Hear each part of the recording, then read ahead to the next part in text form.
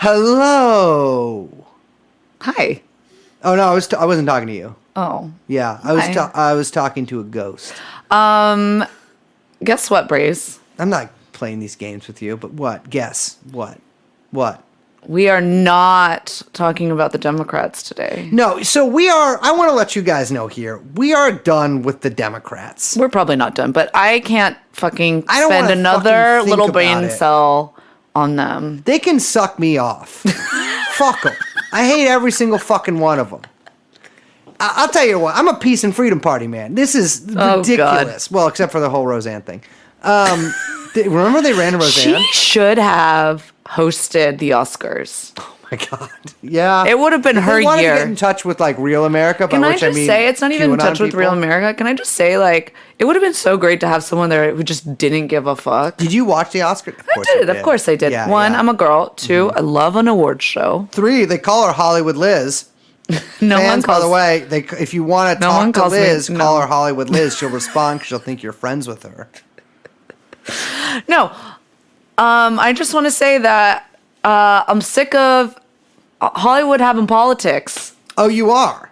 It's like You think no one gives a pedophilia shit. is just like it's bipartisan or something? It's just No, like, I don't care about what Brad Pitt has to say about impeachment. It's like, shut the Did fuck he talk up. about impeachment? He was like, I get 45 seconds tonight, and that's more than John Bolton got. Ooh. And it's like, Well, he shut could the fuck up. Actually, in his defense, there's a little bit of ambivalence that could be about technically about hanging John Bolton.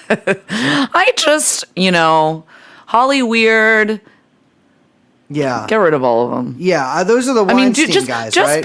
Look, you're rich, you're famous, you're gorgeous. Just do that. You don't Yeah. have to have an opinion. Guess what? I don't care. It's like, yeah, I know. Oh, I hate, because, it's, for me, I can't watch stuff like the Oscars, because I know.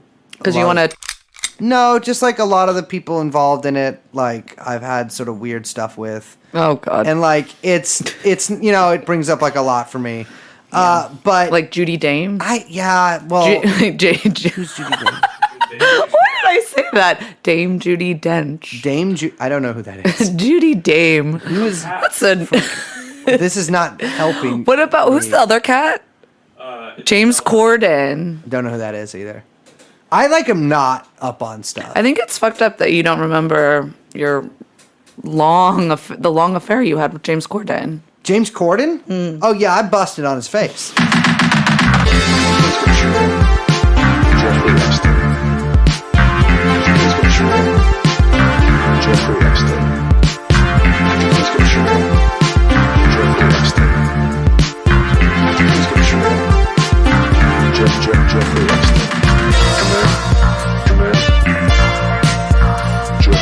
All right, so what are we talking about? All right, so let's change the subject. We are talking about today.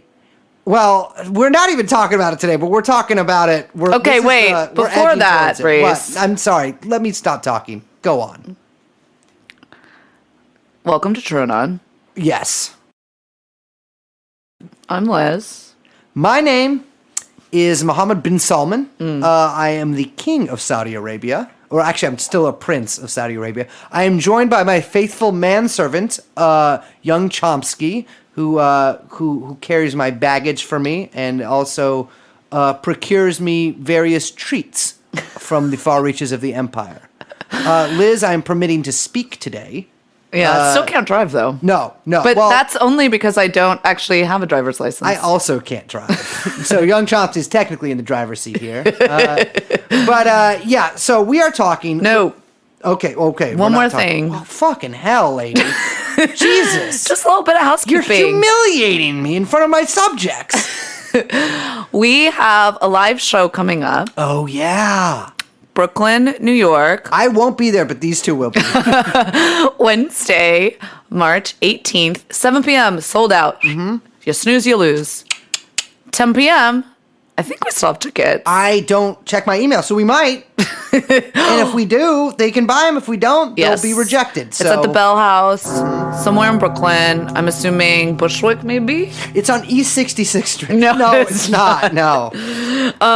So we're doing that. Also, Philadelphia, Sunday, March 22nd. I don't say where this one is. No, it's at Johnny Brenda's. I know. Okay, that's it, though. In Fishtown. No!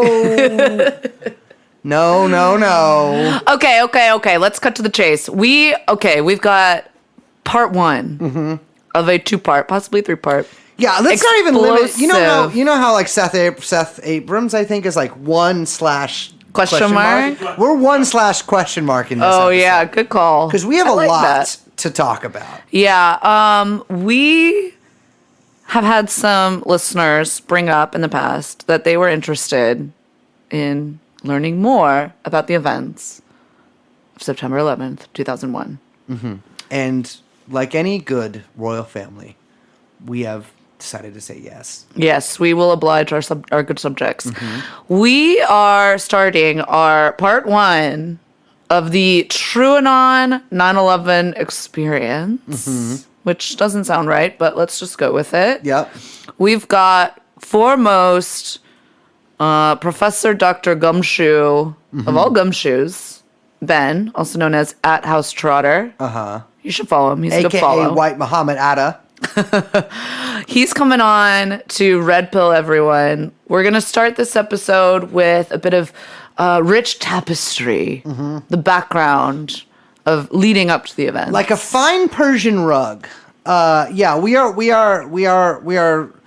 Take this as a bit of context. This is a context episode, almost, and a lead-up episode. Yes.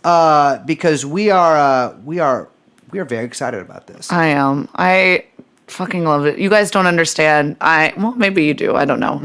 I have never met a tinfoil hat I didn't like. No. Nor one that didn't look great on me. Yeah. Oh, shapely head. I look great in hats. Yeah, and without. Thank you, Brace.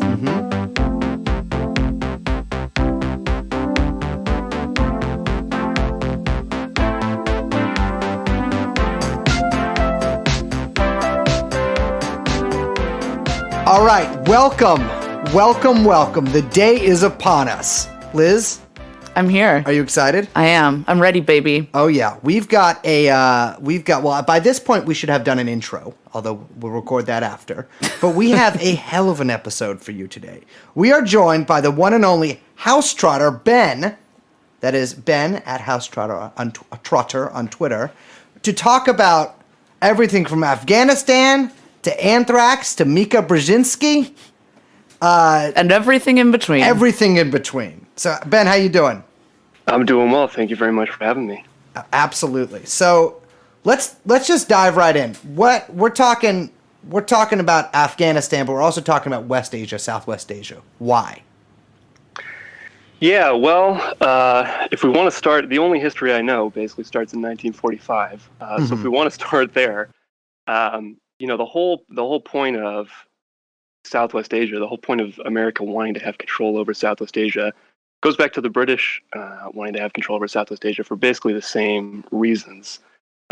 Oil, and the whole plan around sort of having this relationship with Saudi Arabia, which will play very heavily into the 9/11 story, really has its roots in that. And there was a security arrangement that Roosevelt set up with the Saudi royalty to sort of, basically in exchange for the United States guaranteeing protection for the royal family, not just Saudi Arabia in general, but the royal family very specifically, from threats both externally and internal. The idea was, in exchange for that, the United States was going to get oil and access to this oil. And our first Rockefeller connection was that they basically picked Saudi Arabia because a Rockefeller descended company had the rights to the oil in Saudi Arabia already. So it was very easy to sort of make that arrangement. It's scary when, you find out little details like that feel so arbitrary, and it's completely and totally altered the course of history. Yeah, totally. I mean, right. And obviously, if Iran had been more important, then the 1979 revolution probably wouldn't have happened. The United States probably would have invested a lot more in securing that, which I think is basically why there's never been anything similar in Saudi Arabia. Well, yeah, I know. Basically, There was that, there were those revolutionaries in the 60s and 70s on the Arabian Peninsula, totally. PFLOAG and stuff, which is probably got to be the worst name for a revolutionary group. PFLOAG. But and they fought pretty well, but in Saudi Arabia they did not have much of a chance whatsoever. It was mostly in, like, Oman, the sort of more provincial parts Right. of the peninsula. Yeah. Yeah, and so that sort of agreement between the Saudi royal family and Roosevelt really set the stage for this kind of like relationship, basically, where they provided us with oil, we provided them with protection, but they also did like it's very similar to like mafia type relationships because they do a bit of dirty work for us as well. Oh yeah, absolutely. And I definitely, when we start talking about 9/11, I think the GID and the ISI also, which is the Pakistani intelligence agency, did a lot of off the books things that helped to. I mean, there's basically a lot of the 9/11 stuff. There's no paper trail. Yeah. And a lot of that is Right. because the GID did a lot of it, the ISI did a lot of it, and they have no paper trail that's accountable to, for example, Congress. Yeah, So there's really nothing to yeah. find. Yeah, I mean, and Pakistan. So for those of you, for our zero IQ listeners, which are the ones that like Liz that are listening, Afghanistan is located sort of in this area above Pakistan, below Russia, in what's called Central Asia a lot, right? I mean, I would say Afghanistan, Central Asia. I guess. Yeah, some people definitely say Central South Asia. Asia. And it is a very mountainous country, but it's been sort of this. It's been fought over for a long time. I mean, because as many people know, Britain controlled all of India, which before the partition, and that sort of area along the Afghani-Indian border was basically where they sent to train a lot of their troops, because there was always sort of fighting going on there with, whoever was, peasant rebellions, etc. And it's crazy. It's still kind of like that today. It's kind of where America trains its troops. But it is sort of strategic because in as many people have heard, maybe references in literature and media to like the Great Game between Russia and the British Empire. And a big part of that was Afghanistan as sort of a corridor to India and a place where trade flowed through. And so there's been a lot of sort of big country attention on this little country for a long time. And I mean, going forward, it also was a gateway to the Caspian. Yes. Afghanistan, gateway to the Caspian. Yes.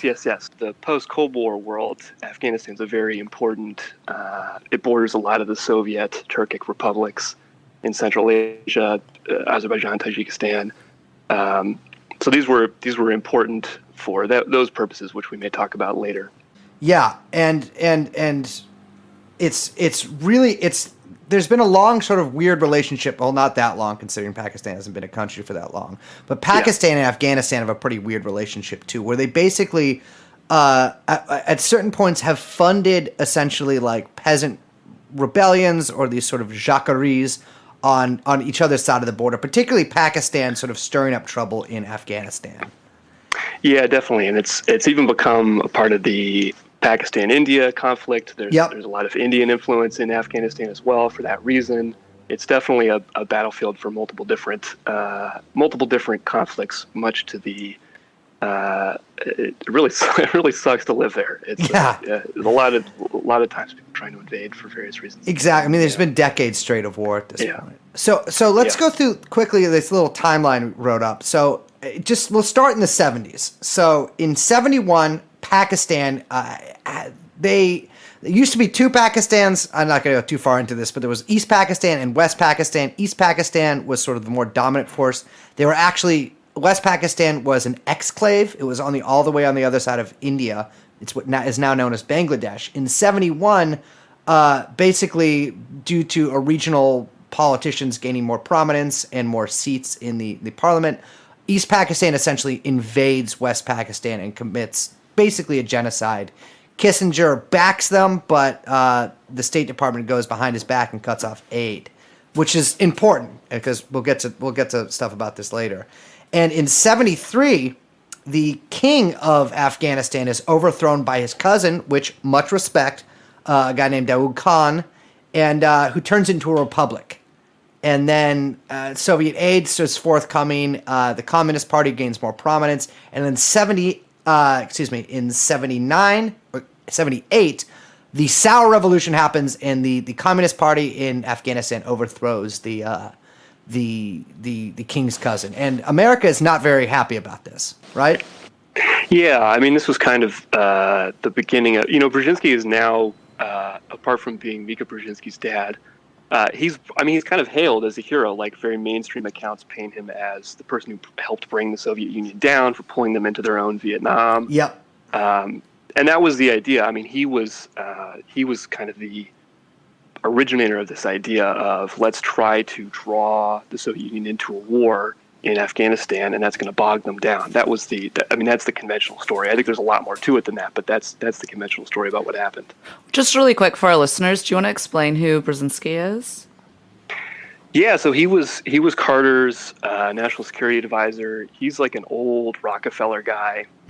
This whole period between Nixon, well, really from Nixon to Reagan, is basically a huge power struggle between the sort of Rockefeller foreign policy, which I think is represented best by Kissinger, but also by Brzezinski, versus what would become the neocons, Cheney, Rumsfeld, Wolfowitz, Scowcroft, those people. And they kind of traded off. Like in the Ford administration, they became more powerful, and then Brzezinski was back in 76 with Carter. But it was very similar. I mean, they very much followed up on each other's plans. So Brzezinski begins his plan to let's fund these. It originally started off just being people already in Afghanistan who were not, for various reasons, not happy with this new government. And that started to pull Soviet attention to Afghanistan. I don't know much about it from the Soviet side of things, but I'm assuming, like the U.S., they probably had all kinds of special forces and spies involved already. And eventually, by the mid '80s, it turned into full-blown Operation Cyclone, where that's where the Mujahideen comes from. That movie with Tom Hanks as that congressman. Yes, I never saw it, but yeah, I didn't either, but. I think it's based on Charlie Wilson's War, this book. Yes. Yeah, and which again very much does not do a lot to illuminate what actually did happen. No. But yeah, the idea was by the mid '80s, under obviously Reagan became president through suspicious circumstances involving Iran. October surprise. The October surprise. And his campaign manager was William Casey. Sure. Who was very close to H.W. Bush, who we'll probably talk about a lot more. Yes. And Bill Casey became the CIA director, which first off, everybody at the time was kind of appalled by that, the idea that this very political person who had been running a campaign would become the CIA director. But people didn't really understand it. Yeah, it kind of violated a lot of bureaucratic norms. Yeah, totally. Which is such a weird, funny thing to say, but it was like seen as a politicization. Like a politicization, but also like breaking ranks. I mean, because it's the whole idea is that these guys train to move up in these positions, and it was seen as like a reward for. I mean, clearly kind of what he managed to pull off. Well, if anyone, I mean, if anyone knows about the CIA, it's HW, so. Well, exactly. And I mean, obviously the CIA is completely interlinked with, especially the Houston oil financial elite that HW is a key member of. Once Casey came in, he really started to really push that. And they used their key allies, Saudi Arabia, Pakistan, and started raising this militia, this Afghan Arab Mujahideen, that would go fight in Afghanistan, and that's really what took the war to the next level. I mean, it obviously people are going to be unhappy, and insofar as you're funding them, they're going to have the arms to do something. But when you start raising a military outside the country to go fight, it really pushed things to the next level. Yeah, let's pause for a second and talk a little bit about the Mujahideen. And I think I know that gets thrown around a lot. I don't know how much our listeners or people understand, like how vast this program was. Oh, it was huge. I mean, so Mujahideen, for those of you who are not, for instance, I am technically a secular Mujahideen because I went on secular jihad. But a Mujahideen means one who engages in jihad in Arabic. And by the way, we'll get to some of that later. A lot of the people that were coming to Afghanistan to fight were not themselves dissident Afghanis who had been out of the country, but they were what was called Afghan Arabs, and of course, not all of them were Arabic, or excuse me, not all of them were Arabs to begin with in the first place. But The Mujahideen were this essentially this force that was raised both internally in Afghanistan and then externally in Pakistan and then in Saudi Arabia and other sort of countries that were Muslim-dominant countries that were allied with the U.S. There are both Shia and Sunni Mujahideen who do not always get along, but it was at one point. I mean, they were raising a seriously full-on armies just on the border in these refugee camps right outside on the Pakistani Afghan border. And Brzezinski, there's actually footage of both Brzezinski and one of the most notorious thoughts in history, Margaret Thatcher, addressing the Mujahideen on the border there, which is just, I mean, in context, pretty wild. But not all Mujahideen. It wasn't all. I think a lot of people think that Mujahideen directly all became Al Qaeda, which I'm going to increasingly pronounce in more insane ways. Al Qaeda, in more insane ways in an attempt to sound smarter as this episode goes on. But no, there was a lot of different of these groups. I mean, there was a ton, and they engaged in both like interceding. I do not think I pronounced that correctly. The kind of warfare where you kill your friends too. Internecine. Damn, first time saying that and not reading it. Internecine warfare and against the Soviets. Right. And at first, so this aid starts in 79, right after the Sour Revolution, with non-lethal aid, quote unquote, which is, by the way, the same kind of non-lethal aid that they gave Al Qaeda in Syria. Right. But they were already, I mean, they were already familiar with the program. Yes, so yeah. They're like, I remember this. But the ISI, the Pakistani Security Services, and the Saudis, they had already been funneling lethal aid to the rebels, right? Oh yeah, I mean the ISI. And we haven't touched on drugs yet, but no, I know I was already, yeah. So there was already a lot of drug a lot of drug production happening in both Afghanistan and also the border region of Pakistan. What drugs? Opium, heroin. Yes, I know. Yeah. Oh yeah. The good one. One other thing one of the parts of the popular history of this is that this was spurred by the Soviet Union invading Afghanistan. That's when it started. And that's not the case at all. No. Brzezinski said in an interview in '98 that the United States began funding groups in Afghanistan before the Soviet Union invaded, with the belief that it would cause the Soviet Union to invade. I mean, that was the whole point of this program to begin with. It was a bait. Yeah. Oh, yeah. Absolutely. And they took the bait, and it worked by all indications. But the definitely Pakistan and definitely Saudi Arabia were already involved. So it was not a huge lift for the United States to start getting involved themselves. And they did all kinds of weird. I mean, selling them quite advanced Stinger anti-air missiles. Sending them anti-air guns, like pretty heavy weaponry. Even I think after the first, I don't remember when exactly it was, but they definitely sent captured Iraqi tanks to Afghanistan at one point. All kinds of stuff. I mean, they were dealing with pretty heavy equipment. I mean, maybe should we start talking about the drug? I was just going to say, like, maybe right now is a good point to mention before we kind of get into, more of the Soviet. Intervention. Maybe we should talk about the drug running. Let's talk about drugs, baby. All right, welcome to bluelight.com forum radio. That's a drug forum I used to Is it? Yes, it is. It's still extant, I believe. Nice. So we have someone who isn't me here to talk. That's the slang they use on drug forums. They say someone who isn't me to refer to themselves. Anyways, my friend. Ben, lay on some opium to this jive turkey over here. Yeah, well, so I mean, this is a nice confluence of probably the two most important commodities to the economy, which is oil and drugs. Yep. And especially heroin, which is quite easy to grow, quite easy to produce, and very profitable. So I mean, like you get billionaires in any business or very rich, powerful people who can control the way that the government works in the drug industry, you get these people. Particularly in countries on the margins, countries like Pakistan, where, I mean, a lot of the people who were, for example, regional governors were straight up protecting drug traffickers, taking a cut of the drug trade, I mean, it does look. You mentioned mafia. I mean, it definitely does look a lot like a sort of a protection racket.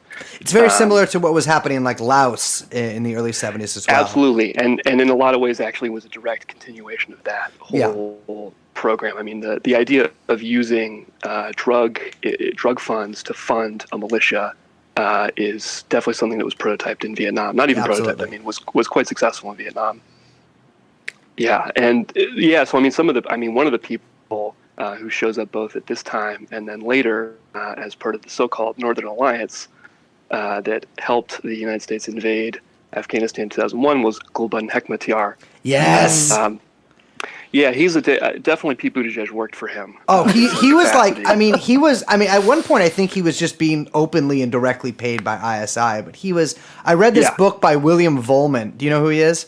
No, I don't. He is like a very psychotic, like kind of outsider art. Not really, but he's like a real freak writer, one of my favorite writers. But in his youth, he traveled to Afghanistan to join the Mujahideen. He's from like Sacramento, and he's like a little skinny guy who like saw all these pictures of orphans and stuff and was like, I want to join them. And he wrote a book about getting diarrhea on in the Khyber Pass and never actually being. It's basically like a really self-effacing book. Like, I'm a fucking idiot. This is insane. But he's like, he talks about his run-ins with Gulbuddin's people, and it's very entertaining. But yeah, Gulbuddin was the warlord of warlords, pretty much, right? Oh yeah, he was definitely the top. And you know, most of the people who were involved in the drug trade, Haqqani also got to start at that time of the Haqqani network. Yes, yeah, exactly. But most of the people who were doing that sort of thing were mostly trading sort of raw opium, and it was going elsewhere to be processed. But Hekmatyar actually had processing himself, and was able to take that much more money. He was scaling. He knew how to scale up. Oh yeah, he was a girl boss. McKinsey would be proud. yeah. He might have gotten tips. Yeah, get some Harvard Business School people in there.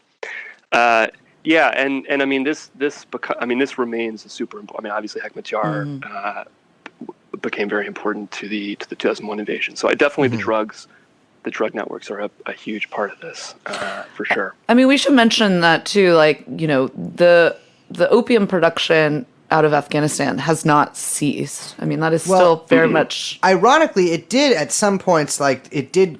Didn't the Taliban kind of shut it? Yeah, but obviously not totally. I mean, I think that's sort of been a little overblown about how much they like shut it down, because if Syria has taught us anything, is that if you aren't a hardcore Orthodox Wahhabist, you will still sell dope.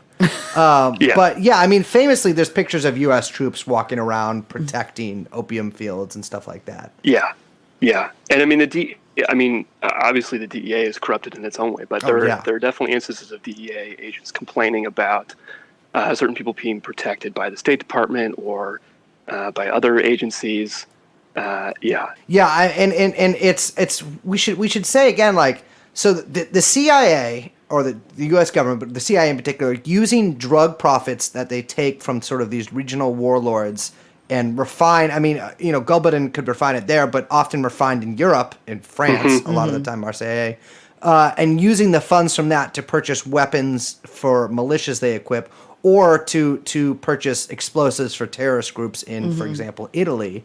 Is I mean, there is absolutely no reason to think that they've stopped this, and they've also moved into cocaine. It's like a big black market money laundering scheme, because it's like just basically controlling an entire black market to move drugs into weapons, to control like conflicts from all sides. Basically. and also just like it lets you fund off the books operations. If you have an unaccountable black market source of funds, then nobody can FOIA it, or like no coked up senator can figure it out. But I mean, so they were actually getting some advanced weaponry too. I mean, some of the weapon systems that the Taliban received. I mean, you're talking about the tanks, but they famously received Stinger missiles. And I think the sort of prototype manpads. They got Stingers, and a lot of those found their way elsewhere and were used in other conflicts as well. Sure. I mean, a lot of this, like the ISI was the intermediary for a lot of the weaponry, and they just kept a lot of it for whatever they wanted. I mean, wouldn't you? Yeah, Right. you gotta kill your prime minister at some point. I mean, I'm you not- gotta FBI have don't eyes listen on to that. everyone. You know what I Yeah. mean? Like, why would you just be like, sure, I'll just run these over to you without?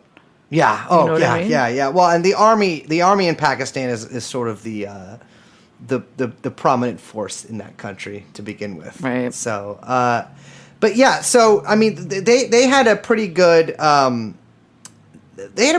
funding this Mujahideen. I mean, they were very successful. Yeah, and I mean, ultimately, they did what they wanted to do. I mean, they pulled the Soviet Union into a costly war for them. I mean, the Soviet Union wanted to get out. Yeah. And one of the things that made it very difficult for them to get out is that Casey sort of went even further and escalated beyond where he had been, which is they started to plan. And there started to be raids across into the USSR proper. Oh wow! From Afghanistan into the Soviet Union. Yeah. Okay. Yeah, into those Turkic republics in sort of Central Asia, and this was not something that the Soviet Union was okay with. So it became very difficult for them to leave for that reason. Yeah. Yeah, I mean, there's long been sort of. I mean, the West has long been fascinated with the peoples of Central Asia, but this is all like, I know that sort of stirring up trouble in those republics has been a plan from various different countries for a while to sort of neutralize and to get the USSR tangled up, sort of fighting its own people. Oh yeah, yeah, and literally, do not get me started about Turkey. We could go on about Turkey for the country Turkey. Yes, the country Turkey. You might be surprised to find that I am also not a fan myself. Not the people, not the but the of course. Yeah. I mean, talk about deep states. Well, that's where the term comes from. Is the Sussrlik incident. Yeah. Yes. Yeah. And what was that? Was that the car crash? It was a car crash. Yes. One of the people was a regional police chief. Yes. One of the people was a member of, I don't remember if it was the Turkish parliament or a regional parliament, and then one of the people was a top heroin dealer. Yeah. And so they find these people in this car, like, what is going on? Why would these people be together? From that stems if you talk to a Turkish left winger, I mean, oh yeah, there are so many. I mean, that really put some weird stuff into that movement there. There's like talk about one of the biggest terror groups there sort of being, not terror groups, like left-wing sort of communist militant group, DHKPC. A lot of people think that they are controlled entirely by MIT, the Turkish intelligence service. We'll have to do a whole episode about that because it is some crazy shit. I hang out with like a lot of old Turkish, or a few old Turkish Stalinists who have very, very strong opinions about this kind of stuff. To get back on what we were saying about dark money and all it's not really even dark money, but all the off the books funding and markets that the CIA runs. They need banks, don't they? Yeah, let's talk BCCI, Ben. Oh boy, yeah, BCCI.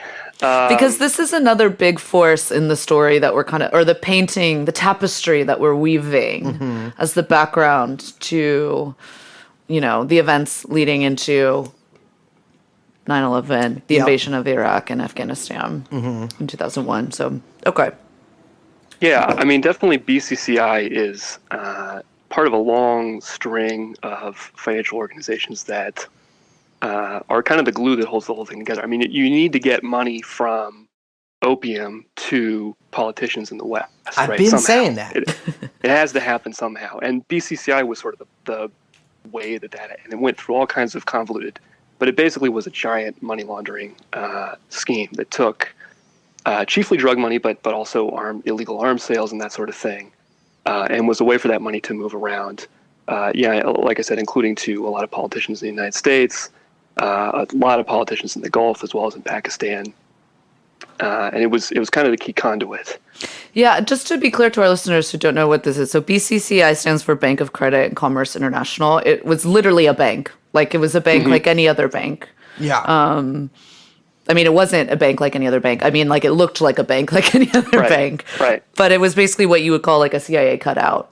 I mean, it was just, like you said, it was a way for them to funnel, they had to funnel all the money and drug money and off the book money in and out, to various, like you said, various politicians, various, actors, but they needed something that, made it kind of look reputable. Yeah, and it was investigated as if it was a normal bank. There was a Kerry that was one of the things that Kerry investigated. Our good friend John Kerry. Our good friend John Kerry, who definitely, a lot of the report is definitely a whitewash, and there's also a lot of good stuff in there that's very interesting. But yeah, it was nominally just a regular old bank, and lots of people, including the Bushes. It had some involvement in the savings and loan crisis in the 80s. Mm-hmm. It had tendrils that went really everywhere. And now, a lot of that stuff is basically legal. So, right. A lot of the very mainstream banks get slapped with fines all the time for laundering money for drug cartels, and that's that in the past had to be done completely below board, and now is in kind of a gray zone effectively. But there's also groups like Carlyle that also help connect those elite politicians. Yes, they the do. Carlyle group. So the Bush family has pretty deep connections to BCCI, right? Yeah, and they. I could go down. We could talk for probably 3 hours about George H.W. Bush. Absolutely. But he, there's this whole Houston oil elite. Yes. That includes Bush, that includes his dad. His dad was making money in Germany during the Nazi times. Allen Dulles was helping him hide that money. I knew Allen Dulles did a lot of sort of financial wrangling for, let's just say, not just the Allied side on that war. Oh, certainly. Truman called him a traitor. Truman straight up called him a traitor in the newspaper one time. Jesus, fuck. Yeah, wow. And Prescott Bush was a pretty senior person. This is H.W. Bush's father. Was a pretty senior person in Brown Brothers Harriman, which is a big early investment bank at this time. So this goes way back. This kind of involvement in this not even dark money, theoretically legal, but going all kinds of weird dark places. And Bush had some pretty direct connections to a lot of Gulf, in particular Saudi money, via this guy Jim Bath. No, we got some stuff on Bath, but let's talk about Bush's oil stuff real quick. Yeah, I think we need to give our listeners maybe a short. You did a good job, but just like a short history of the Bush. Not if you can give a short history of the Bush family, you can't really, but just so people understand. Because I feel like, especially for people who are maybe younger or newly politicized or feeling newly politicized, the Bushes have kind of receded from public. They're memes public now. profile. Yeah, they're memes, or it's not even just the goofy Ellen stuff with George W. Bush, but even the idea of the Bush dynasty is kind of been erased from public memory. Well, because there's still this sort of thing where Trump is this uniquely evil person. Where it's Trump is incredibly, he's a horrible person. He's evil, but this stuff is much more. I don't know. This stuff makes you go more insane. Trump charging Secret Service $650 a night for his hotel room. Obviously that's corrupt and bad. This stuff that pales in comparison to anything that the Bush family has touched. Even you mentioned Prescott Bush, going back and back and back. This dynasty is I just feel like we don't even properly appreciate the Well, because when I was insanity young, of this when family. the Iraq War started, I was pretty young, but I remember very vividly at the time. I was 8. Just kidding. That's I took Liz there on my knee as a baby. But at the protests and all these things, I remember very vividly a big thing running through it is that Bush has financial ties to what is going on. That Cheney is, of course. I found out. I was 12 and I was telling kids at school about Kellogg and shit. I was hey, check this out. And I think that sort of receded more, where it's become almost a meme. Oh yeah, no blood for oil. They're doing it for oil. No, they literally it was for oil for them. Yep. And for their friends as well. But give us a little history of the Bushes.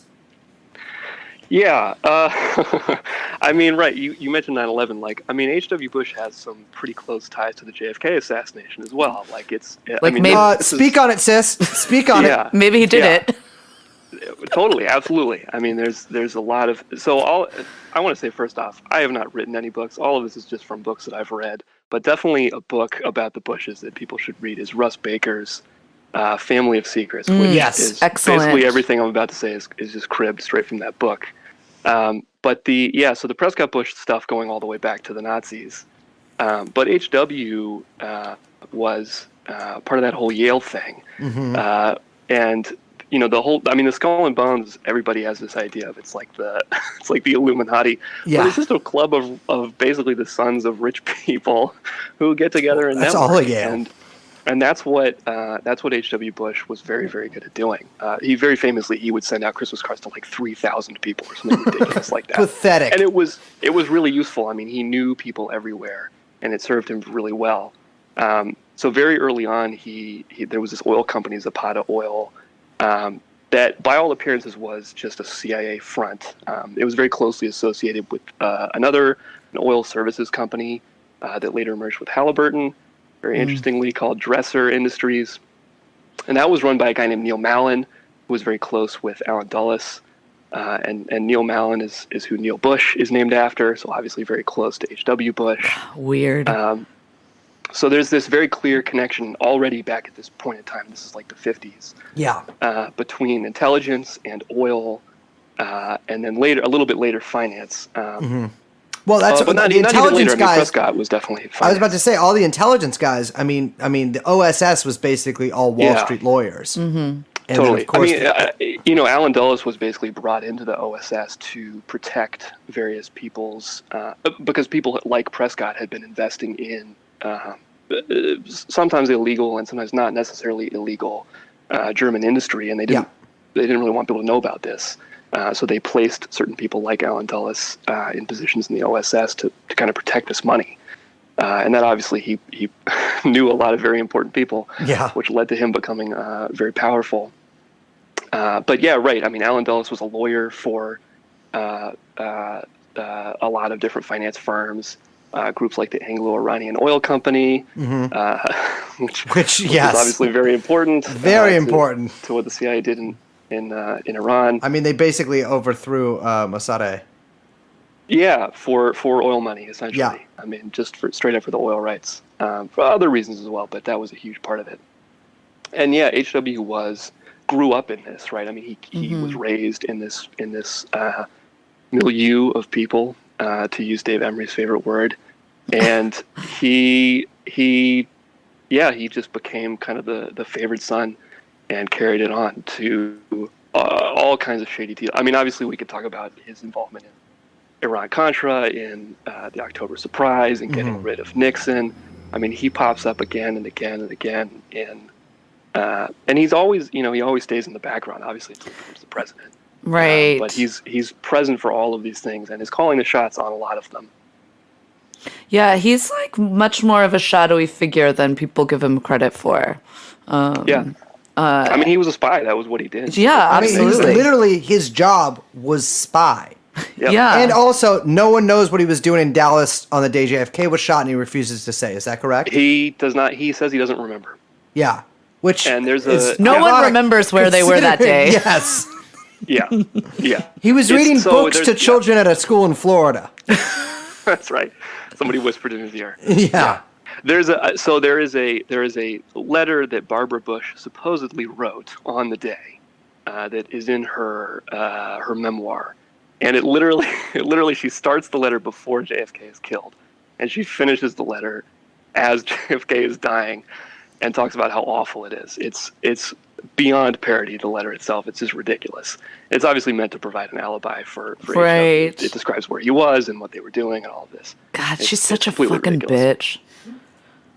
Yeah. I really hate her. I know. I didn't want to say anything because I fucked her. I can but- say it. I'm a woman. It's Yeah. fine. Well, no. I mean, I'm just saying, woman to woman, I don't like her. Yeah. I have like a weird history with her, and I would really rather we move on okay. from her in particular. But Okay, so we've talked All a right, little sure. about. also, George W. Bush's wife killed somebody. Really? Did she? I didn't know that. No, he did. No, she did. She ran someone over. Oh, I thought damn. he did. Laura Bush killed somebody. Hold on. Let me Google this real quick. Laura Bush killed somebody. I thought Bam! Laura Bush killed somebody. Wow. There we great go. Google search result there. Yeah, she killed her best friend. Very cruel. Don't look up I how. thought. Oh God. Sorry. Really quick. Back to HW, because we started the episode. I know we're like going all over the place, but that's how we like to do TrueAnon. But also, this is all related, so Absolutely. it's all the same topic. No, I love it. But I do want to just mention, because we did start the episode talking about kind of how the United States, particularly United States business interests, started with Saudi Arabia. And the relationship between the Bushes and the Saudis is like very important. Yeah. Yes. And so can you give a little brief kind of intro to that? Yeah. So I mentioned Jim Bath very briefly earlier, but Jim Bath is kind of the key intermediary between the Bushes and the Bin Laden family in particular, actually.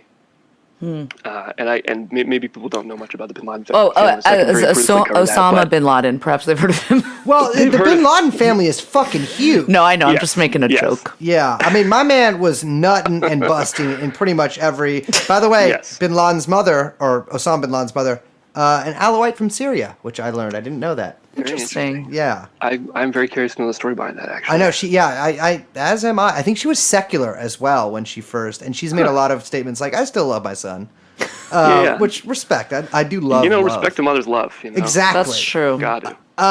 So yeah, well, Bath was the intermediary here, right? Yeah. So Bath met Bush when they were in the Air National Guard.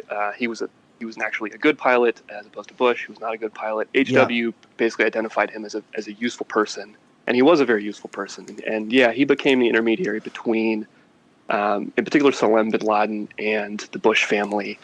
And the Bin Ladens were early investors in Bush's Bush's Arbusto Energy, which later became a part of Harken Energy, and this like Harken Soros itself owned, I think, a part of it too.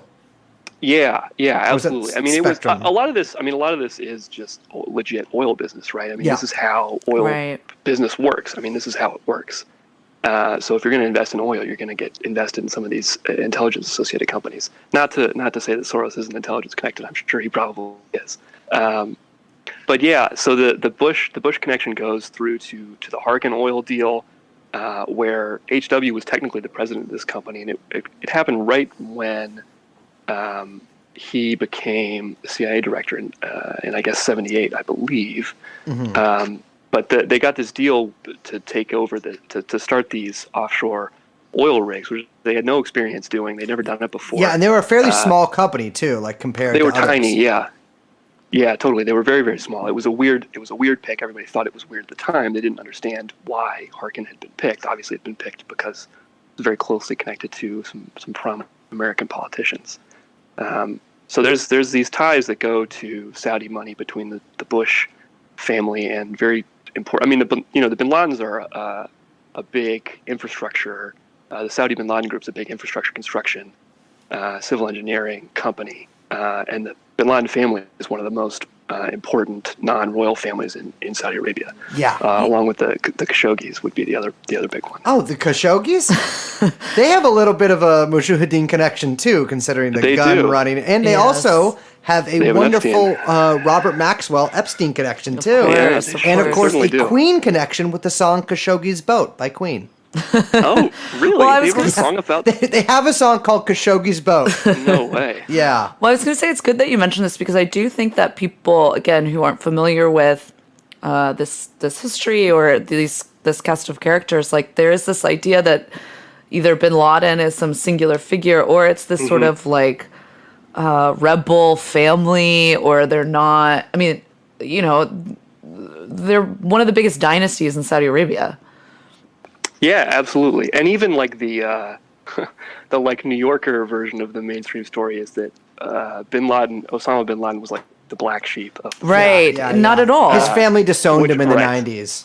which is not true. Maybe they officially disowned him or whatever, but it's everything that he was doing with the Mujahideen in Afghanistan was totally fine with them. I mean, he brought Saudi bin Laden Group construction equipment with him. He used trucks. He used branded trucks of his companies, and it's not like it was in Pakistan. Right. Yeah. And by the way, the bin Laden company also, I think, Osama blew up some barracks, right? Yeah, there was a barracks bombing. Yeah, I mean, check out who rebuilt the barracks. The bin Laden construction group. Yeah. Yeah, but the thing is that they also do totally legit stuff. Like they're building the metro system in the UAE. You know, which must be insane to be like construction. Ride the subway to work in the UAE. And it's like bin Laden construction. No, but just like all the seats are just like Filipino slaves that you bring. I know it's fucked. I'm not even making a joke about that. That shit pisses me off. It's really. Yeah. Yeah. But this is the kind of Yeah, the connections between the Bush family and then specifically the bin Laden family are quite close as well, not just like the Saudis in general. Yeah, definitely. Because I think it sounds, if you say like Bush did 9/11, it sounds kind of absurd. Like on the and yet, because you're like, he's alive, dude. He like wasn't in the plane. Right. That's right. Exactly. And he stopped flying in the mid 70s. Exactly. He wasn't. Well, it did hit a building. Maybe it was all an accident. That's true. That's about par for the course. But yeah, it's mocked. It's like saying I mean, Bush did 9/11, whatever. Right. You know, like you sound. They kind of treat you like you're a wingnut or something.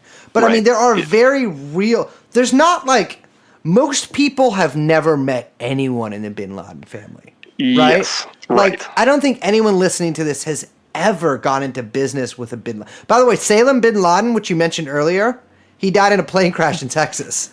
Yes. As did his father. Yes. And you know, he was a good pilot. The witnesses who were there were like, yeah, he just kind of crashed into the ground for some reason. Like there's no obvious reason why it happened. It was not a mechanical issue. I mean, you can go look up the NTSB report. It's just pilot error. Is what I would like to mention a certain other famous person died in a plane crash, Lin Bao of China. And I think there's also some things that people should look into there. I've been reading a lot of his works and getting really San Francisco Red Guard, baby. Speaking of ISI, I think they're funded by the ISI, but so yeah. I mean, they have a ton of connections, and a lot of them through the Carlyle Group too, right? Yeah, so the Carlyle Group is kind of semi-Twitter famous, I guess, for a weird reason. But the Carlyle Group is again, by all appearances, a legit financial services company. One of those ones that's not quite a hedge fund, not quite like wealth management. So not sure what exactly it is. It's just like a money company. Yeah, it's just a money. It's just money incorporated. Everything gets lumped into just calling it private equity, and no one wants to even question like, what is that? So they just go, oh, it's private equity, and they move on with their day.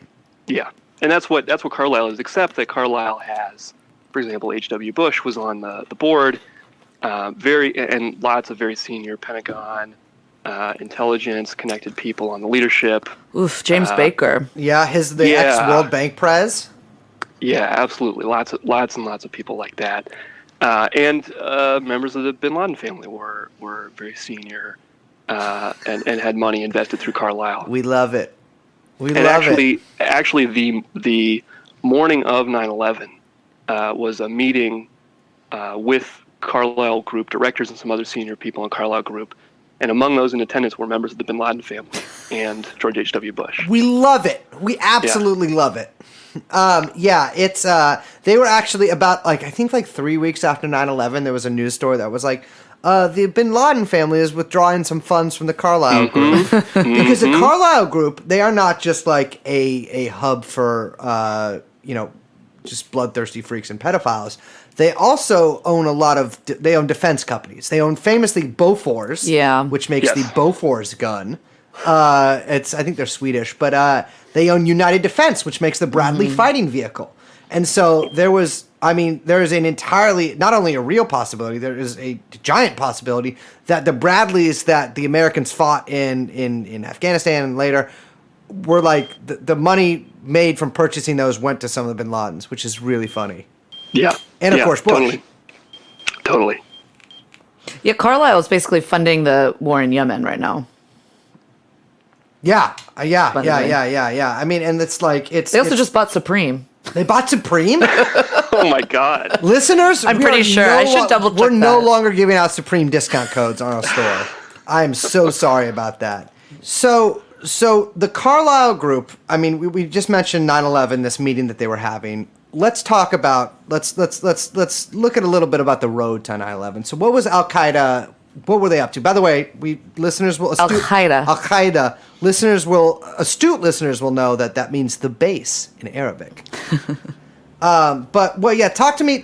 Lay some Qaeda facts on me. What's going on with Qaeda in the road to 9/11? So what was Osama up to after the the 80s have passed? We are now we have moved from cocaine. Now we are doing meth. Bell bottoms after the return are once again out in favor of long, baggy shorts. And so what's going on with Osama during this time? Yeah, well, actually, Osama's very brief dip during that time period definitely mimics the transition from cocaine go-go 80s. Mm-hmm. You know, the money stopped flowing. Soviet Union was gone. Definitely, there was a ton of still involvement from the GID, the ISI, the CIA. It definitely was, but it was much less than it had been. He got kicked out of Saudi Arabia. He moved to Sudan briefly. And then ends up finding himself in Afghanistan. And all the while he's being protected by the CIA, by the FBI, as well as by the GID and the ISI. And one of the people who, because there is it's very interesting the way that it gets branded, that because obviously Al Qaeda is not the Mujahideen, they're not the same thing. Yeah, exactly. But it's definitely a continuation in a lot of respects. In particular, we just talked about Osama bin Laden was building infrastructure for the Mujahideen. Yeah, I mean, and that's, sorry if I can interrupt real quick. I mean, a lot of that sort of global jihadist infrastructure was built during the Afghan-Soviet War, financed by Saudi Arabia by the CIA via Saudi Arabia. And so, like, a lot of this infrastructure that came in later into play. I mean, the Yugoslav wars saw this infrastructure used. Like, I mean, this is when it became a thing, basically. Yeah. Totally, and Osama bin Laden was very, he was like in addition to doing infrastructure, he was also a bagman. He was sort of distributing money to people. Yep. And that sort of financial network became, Al Qaeda means the base, and that's sort of what it was. It was like this financial, this whole set of financial networks. Some of them in the U.S. I mean, there was a whole cell operating in Brooklyn. Probably one of the more important connections is this guy Ali Mohammed. And he had been, the documentation is pretty sketchy, but it seems like probably he started off as an Egyptian intelligence officer. He became a trainer of the trainers, so he would go to the U.S. Army's Special Warfare School in North Carolina. He would learn from SOCOM how to do guerrilla warfare, how to do that kind of thing. He would go back to Afghanistan, train people in Afghanistan, and then go back to the United States. And he did several of these trips. I've also made some of them, and it's a grueling trip, so I've done it myself. It's difficult. Yeah, that's a long flight from Charlotte to Kabul. Yeah. You're gonna want to have a drink on that one. And he was one of the people who trained. I mean, he trained the 11 hijackers how to hijack planes. So he got that information, at least some of it, from his time at SOCOM. During the 90s, there was this whole cell in Brooklyn that Ali Mohammed was an important part of. Omar Abdelrahman, the so-called Blind Sheikh, was also an Egyptian, and he was an important part of this. They were involved in the 93 World Trade Center bombing, which one of the people who was blowing that building up, Ahmad Salem, was an FBI informant and was telling the FBI about this whole plan. That becomes a reoccurring theme, as we'll see when we move into stuff, is that the FBI, like the authorities, had lots of tips about what's going on. Yeah, and it's important. It's not just it's in some cases it's not clear why they didn't tell anybody, but in some cases it's very clear. It's obviously, when we talk about 9/11 specifically, there's obvious instances where it's very clearly an organized conspiracy of a fairly small number of people who are intentionally concealing information. It's not just incompetence. It's absolutely, they knew what was coming and they chose to protect certain people for whatever reason. That, like you say, that's something that goes way back. The 98. Ali Mohammed was very important in the 98 embassy bombings. He was one of the people who was he was observing and collecting. He was basically casing the joint for these two embassies in Tanzania and Kenya. Yep. And the NSA knew that was going to happen. They had intercepts. They were bugging a phone in Yemen, which we might talk about later. But they were bugging this phone in this Al Qaeda operations center, and they I mean, we don't know for sure, but they must have heard these conversations between these people that we know took place. Yeah. And they didn't do anything, and a ton. I mean, those ones obviously get overshadowed by 9/11. It was much 9/11 was much bigger, but those were at the time. Those were very significant events, and the fact that for example the NSA knew about it and didn't take any steps. So again, like you say, the intelligence agencies knew about 9/11. They didn't do anything about it. Well, actually, this has happened a bunch of different times, and there's obvious evidence of it happening several different times. So it's not a one-off event for sure. And I think that we sort of see that happen with a lot of these sort of newer, lone gunmen, or sometimes in the case, I think the LA shooters, dual gunman attacks, is that I'm pretty sure, I mean, if we're just going from past evidence, and especially if we take a look at something like the Boston bombing, is that they do know this stuff is going to happen. And sometimes they swoop it. I mean, they are often the people that cause this stuff to happen. I mean, in the case of that guy in upstate New York, I think it was upstate New York, with the knife that they had to go buy him to drive and stuff like that. They had to go drive to buy him and stuff like that. Like, they'll sort of trick these either mentally ill or really alienated, isolated people into planning, quote unquote, planning this attack, and then they'll stop them at the last minute. And look, they saved an untold amount of innocence from a terrorist attack. I think sometimes, in the case of certain people, maybe a little Mandalay Bay, they let it happen. Yeah, I mean, you mentioned Boston bombers. Definitely, like Tsarnaev, their dad had CIA connections, was connected to this program that Graham Fuller was running, and again, those back to those Central Asian Soviet republics. So that, yeah, absolutely. I mean, it's a long running thing. A lot of history, a lot of examples of it. So it's definitely not a one-off isolated incident.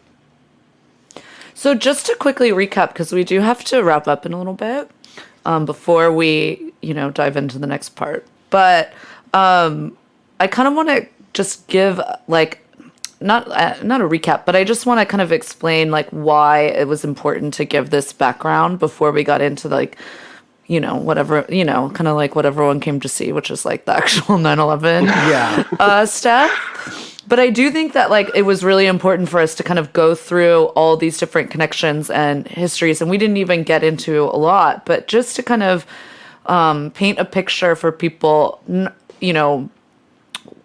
the major players are in this region, why. I mean, we talked about it a little bit at the beginning of the episode, but why this region is so important. Not just to U.S. interests, but kind of throughout, 20th century history. It's been, contentious with a lot of different state actors. Yeah. And just kind of so everyone can kind of see or kind of picture, you've got the Bin Ladens and the Bushes and the CIA and history and with the Soviets and Afghanistan. And I don't know, I think painting that picture is really important for people to understand what comes next.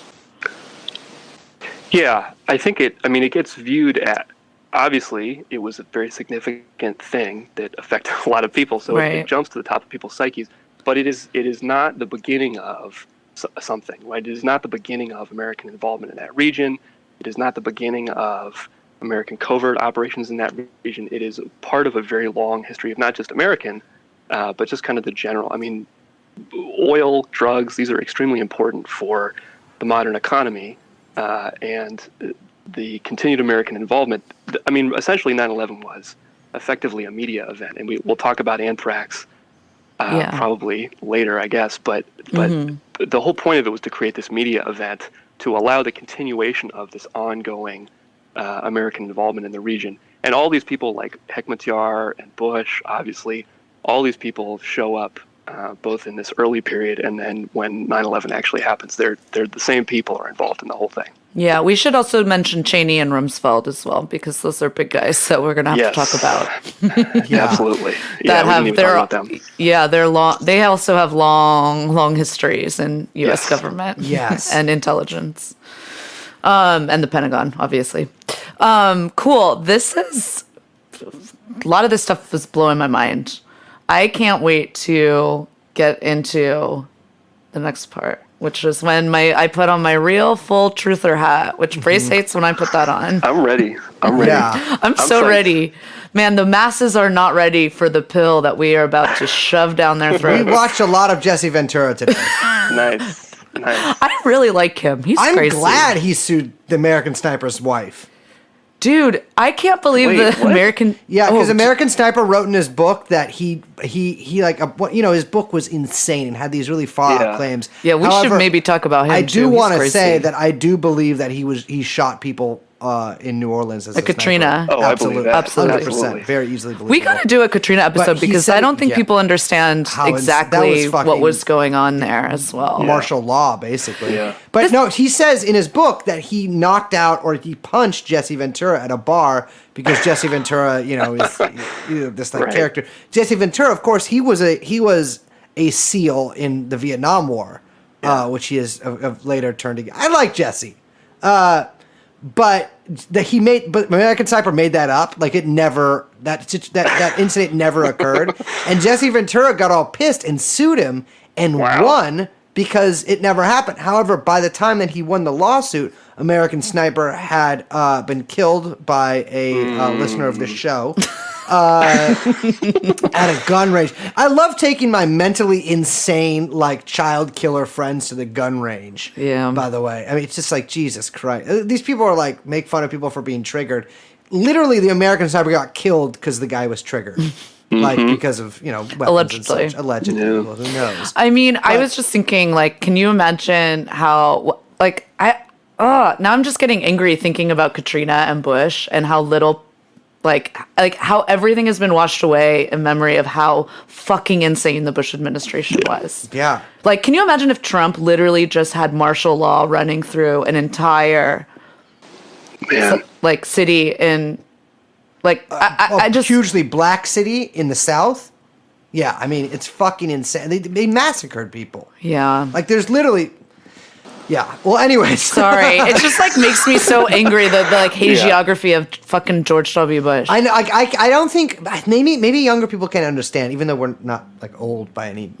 No. But, like it's insane that George Bush was even rehabilitated a little bit, and everybody who's doing that, Yeah. even in like kind of a meme way. Well, I don't know, but like The guy should be in jail. I mean, the guy Yeah, should be absolutely. There should be a war crimes tribunal. Like, there's no question. Yeah. It'll never happen in a million years, but No. there should be. yeah, I mean, well, they said I think it was Bush actually who put in place the plans to invade Yes. the Hague. If anyone's Yeah. ever, by the way, yeah, America has plans to invade the Hague if any American On the soldiers books. are ever put there for a war crimes tribunal. But Yeah. they're not gonna. I mean, there are a lot of black people in the army, and they only prosecute black people at the ICC. But it's we'll see. Well, except for one.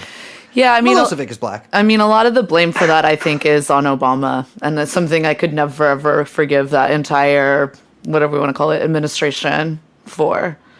Yeah. Just fucking despicable people. Well, thank you so much for joining us, Ben. Always a pleasure. Even though this is technically the first time, so I'm just saying in the future this will always be a pleasure. Yeah. If people listen to it in the wrong order, it'll make sense. Yeah. And looking forward to part 2. That'll be real fun. I am too. Thank you very much for having me on. Thank you. Good night.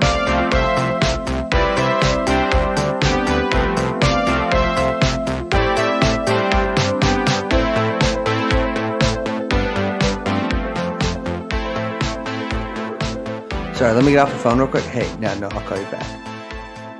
That was nobody. Who was it? That was the FBI.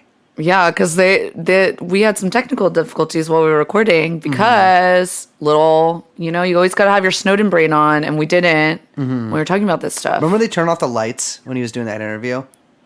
Yeah, and they okay, wait, you've seen the movie, right? I have not. You haven't seen Citizen 4? No. Oh, everyone? I've only seen Citizen 1 through 3. Mm-hmm. And Kane, the That's so prequel. funny. Young Chauncey's laughing. Yeah, well, okay. Now you're laughing too. At your dumb face. That's 2 out of 3. Okay, go on. So everyone at home and everyone sitting on this couch right here, Brace Belden, Mm-hmm. should watch Citizen 4, as it's, if you don't know about the tech overreach and surveillance capabilities, then you should probably find out. But when Greenwald is there, when Glenn Greenwald and Laura Poitras are there interviewing Snowden at this hotel in Hong Kong, he's like, hold on. And, they're interviewing him. He's under a blanket. Everyone's phone is in the mini fridge. Yeah. He's unplugged everything. Yeah. And it really impresses on you, oh shit, I don't know shit about OPSEC. Well, here's the thing. If you are, I know a lot of people use, Signal to talk to other people or something like that. If you're actually having a face-to-face meeting with another person, first of all, have it near no things that can transmit or be transmitted. And get yourself a Faraday case, which is a case that I have a bunch at home, and I have one with me right now. It blocks everything coming in and out of your phone. And put your phone in a Faraday case and put it in the other room. I think the fridge thing works too. I've had people just do tried that with it me. the other day. Remember, you gave it to me and put my phone in, and then you called it, and it was so weird. Great magic trick to impress women too. Check out this magical case I bought. It's like a purse. I found it a little impressive. There we go, baby. Okay. So we're coming back. We got more, like we said, we got a lot more to talk about with Ben. We got to actually Desert Storm. And think of our next episode as the Iraq War. Yeah, Iraqi freedom. And then we'll have a surge. Yeah. So there's so much more to get into. Like I said, I got a lot of tinfoil hats to put on. Yeah. I am really about to go off. I think this is the most reading I've done for an episode. Because I know all the Epstein stuff really well.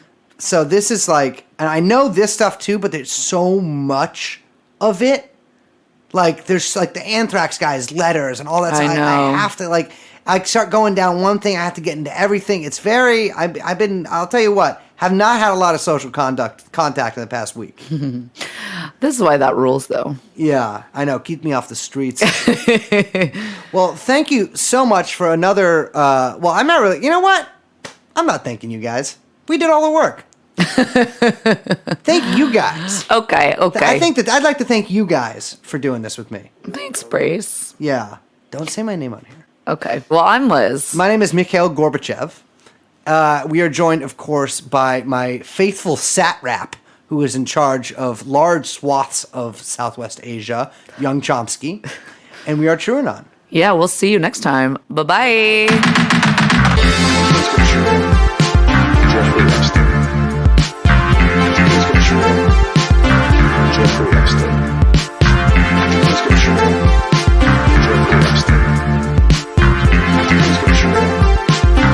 Jeffrey Epstein. Come in. Jeffrey Epstein. How come they never call it a hot open? I don't know, actually. What is I don't know where that comes from. So a cold open comes from Dave Portnoy. I don't want to do it's Felix's territory now. I can't talk about Barstool Sports. Even though I listen to the sex podcast they do. Why is everyone talking about Barstool Sports? Well, I've been talking, as you know, I have been talking about the Barstool Sports sex podcast for quite many months now. Yeah, you talk about that a lot. But Felix has certain mental illnesses that makes him repeat things over and over. And then people think what he say is funny, and they're like, I can be funny too. And then they say the same thing, but they're not funny. And so it sort of just becomes this Did something happen with Barstool or what? Yeah. It came out that the owner of Barstool Sports had pretended to be Native American for a bunch of years. And he actually got the, Dave Portnoy, he actually got the, his CEO position due to that. Federal contracts for Native Americans. He is kind of a troll, isn't he? I think the whole thing's an act. You know what? I'll tell you what. Yeah, I don't really care. I don't care. I don't care. I don't know. I don't get it. I find all of it to be annoying. Here's people my who get thing. mad about him and people who don't get mad about him. Here's my thing. Who care? Well, actually, that's not your thing. It's my thing about them. Okay, yeah, okay. I was about to say that. No, respect, Big Dave. Our favorite Jewish listener, Big Dave. Yeah, no, respect. I know where. I don't respect him. Well, I know that that's his thing. Yeah. But what I mean is, who care about Barstool? Yeah, that's true. Well, just don't pay attention. You Guess know what? me, You I can just do. not pay attention. Well, that's actually extremely not true. Are you kidding me? You can not pay attention. If the people listening to this podcast could not pay attention, they would not I'm talking all about be on Barstool. SSRIs. Oh, yeah.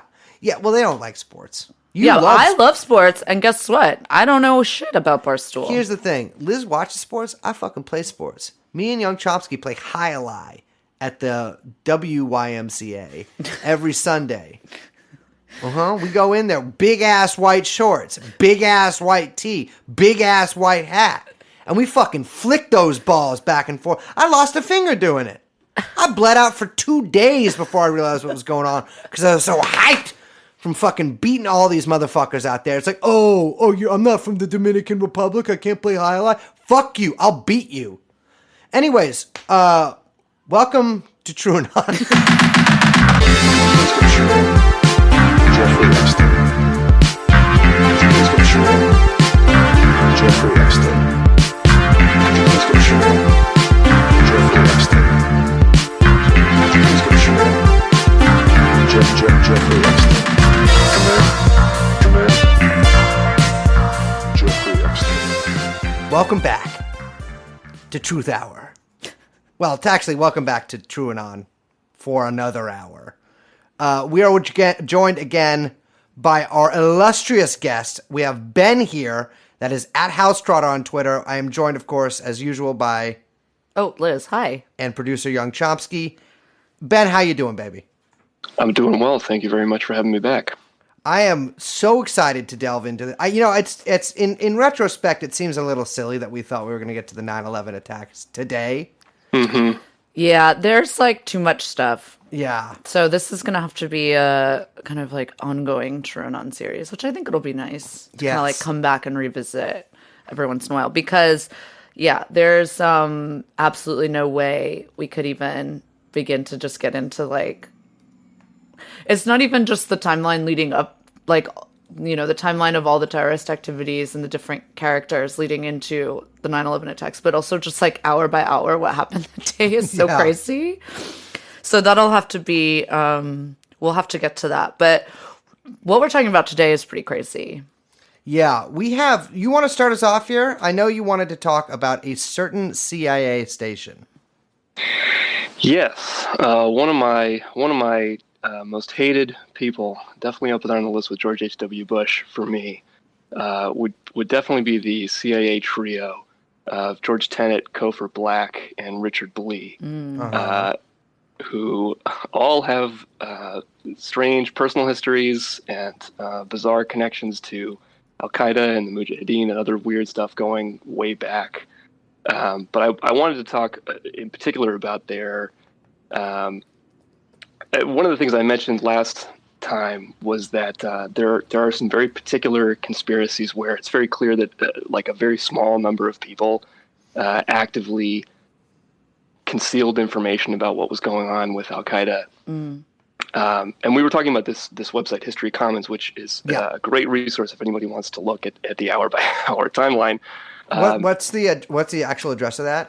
It's like historycommons.org, I think. Yeah, I think it's historycommons.org. The site goes down a lot. I don't know precisely why. So it's sometimes just unavailable for whatever reason. But it's a great resource. And this guy, Kevin Fenton, who wrote the book Disconnecting the Dots, which I would recommend to people, he was writing for that site just on an amateur basis. And he was very curious about this narrative around this idea that it had been intelligence failures that had led to these attacks being allowed to happen. Because obviously there was all this stuff in the media about these memos, bin Laden determined to strike in the United States, all of that stuff. And since and in the much NSA later years, like not communicating with the CIA and all that that stuff. that was a big impetus for the Patriot Act and Department of Homeland Security the creation of that department was this coordination between intelligence agencies, because that was seen as basically the failure that led to the attacks. Yeah, and even stuff like CIA agents being placed in NYPD, for instance. Which is theoretically totally illegal for the CIA to be involved in domestic policing. But the excuse was, we need this liaison because New York is been a likely target for all these terrorist attacks, et cetera. So it provided the justification for this concentration of intelligence and letting the CIA really get its tendrils everywhere. And Fenton was, I don't know if he was skeptical, but in any case, he was researching what had happened, just to kind of get a narrative of what had happened here. And what he discovered was that it was not a case of systematic failure to share intelligence. There were lots of examples of intelligence being shared between agencies, and there seemed to be no problem. But he, through a close reading of a few different reports, of course, the 9/11 Commission report, but also the earlier congressional inquiry into the intelligence failures, as well as a couple of Inspector General reports for a couple of agencies. And he discovered through this that it was actually a very small number of people within this CIA station called the Alex Station. And the Alex Station was set up in the late 90s. Most CIA stations are focused on a particular geographical area, like the Berlin station, the Bangkok station, or whatever. Mm-hmm. Uh-huh. And so this one was set up specifically to follow Al-Qaeda and to track what was going on with them. And in theory, or ostensibly, this station was a way to get information where it needed to go. I mean, in theory, this was created specifically to facilitate information sharing. And there were, for example, several people from the FBI detailed to this CIA station. Oh, we have some coordination there. Yeah, exactly, which is precisely what they said was the problem. But no, that was the idea. And I think actually what it was basically an information black hole. It was a place where, somebody from, let's say, Abu Dhabi has some information. They send that goes to the Alex Station because it's Al-Qaeda related. And then the Alex Station just sits on it and doesn't do anything with it. Yeah.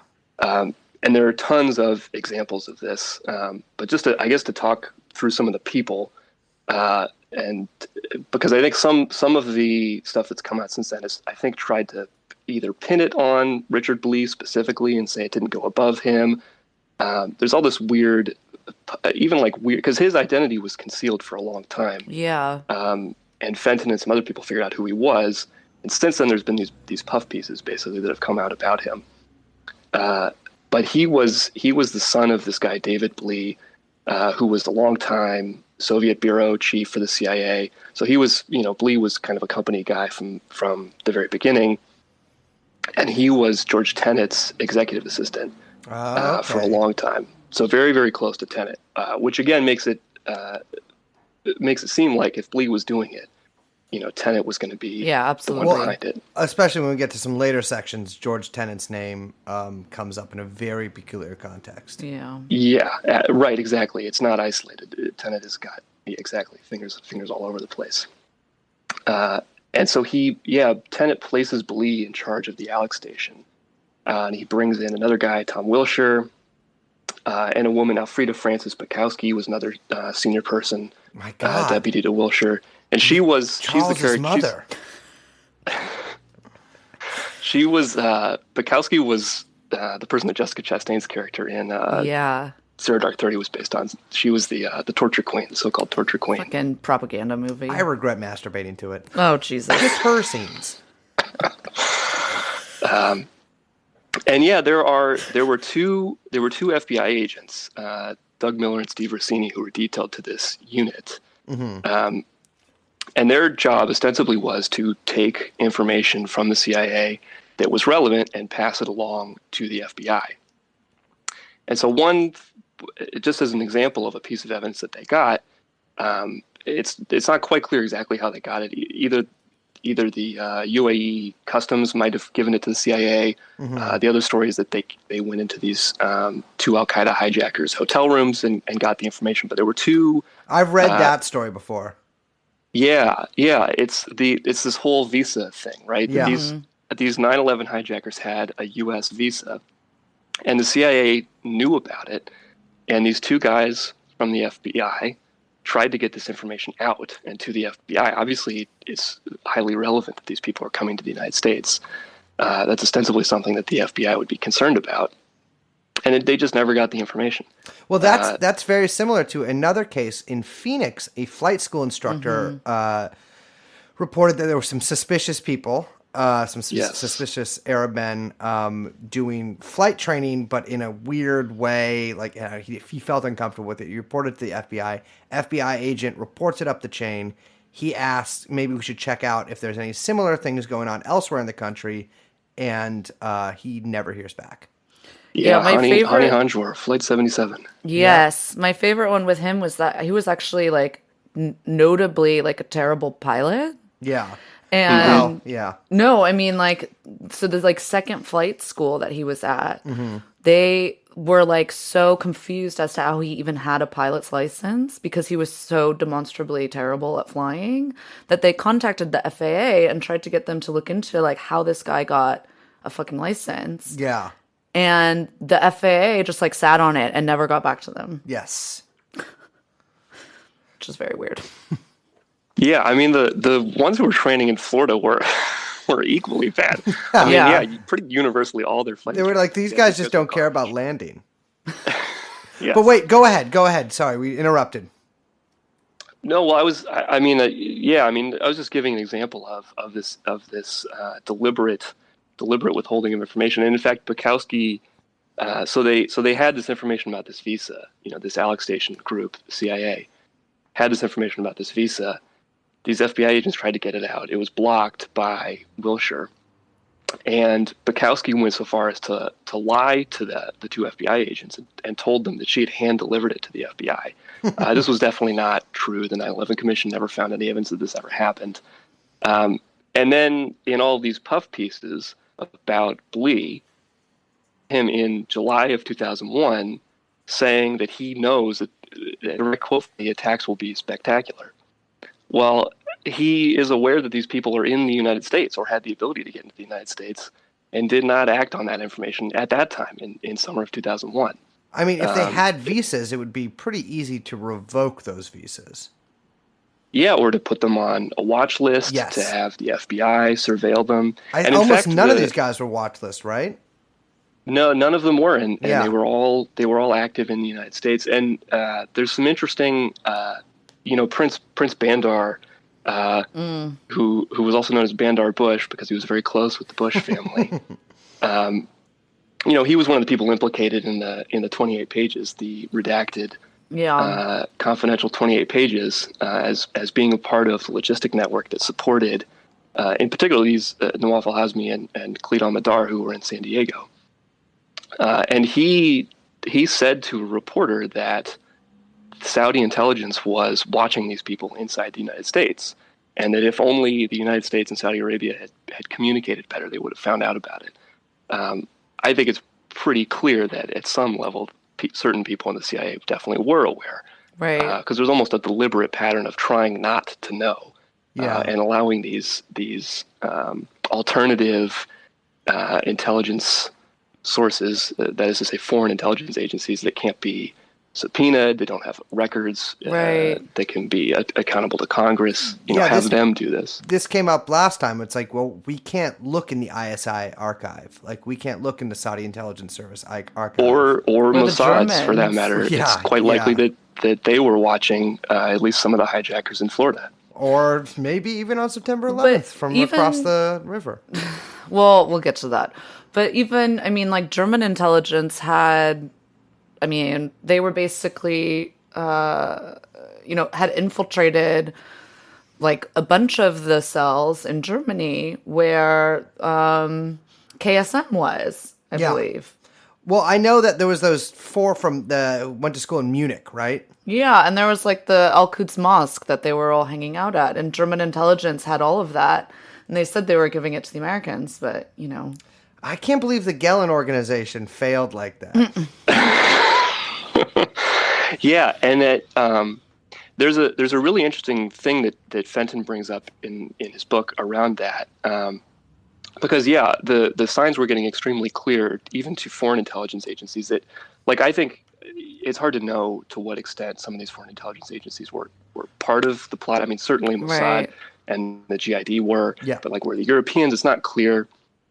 But definitely they, all kinds of different European intelligence agencies became aware that something was going to happen based on just the activities of these people. And at that point, like, Blee and Wilshire basically have to go into damage control mode because they've been sitting on all this information for so long. So they go through this whole process of, bringing the FBI on board, which is where Dina Corsi comes in. And Wilshire basically instructs this person at the FBI, Dina Corsi, to to stonewall as much as possible. And all these bureaucratic steps that she takes to delay the investigation. And actually, somebody in the FBI began to start looking up, because through another investigation, they started to get some of the names of the hijackers from the USS Cole bombing investigation. So the FBI had some of these names. And literally on the day of 9/11, basically Corsi found the most junior person that she possibly could, who had never done an investigation like this before, gave him these names, and literally on the day of 9/11, he was just starting to look these people up. Oh my God. Fantastic. And how did that investigation go? Yeah, well, I think he looked out his window and said, "Oh shit." Yes. He's like, I guess I've been reassigned. Yes. I have to follow around like a 40-year-old liquor store owner in New Jersey for the next 8 years, and then get one of his mentally ill cousins to do a fake terrorist attack. And even he was also stonewalling, or else he was just completely incompetent, because all of these people's information was in public databases. So once it was not hard to find them, right?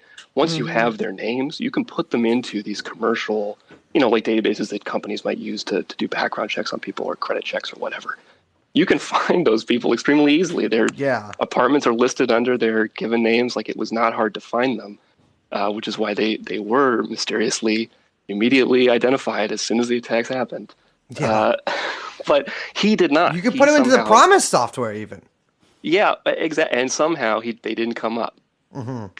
So even he was stonewalling it to the very, very last. Yeah, that is. So whatever happened to this guy? I don't know. I actually don't know. A lot of these people are just named anonymously, or no, they're given sort of pseudonyms in for example, the 9/11 Commission report or the congressional inquiry. So we don't really know who all these people are. It's Blee, for example, his identity was discovered basically on accident. Somebody put his last name handwritten on a document that got scanned and uploaded to a database that was FOIA'd, and some intrepid, I think it was Fenton himself or one of his assistants, was just going through all these documents and happened to see his name. Interesting. Yeah, I think that's something that there's a lot of names that people know, but there's so many more names that no one has ever heard of. And this comes up a lot in, I think, when we're talking about just power more broadly, and when we talk about deep state actors, and particularly financial areas, the big names that we know are not even really the guys that are probably the ones handling a lot of this stuff. Do you know what I mean? Totally. Yeah, I mean, totally. I think they often sort of serve maybe the big names might serve as the head of these networks or something. Exactly. But I always think about that when I think about Jamie Dimon. Oh, really? Because I'm always just Jamie Dimon serves as such a good avatar, but he's not. It's not just, you know what I mean. There's so Little many people that you will never ever hear of their names. Yeah. Ever, and they are the ones at every the people scheduling the Carlisle group meetings that don't even go to the Carlisle group meetings. You know what I mean? Yeah. Guys like me. Ooga booga. It's so scary. Yeah. I mean, well, it's funny. The CIA sort of has this cast of main characters that everyone's heard of. Angleton, Colby, etc. Yeah. My favorite, of course, is, who's the fat guy? What's his fucking name? Cut this part. I can't remember his fucking name. My favorite guy is William Harvey, because when William Harvey arrived at Berlin Station, he went to go take a shit, and his gun fell out of his pants and fell out from under his stall. So I find him to be a sympathetic character, even though he's a fucking piece of shit, cold-blooded murderer. But yeah, I mean, so who knows? Again, they hide a lot of these people's names. But one of those people that they just name, you mentioned before, George Tenet, his name comes up in something I'm about to mention here. So a lot of people know that, or you might have heard, I don't know. I don't know if a lot of people necessarily know the details, but about sort of the insider trading and the weird financial stuff that went around 9/11, right? And I have been looking into that quite a bit. I've been down, as listeners to the show may know, I am very stupid. So it's very difficult for me to understand financial terms or words or even what money is. I don't really even know that. But there was quite a lot of weird, funny stuff with money going around right before 9/11, right? Yes. What really quick, right before we get to that, I do want to mention, just in case our listeners don't know who George Tenet is. Yeah. But he's the former director of the CIA, and I believe he was there from like the late 90s to like 2004, 2005. I think he was executive director or something like that. Oh. I don't know. I don't remember the years. He was definitely pretty senior under both Clinton and Bush, for sure. Never mind. You're right. He was the director. I'm thinking of a different guy who he appointed. Well, thank you. I'm right. Yeah.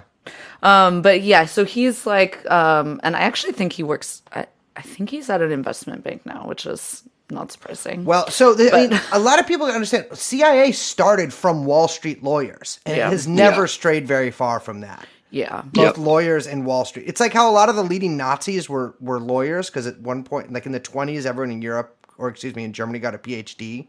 A lot of our leading Nazis are Wall Street guys. Yeah. Well, first of all, if people should understand, so the CIA actually tracks financial transactions like stock markets, etc., very closely, and they actually use the Promise software to do that, which I think is very funny. Robert Maxwell connection right there. But they did it before 9/11. After 9/11, they kind of came out in the open with it with something called Project Prophecy, which is, they use both the Promise software and other, or basically now descendants of the Promise software to investigate weird sort of financial transactions to try to predict terrorist attacks. No idea what the efficacy of that is, or even if that's actually the point of them doing it. But one thing, so check this out.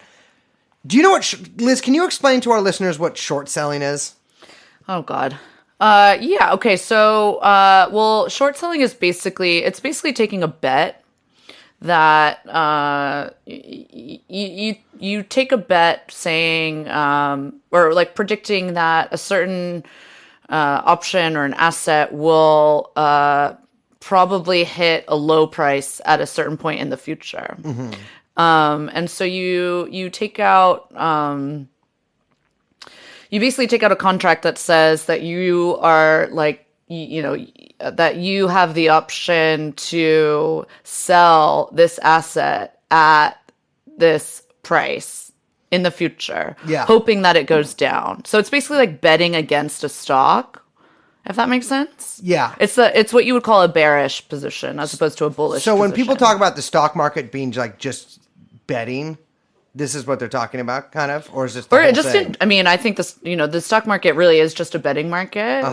But this is a bet that something's going to go down in price as opposed to, so like you're saying like, oh, I'm going to, like I was telling you earlier, like so many people right now have these short positions on Tesla and they're losing a lot of money because the Tesla stock for some ungodly reason keeps going up, even though it's a total Ponzi scheme. Check out a upcoming TrueAnon episode about that. But we're teaching people how to short sell? no. But just the idea that they think that at some point in the future, Tesla's going to hit rock bottom. And so they would end up making a lot of money if that were to be the case. That's a pretty good bet, right?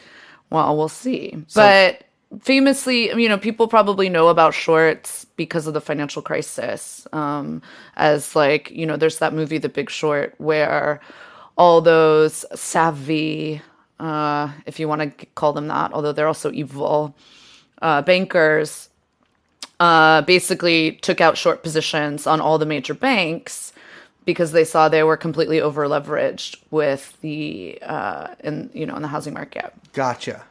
Well, so before 9/11, you might be surprised to find that there was quite a bit of short selling going on in a lot of institutions very connected to the attacks, but also literally in the buildings and sometimes even hitting the buildings. So the 9/11 Commission talks about this a little bit, although they say that because they can't directly tie any of the perps to Al-Qaeda, that means that the whole investigation is basically useless. It doesn't really mean anything. But the German central bank president, a guy named Ernst, I'm not going to try to pronounce this. I wrote this, but I don't know how to pronounce it. Welteke? He said he goes over the transactions prior to 9/11, and he's like, this is absolutely proof of insider trading. And the German central bank president, not exactly, known for being a friend to the common man. So if he's saying something like that, something's going on. But a lot of people think that it was just an airline stock. Like famously, there were a couple of airlines that were that had some short selling going on with them. But United Airlines was the big one. Yes, right? that was a big one. But it was also in oil and gold, which is very, I'm a little gold bug. Check this out. This is.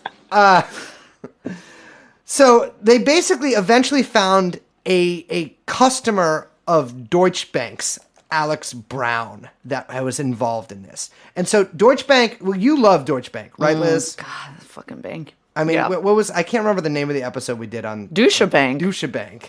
But we did an episode with Alex Skaggs about them, which is a must listen. But they were involved in trading United Airlines stock consisting of a 2,500 contract order that was, for an unknown reason, split into chunks of 500 contracts each and then directed to multiple exchanges around the country simultaneously. They basically said that the 9/11 Commission was basically like, well, we can't connect that to Al-Qaeda, so there's no real reason to look into that. But Alex Brown... No, sorry. I didn't mean to interrupt you. You raised your finger. Lay it on me. No, I was just going to say that is like an ongoing, like if you guys read the 9/11 Commission report, it's like an ongoing, it's like reads like a joke because they're basically like, well, actually this could have happened, but nothing to see, can't really prove it, even though everything is, I mean, the way they paper over everything and just kind of like throw up their hands is a joke. Well, the big problem with the 9/11 Commission report is that it basically starts from the premise that this was an Al-Qaeda terror attack. And so for any evidence to really be admissible, it has to tie directly to like Osama bin Laden, Khalid Sheikh Mohammed, any of these colorful cast of characters. But Alex Brown is interesting. First of all, I know a girl named Alex Brown who used to, I believe, date the rock musician Jay Retard. It ain't gonna save me. You can't say that anymore. Well, he spelled it differently, so I'm allowed to say it. It's a person's name, capital, R. So it's the oldest investment bank in the U.S., acquired by Deutsche Bank in 1999. And check this out. So according to these interviews that I read with a Baltimore investment banker named Ed Hale, he was recruited to the CIA in 1992 and served for about a decade. And now the CIA, of course, recruits from all walks of life, sometimes even podcasters. He says, I was the perfect cover because I was all over the world with my vessels and trucking here in America. So I was the perfect person to take somebody and send them out to Afghanistan or Uzbekistan. Getting people into places where they could figure out the traces and the pathways of Osama bin Laden back in the 90s, Hale said. I heard his name early on, Osama bin Laden. I didn't know who he was. It wasn't the household name that it became. So this guy, starting in 1992, is getting people into Afghanistan using trucks, obviously as, ties to the transportation industry. He was recruited by a guy named George Tenet. Now, George Tenet is very, as we mentioned earlier, George Tenet was I think the head of Alex Brown. And he served there until about 1999, which I think is just one of those really crazy coincidences. So this is from a website called FromTheWilderness.com. This is no longer, now it just takes you to a casino webpage that has 3 articles about Marvel-themed... what are those things you call where you pull the handle? Slot machines. So this is from the web. October series options from UAL Corp, that means United Airlines, were purchased in Yeah, were purchased in highly usual volumes 3 trading days before the terrorist attacks for a total outlay of 2,700 or 2,070. Investors bought the option contracts, each representing 100 shares for 90 cents each. This represents 230,000 shares. Those options are now selling at more than $12 each. There are still 2,303 so-called put options outstanding, valued at $2.7 million and representing 231,300 shares, according to the Options Clearinghouse Corporation.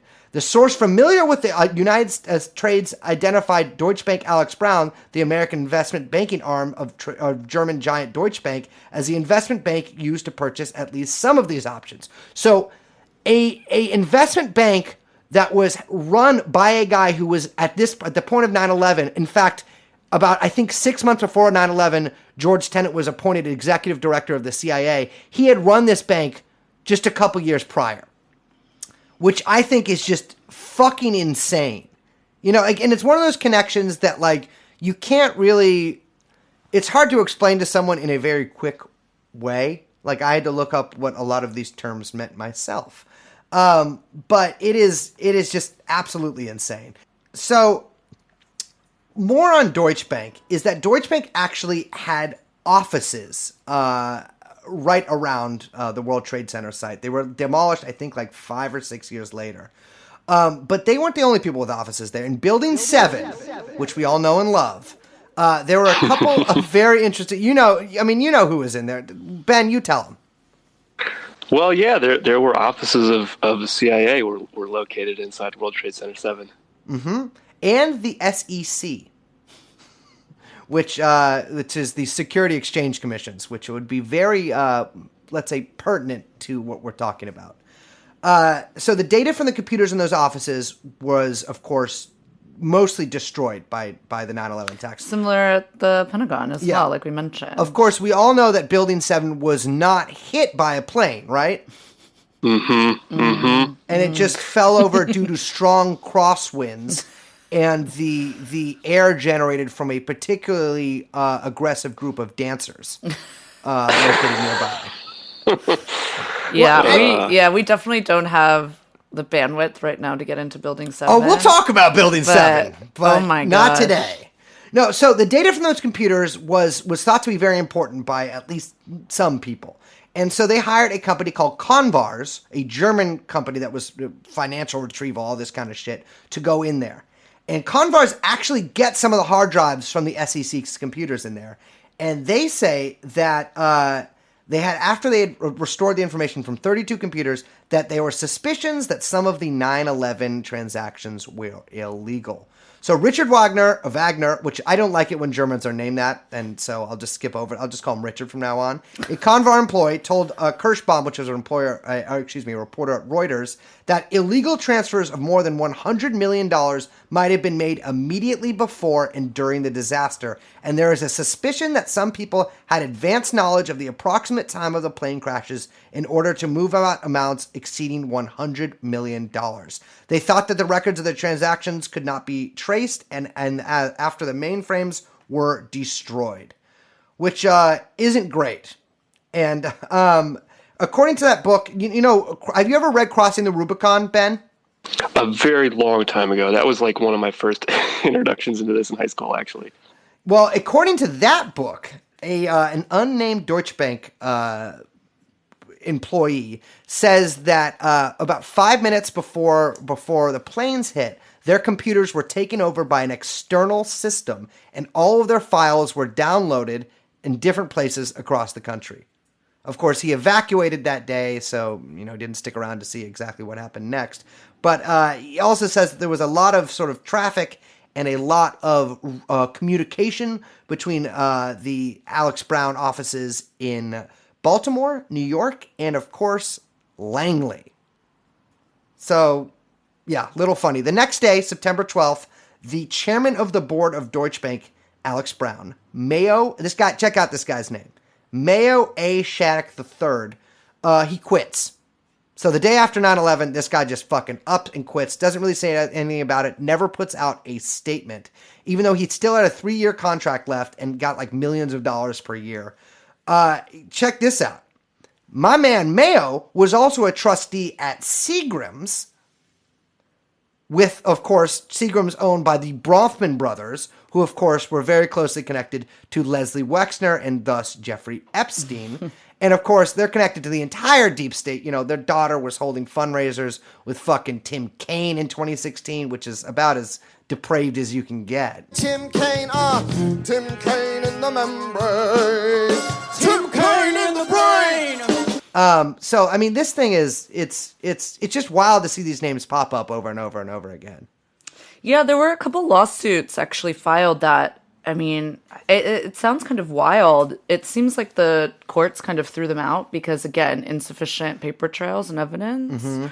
But a couple people claimed to have, like, bribed FBI agents to get information about, like, advanced knowledge of September 11th in order to basically short a bunch of stocks. No shit.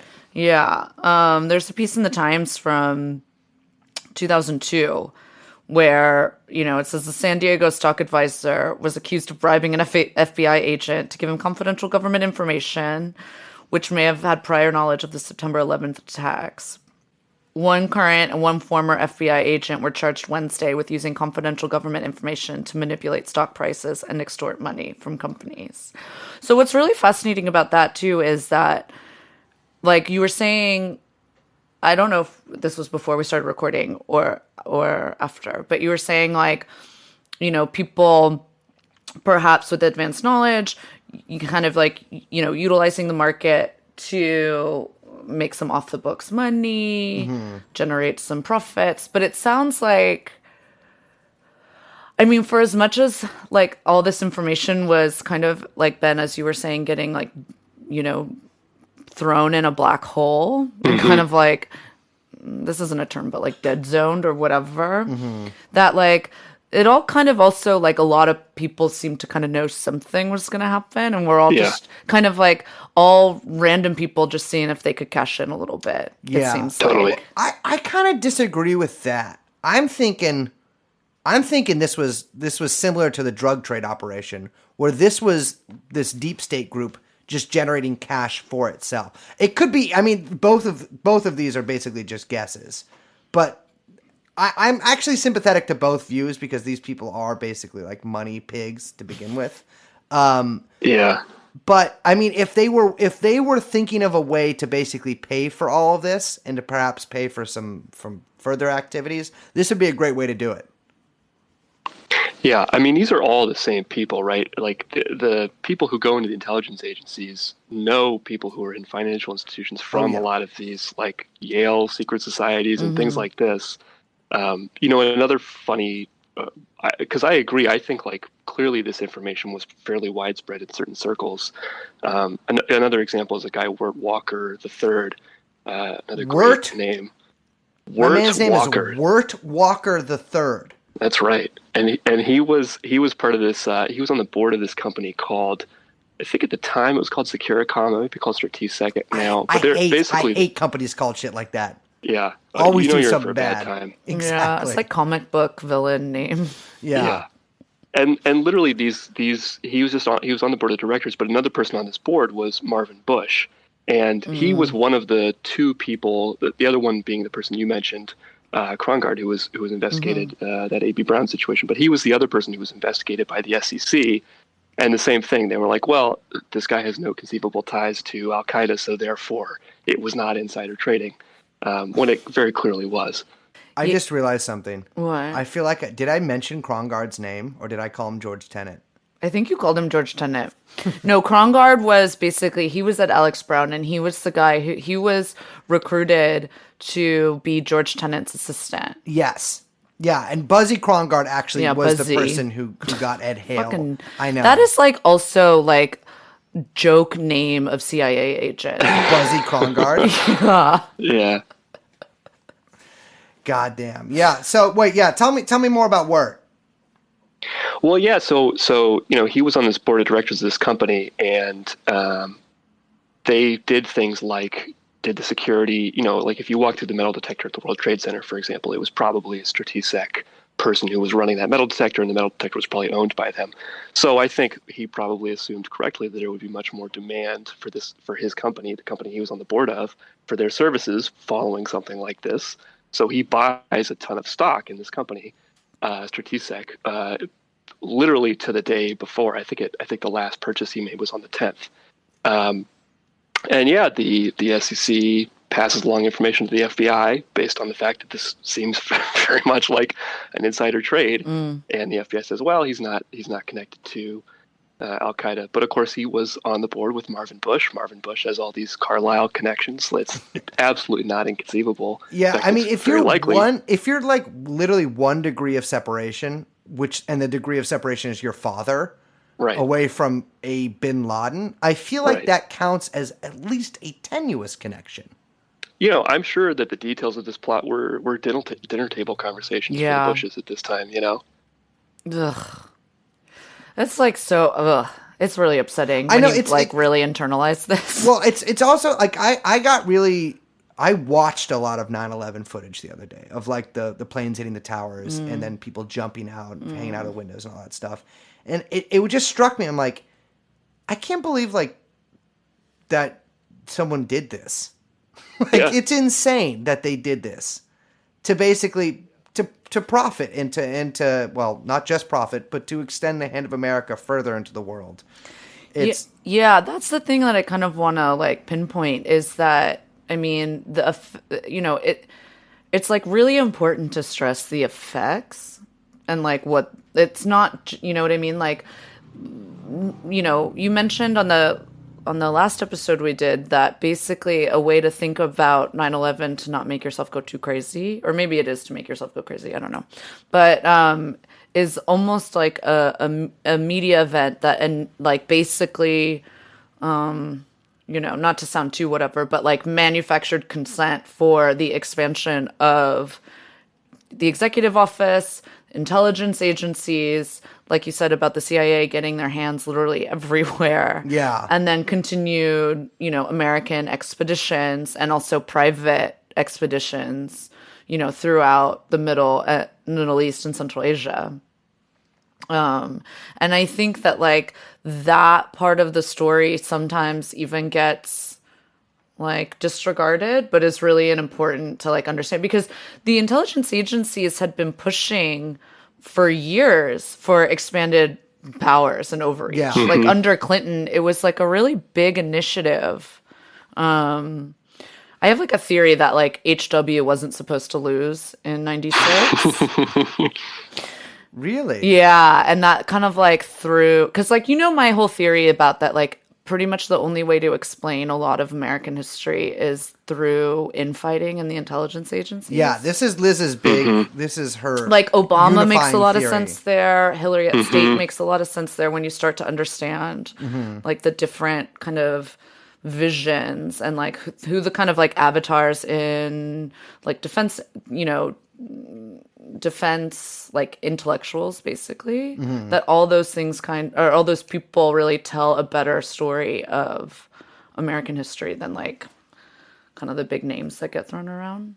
But I do kind of have a weird feeling because basically under Clinton, like, the CIA, the NSA and the CIA were really pushing hard for like expanded, like basically overreach. And they didn't really get it from him, and they couldn't really get it from Congress. He's like, I can execute Ricky Ray myself. I don't need a fucking FBI agent to do it for me. No, but it's true, and like it didn't really pick up any steam. Yeah, from my understanding. Yeah, another example of that, going back to Richard Lee, Cheney gave this speech when he was the CEO of Halliburton in I think '98, basically saying the Caspian is this super important place now for oil extraction. Lee becomes the head of trying to create this security relationship with Uzbekistan and goes there in '99, and he's trying to push for more American involvement in the region, more CIA special operations in the region, and basically it doesn't get anywhere. And then he presides over the supposed intelligence failure, and then immediately after that, what happens? There's a ton of American soldiers right next door to Uzbekistan and Afghanistan. We have, I think we also, don't we have bases I can't remember actually if it's Uzbekistan or Kazakhstan. No, yeah, it was. Uzbekistan was definitely a base for special operations Yeah. as the invasion was beginning. Yeah. And I know they have a lot of listening posts sort of things around there too for to spy on China. I don't know if I mentioned this last episode, but something I was really tickled to find out was that we actually had a listening post in Xinjiang during the Soviet-Afghan War. Interesting. Which is bet they still wish they had that. I feel like it would be remiss if I didn't mention here the 2000 election because I know we're going all over the place, but I do just really want because of my funny theory about how HW wasn't supposed to lose to Clinton.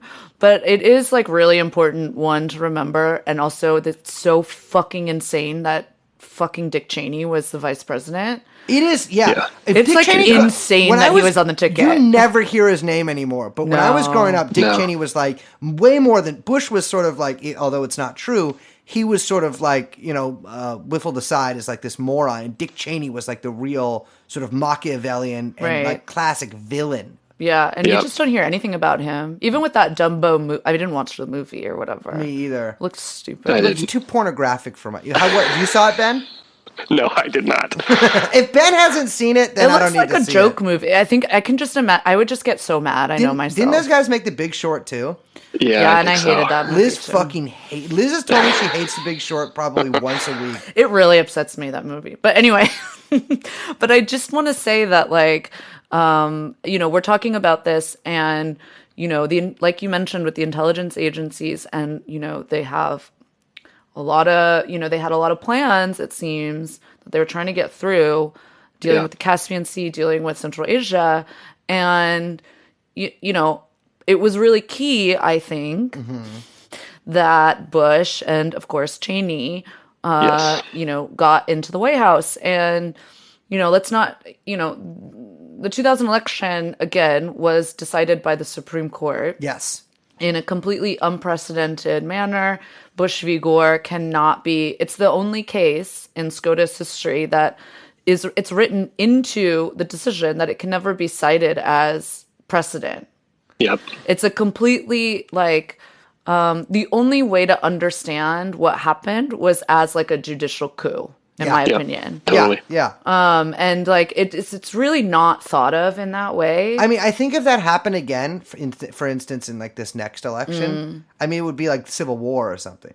I don't Yeah. know. I really don't know. I mean, what happened in 2000 was so insane. Yeah. And the way that the media, again, this comes up all the time on our podcast, but it's also really important as we're talking about 9/11 and what we're about to get into when we talk about anthrax, is the way the media is able to create these narratives that justify like anything that the US government is doing is maddening. And I remember, during the 2000 election, it was like, well, I mean, the whole thing was, well, we just have to have a president now because what happens if we don't? It was like the most Right. insane logic that you've ever yeah, heard. yeah. But literally everyone was like, well, that makes sense. Yeah. Because what will we do? And it's like, what? Well, it was also just like they confused the issue so much, just like with the Florida stuff. And remember that's the voter machines? Well, we're not going to get into Ohio. Don't get me started on Ohio. Okay. Oh my God! If you talk about hanging chads, I don't know what I'm gonna do. Yeah. By the way, now check this out. I just thought of something. In 2000, they talked about hanging chads. In 2020, they're also talking about it, but now everyone's like the Joker in an incel, and they're talking about yeah, hanging chads. Totally. It's, the more things change, the more things stay the same. hanging virgin versus Yeah. hanging Chad. Exactly. No, but I just wanted to bring that up and mention that because I actually do really think it's important to understand that, like, okay, the United States. I mean, I know this. Whatever. This is just me going off for a second, but I just want to say this. Like, I think people think of the United States as just a democracy, just a Western democracy, and they don't understand that, like, we live in the imperial core, that, like, we live in the center of it all. And in 2000, there was like a judicial coup to instate a president that then like led to an expanded security state, an expanded plunder, both private and for the US government in particular, for 25 years. Yeah. 20 Yeah. years. You know what I mean? So like it's just really important to understand like that little part of the story because, you know, we really haven't talked about Cheney. We haven't fucking talked about Rumsfeld. But like these guys are serious dudes.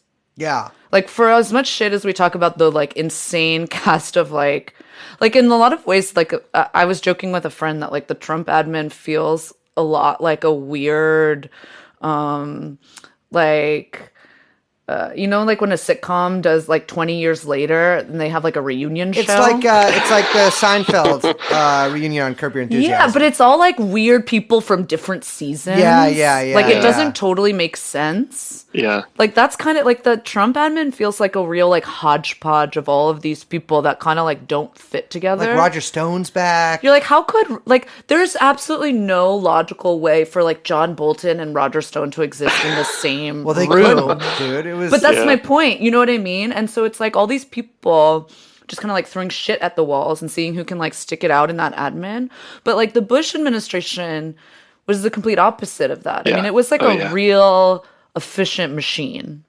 Yeah, the PNAC cabal, they definitely had a plan going way back to the 70s. I mean, obviously, you know, Rumsfeld and Cheney were very senior in Ford's administration and also in Reagan's. I mean, they've been scheming for a very long time. Part of this kind of ties into the continuity of government thing, which every time I talk about it, I sound like a sovereign citizen. That, you know, honestly, fine. Like if someone doesn't accept like sovereign citizens are A-okay with me. Yeah, they just want to make law real, you know. Brace is coming out as a sovereign citizen and a gold bug. Yeah, why not? I love gold and I hate the government. I'm sorry, is this not cool now? You sound like Jehu. But they respect. Fuck. Oh yeah, I think he's. Sorry, this is kind of a tangent, but somebody was sending weird messages, cryptic messages to people on Twitter. Everybody who had ever mentioned Jehu on Twitter for like the past several years, saying that there's a podcast that he's doing that's coming. I'm kind of excited for it. Oh my god! I remember when he unfollowed me, and I got so sad. Dude, if that's finally the Red Kahina cast, oh shit, it's him versus fucking her versus fucking Jehu. Dude, we got to get Jehu on to the our pod. Listeners who don't know who Jehu is. Look it up. Yeah, he's the lead singer of the band Drives Like Jehu. No. He's great. I actually, unironically, he's great. I love that block. Yeah, I stand. I fully totally, stand. Totally. But the continuity of government stuff, right? Like they, you know, what that was ostensibly was like in the event of a nuclear attack, there needs to be some people in place who can administer whatever's left of the federal government. And you know, who was part of these meetings during the Clinton administration, but Rumsfeld and Cheney, right? They're making all these plans. And then when 9/11 happens, they activate this and literally sent a huge number of bureaucrats to basically a cave. I think it was in West Virginia. And it's not so much that they, you know, quote unquote, suspended the Constitution. Like, I don't even know what that means to do that. But what they did do was they got all these bureaucrats together, had them writing new laws, creating new policies. This is like what the John Yoo torture memos came out of this. Yeah, professor at Stanford, by the way. Yeah, very illustrious professor of war crimes. Yeah, he should be. Yeah, he needs to. Yeah. It was, but it was. Wait, hold it on. was the bureaucratic coup. Young Chomsky, hit me with the. Yeah, let's do a double. All right. Yeah, good. That guy is right in our backyard, and he needs a little taste of his own medicine. Parody. Yeah. Ugh. No, I mean, it's true what you say. I mean, like, I don't think that people really, again, I get really pissed off about this with all the Trump hysteria just because, like, I don't think that people really fully appreciate how insane the Bush years were. Yeah. And also, like, that we're still living in the situation they created. Like, the expansion of the executive that happened under Bush, like you say, all the torture memos, basically literally just writing legal justifications for expanding their own power. Yep. And, you know, they held up, right? There were very few, I mean, not even talking about, and we haven't even gotten into the Patriot Act or any of that stuff, but literally just the executive memos that they wrote. I mean, Obama utilized the same justifications, just as Trump is doing. Like, we are still living in effectively, like, what is a I mean, this is Cheney's, it's the theory of the unitary executive, right? Yeah. And Congress, now I'm really going to go off, but it's like Congress is basically a functionary, right? Yeah. So you really only have two branches of government. You have the executive that determines everything, and then the judiciary that, look, I've got a lot of tinfoil stuff to say about the Supreme Court, but I mean, they basically, pick and choose based on what I think is, media stuff on what they're going to check and what they're not. Yep. So this idea that we have like three branches of government, I mean, it's all bullshit. Maybe I sound like a sovereign citizen now. I don't know, but like, it's really important. The part of the story that is so important to me is like understanding how, I mean, they just were able to push through the Patriot Act through all of this shit, and all the intelligence agencies got what they had been demanding for like 15 years. Yep. And they sent bioweapons to a couple of members of Congress to do it. Yeah. Okay. Let's get into that. Hold on. I have to pee Oh. really bad. I'm so sorry. You guys keep talking to keep the energy up. Don't record it or anything unless you guys say something cool. Okay. But don't talk shit on me either. Dude, I actually really do have a theory about, because I mean, big law and all that stuff, where you talk about like Skull and Bones, Yale people. I mean, Yeah. SCOTUS is like all that shit. Oh yeah. Do you ever read about the alfalfa dinners? No, I don't. Oh my God. It's scary shit. Because that's like Carlisle group level, like, Eyes Wide Shut meeting style stuff. I mean, it's not sex group, but like, like deep state people. But it's been going back like forever, these like, annual dinners. And like every time they like appoint a like leader of the dinner, then I think they do like a little bit of a roast, but it's like, when you look back and see like who was appointed, it's like, oh, there's Bill Clinton. Oh, there's Obama. Oh, there's, yeah, it's like really freaky. They had like, I don't think Kavanaugh was there, but it was like some, you know what I mean? It's like that fucking club. Yeah. So Bezos hosted the dinner this year. Oh, Jesus. And they appointed Mitt Romney. Mm-hmm. Have you read the like theories about Romney? Because he's No. fucking crazy. Yeah. He's actually nuts. Yeah, he's actually nuts. He's also like totally an agent. But it's Bronze Age pervert has like some crazy theories about him, like wanting to like overtake the government and institute weird religious law. Isn't that what Bronze Age pervert wants? Yeah. No, I don't know. I don't know. I could get into it though, because the Mormon shit is weird. Yes. I know. They're definitely tied in with cartels. Yeah. Yeah. Oh, well, yeah. That actually came out in mainstream news, I think, last year. Really? There was like a Vice document. I mean, it's Vice, but there was a Vice documentary about it. Yeah. Or maybe there was a Vice. No, there was a Vice documentary that positioned them as fighting the cartels. Oh. No, what I'm thinking of, it was when the Nexium member was killed. Yeah, in Mexico. In Mexico, she was with a bunch of Mormons. Yes. And That was fucking weird. that was obviously a cartel murder. Yeah. Like, it was a cartel murder, but it was obviously like a turf war sort of But thing. there's like a bunch of CIA guys in like the Mormon church. Like it's very weird. No, they have a ton of guys in And Utah in intelligence. general is very strange. Well, also, but like, state. what's a great cover Right. Absolutely. for being going missionary, around Yeah. is like dressing missionary shit. Yeah. Yeah.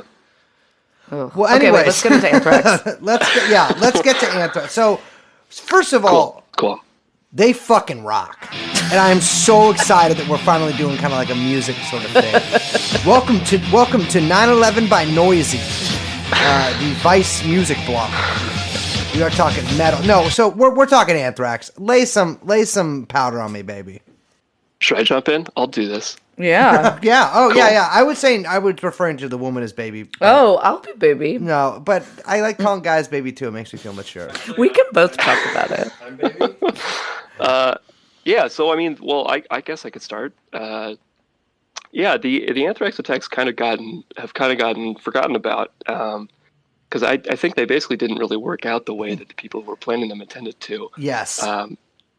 But basically, a number of for people who don't remember or were too young, a number of envelopes filled with anthrax were sent around primarily to various journalists, and then also to two members of the Senate, Tom Daschle and Patrick Leahy. I can hear like half our listeners being like, "This sounds fucking awesome."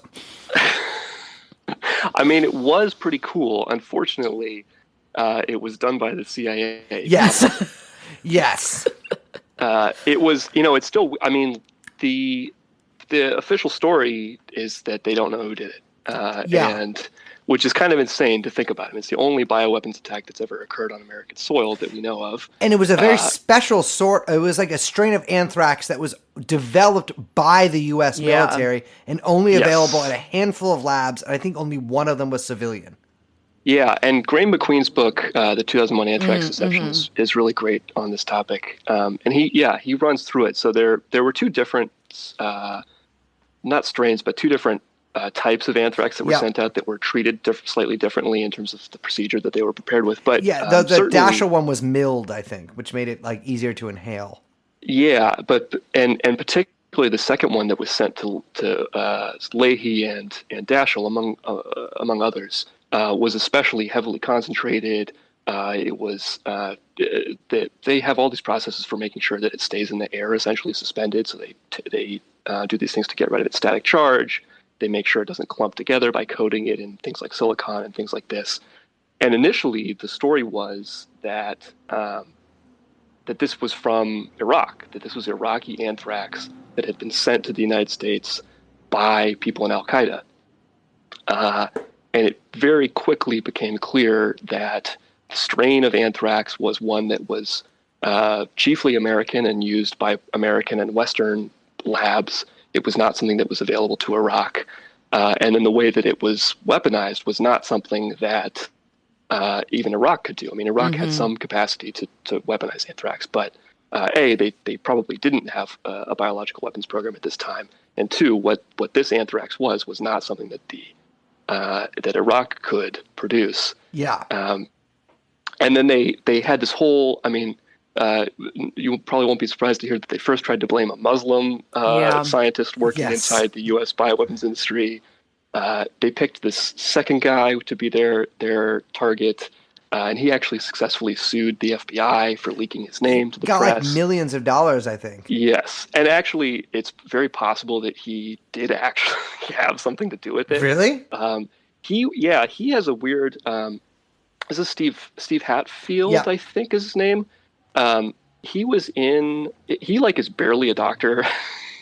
He started off as a lab tech, and then he decided he wanted to be a doctor, and he went to medical school in South Africa.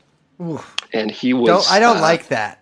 Yeah. Which, like, South Africa has a weird history with biological weapons. Like, there were definitely South African government-affiliated paramilitaries spreading AIDS in Mozambique, like all kinds of weird stuff like that. Absolutely. But he was in Zimbabwe when the Rhodesian government, the white minority government, was using anthrax against the civilian population, the majority black population of Zimbabwe. So he was there for that. It's not clear that he was involved in that, but like it's very possible. And then there were I think people need to realize there were very few whites actually in Rhodesia. Like it was not a tiny number of people. Tiny number of people. So the idea that like somebody, especially with this sort of background, education, and connections. I mean, obviously, this is before his like ascent or whatever. It is, it's more likely than not that he might have been friends with somebody. Well, and then obviously he came to the United States and became an anthrax researcher. I mean, that's what he did. So it's not like completely. But the third person that they picked was this guy David Ivins, or Ivins, I don't know how to pronounce his last name. Yeah, and he committed suicide. I think he OD'd on Tylenol. He OD'd on Tylenol, and I think codeine. So. Yeah. They basically, I mean, they were calling him like sex crazed. They were posting like the media, Lion Fake News Media, was like portraying him as. They found like weird message boards that he had commented on that were maybe like quasi, Well, here's the thing: is like with Ivins, it's if you look at like the stuff that came out about Ivins after he died, or even before he died, I think a lot of this stuff came out. It basically portrays somebody who has problems with addiction. He was an alcoholic. I think he was trying to get sober. who, has snapped at a few people in the past, but like I didn't see. I mean, all of the stuff like where it really seemed like he was a psycho were basically all aspersions. None of it was like actual eyewitness accounts or anything. It was all people being like, well, I think he might have done this one weird thing to my house or something like that. And just like, oh, he's into like kind of weird sex stuff. But like if you described any of us this way, like if the FBI took a good look at anybody's life, unless you have lived the most boring, like not even though, even boring people do weird shit sometimes. Like all of us are insane. And if all this stuff is laid out, well, of course you can start being like, well, like for me, instance, like Bull Brace, he was a drug addict for a while. That's a pretty easy, and like all that kind of stuff. It makes me really suspicious that all this stuff was just like blasted out. And if you Google this guy, that's mostly what you get. Yeah.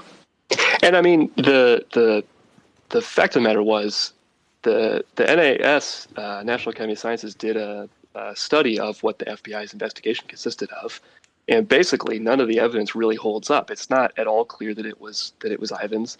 And also, this anthrax could not have been made in somebody's basement, right? Yes. No. It requires very complicated technical processes that require extremely skilled people, and it probably could not have been done by a single person. But also, it had been weaponized for air transfer, which like requires like crazy machines and like I think it's like electrostatic charges that have to be like the powder, like it has to be charged in order for it to be like diffused through the air. Like it just could not. This is not like being cooked up in a basement. This is not shake and bake for my little meth heads out there. No. This is not shake and bake anthrax. No, this is the good shit. And Francis Boyle, who is a fish scale. He's the guy that wrote some of the biological weapons legislation and helped with the ban. He took he looked at the data about this and concluded that basically this was exactly the kind of state-sponsored, in particular CIA-sponsored bioweapon that his legislation was intended to stop. And all of Ivan's coworkers saw him every day. I mean, they all testified that there's no way he could have done this. He's like a health food, he's a health food guy. It's like he wore fucking bell bottoms for God, which I know people are going to say Charles Manson did too, but I mean, that was also the CIA. To be clear, I mean, this guy did work for the Defense Department. Yeah. And he probably did work on bioweapons. I mean, it was literally anthrax. It is a weaponized form of anthrax he was working with, like, for his job. Right. And obviously they can't talk because it's theoretically illegal. But he probably did. But it almost certainly was not him or not him alone. It's possible that these guys could have been involved at some point, and they were sort of made the scapegoat for all of it. But they definitely did not do it alone. And there's no way they could have done it without being noticed. Right. When you think about it, it's fucking scary that the CIA has a stockpile of weaponized anthrax that they are willing to use to achieve their political ends. Because obviously the end result of this was that Daschle and Leahy, who were in a position to potentially at least slow the passage of the Patriot Act or to give people in Congress, people in the media more time to read it, find out what was in it. And it, it passed extremely quickly. By their own admission, many people in Congress did not know what they were voting for. Yeah, just really quickly, I want to just to lay out the timeline here. So about a week after September 11th, on September 18th was the first anthrax mailer, if we can call it that, and that one went to journalists. Yeah, and I think it killed a what was that fucking? It's like a tabloid journalist. It was from the Sun, actually. A newspaper in Florida, a tabloid in Florida. It was like some very strange targets. It didn't really make any sense. I mean, they worked their way up to more high profile ones at the major news networks and stuff. But the first one, I found it very odd that why would you send it to this guy? Well, I actually have an interesting theory about Stevens. So this guy's Robert Stevens. He worked for the Sun. The editor of the Sun was this guy whose last name was Irish. I don't remember his first name, but his wife, Gloria Irish, was a real estate agent in Florida. Mm-hmm. And she rented apartments to the 9/11 hijackers, Shut the fuck including up. Get the fuck out of here. No, it's This conversation is over. Yeah. So Oh my god. Jesus fucking Christ. So I think that, I mean, and maybe we could talk more about this in a little bit, but after you go through the timeline. But I think a big part of this was, they initially blamed these attacks on Al Qaeda and on Iraq. Right. Our favorite Judith Butler. Yeah, we gotta talk. Judith Miller. Judith Miller. I'm sorry. Well, we could talk about Judith Butler too. I hate her. No, I'm just kidding. We can't talk about Judith Butler. No, we do. We hate Judith Butler. Judith Butler Dame- today came out and was like, socialists are fucking sexist. Well, yeah, no. that's for a different podcast. Yeah. Ugh. And she's right. Yeah, don't get me started on Judith Butler. But yeah, Dame Judy Miller. She was she wrote a whole book that came out not long before she herself was hit with a hoax letter that didn't have anthrax, but was a hoax anthrax letter. Yes. She came up with this book about Iraq's anthrax program. And Yes, she actually, I did. think the week before 9/11, she wrote this New York Times article Yes. about this Operation Bacchus that the CIA was doing. Mm-hmm. Or not the CIA, I think it was the Defense Threat Reduction Agency, Yeah. which is theoretically the agency that's supposed to, quote unquote, protect America from bioweapons. In reality, they make bioweapons. But they had simulated, I'm making enormous air quotes, how somebody in a cave theoretically could make weaponized anthrax. And this story came out literally a week Yeah, to the day September before 4th. 9/11. 2001, cover of the New York Times. Yeah. And so I think very clearly they were trying to sow the seeds of this narrative that Al Qaeda was responsible for these anthrax attacks. It's, there are other things that they didn't do that they also seem to have laid the groundwork for. There was all this talk in the media about crop dusters potentially being used for anthrax. Right, I remember that. And there was this story about this woman who worked at a Department of Agriculture loan office. Basically, if you're a farmer, you can't get a commercial loan. You go to this office and they'll give you a loan because America loves farmers. And apparently Muhammad Atta went there and asked her for a loan to buy a plane, which he said he was going to convert into a crop duster.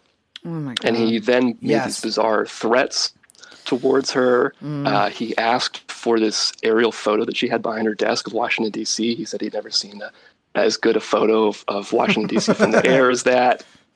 I think that they were potentially going to do this, and they wanted to lay the groundwork for, here's this witness who saw this thing, had this interaction with Muhammad Atta, or potentially a double of him or whatever. And that would kind of help to build this narrative that Al-Qaeda in Iraq had attacked the United States with anthrax. Well, there was a huge freak out, like a public freak out over crop dusters. Yes. After this came out. And I remember at one point they were like, we got to ground all crop dusters. Yeah. They gave the FAA advisement, and they told people at like general aviation airports where these planes might be to be on the lookout for suspicious people. Like they really wanted to drive this narrative that crop dusters might be used to drop anthrax. And there was so many. You mentioned earlier that Judith Miller got a hoax letter, and I think that should be. We should dwell on that for a second, because hoax letters, way more than actual. I mean, by a magnitude of like 1 million, went out all the time. There was something like 72 in one day in New York City. Yeah. Of not just hoax letters, but suspicious packages. I mean, it paralyzed the postal system. And it really did work to some degree of like freaking a lot of people out. Totally. I and Gray McQueen, one of the things he does that's great is he goes through what the headlines were. And the word panic comes up all the time in all these stories. And it seems like that's what the media is trying to create, is this sense of panic around these attacks. Yeah, I mean, that's one thing that's like, as you know, on this show, we are not fond of the Lion News media. Except if you listen to this show. You're cool. Some of you. But it's like, it can't be, like, the media writ large is evil. Writ small is also often evil.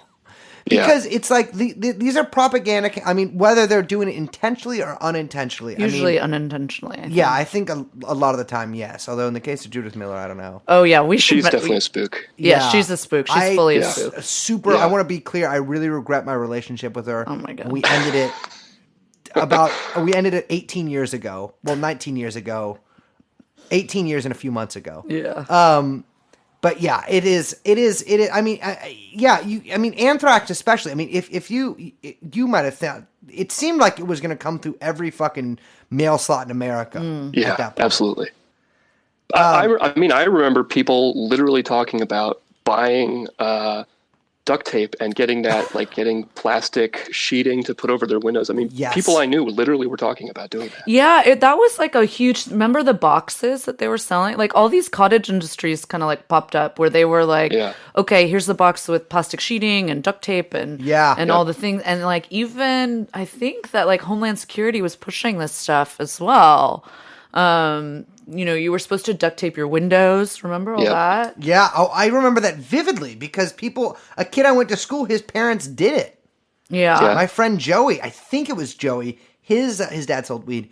He was kind of Jewish. His parents, I believe it was them, duct taped their windows, or like they put it was like they duct taped I think it was there's plastic over the windows. Yeah, I mean, it was Yeah. panic is a good word because it was really an insane time, and Well, that's why I have not a lot of patience for like the time that we're living in right now. Remember fucking dirty bombs? Yeah, all that stuff. I mean, it seemed there were so many stories and sort of explainers about dirty bombs and how it Yep. was so easy and how at any point, I mean, to this day, there's never been a dirty bomb attack, I think, anywhere in the world. Yeah. Like of any kind, like even like a little dirty bomb. But they still they have them in video games and stuff Yeah. still. It's like it's a meme, essentially, that was pushed for a reason. But yeah, really quickly, just to get back on that timeline, because I just want to stress this point, which is kind of what I was talking about earlier, that so you get the first mailing like a week after September 11th, September 18th. And then basically like what's happening in Congress right now is that the Bush administration has proposed the Patriot Act. And, it's incredibly sweeping. There are, it really... You mentioned that it was like pretty contentious, but like Congress was actually really iffy about it from the beginning.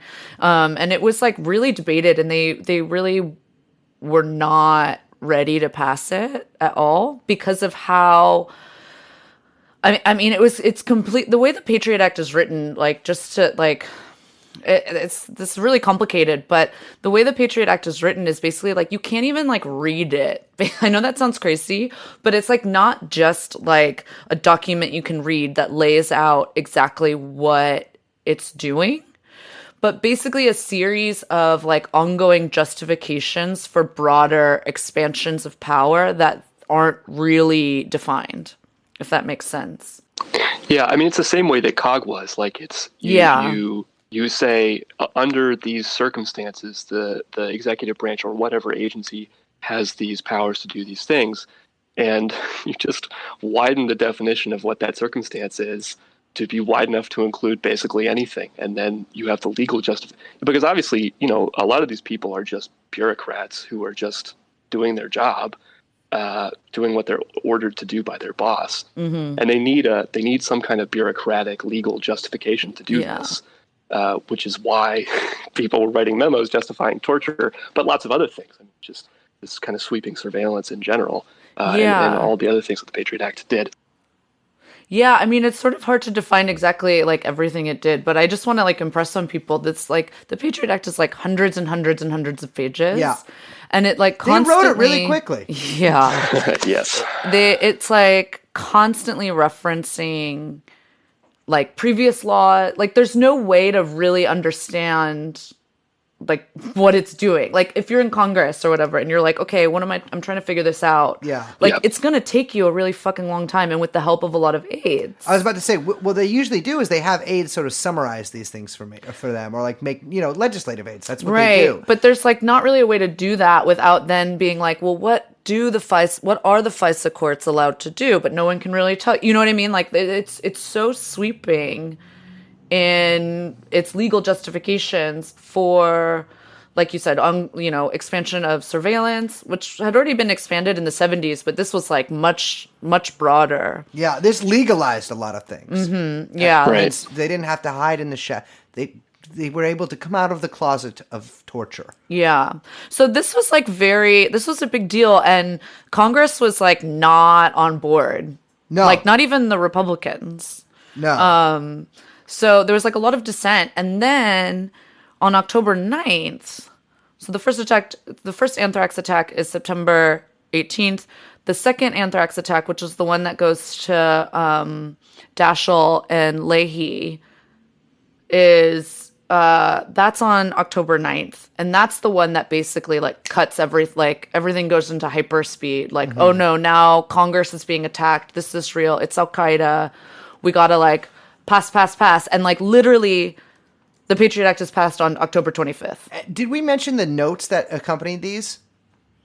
No, I don't think we did. Well, to read one, it says, at the top it says 09-11-01. So it's like 9/11.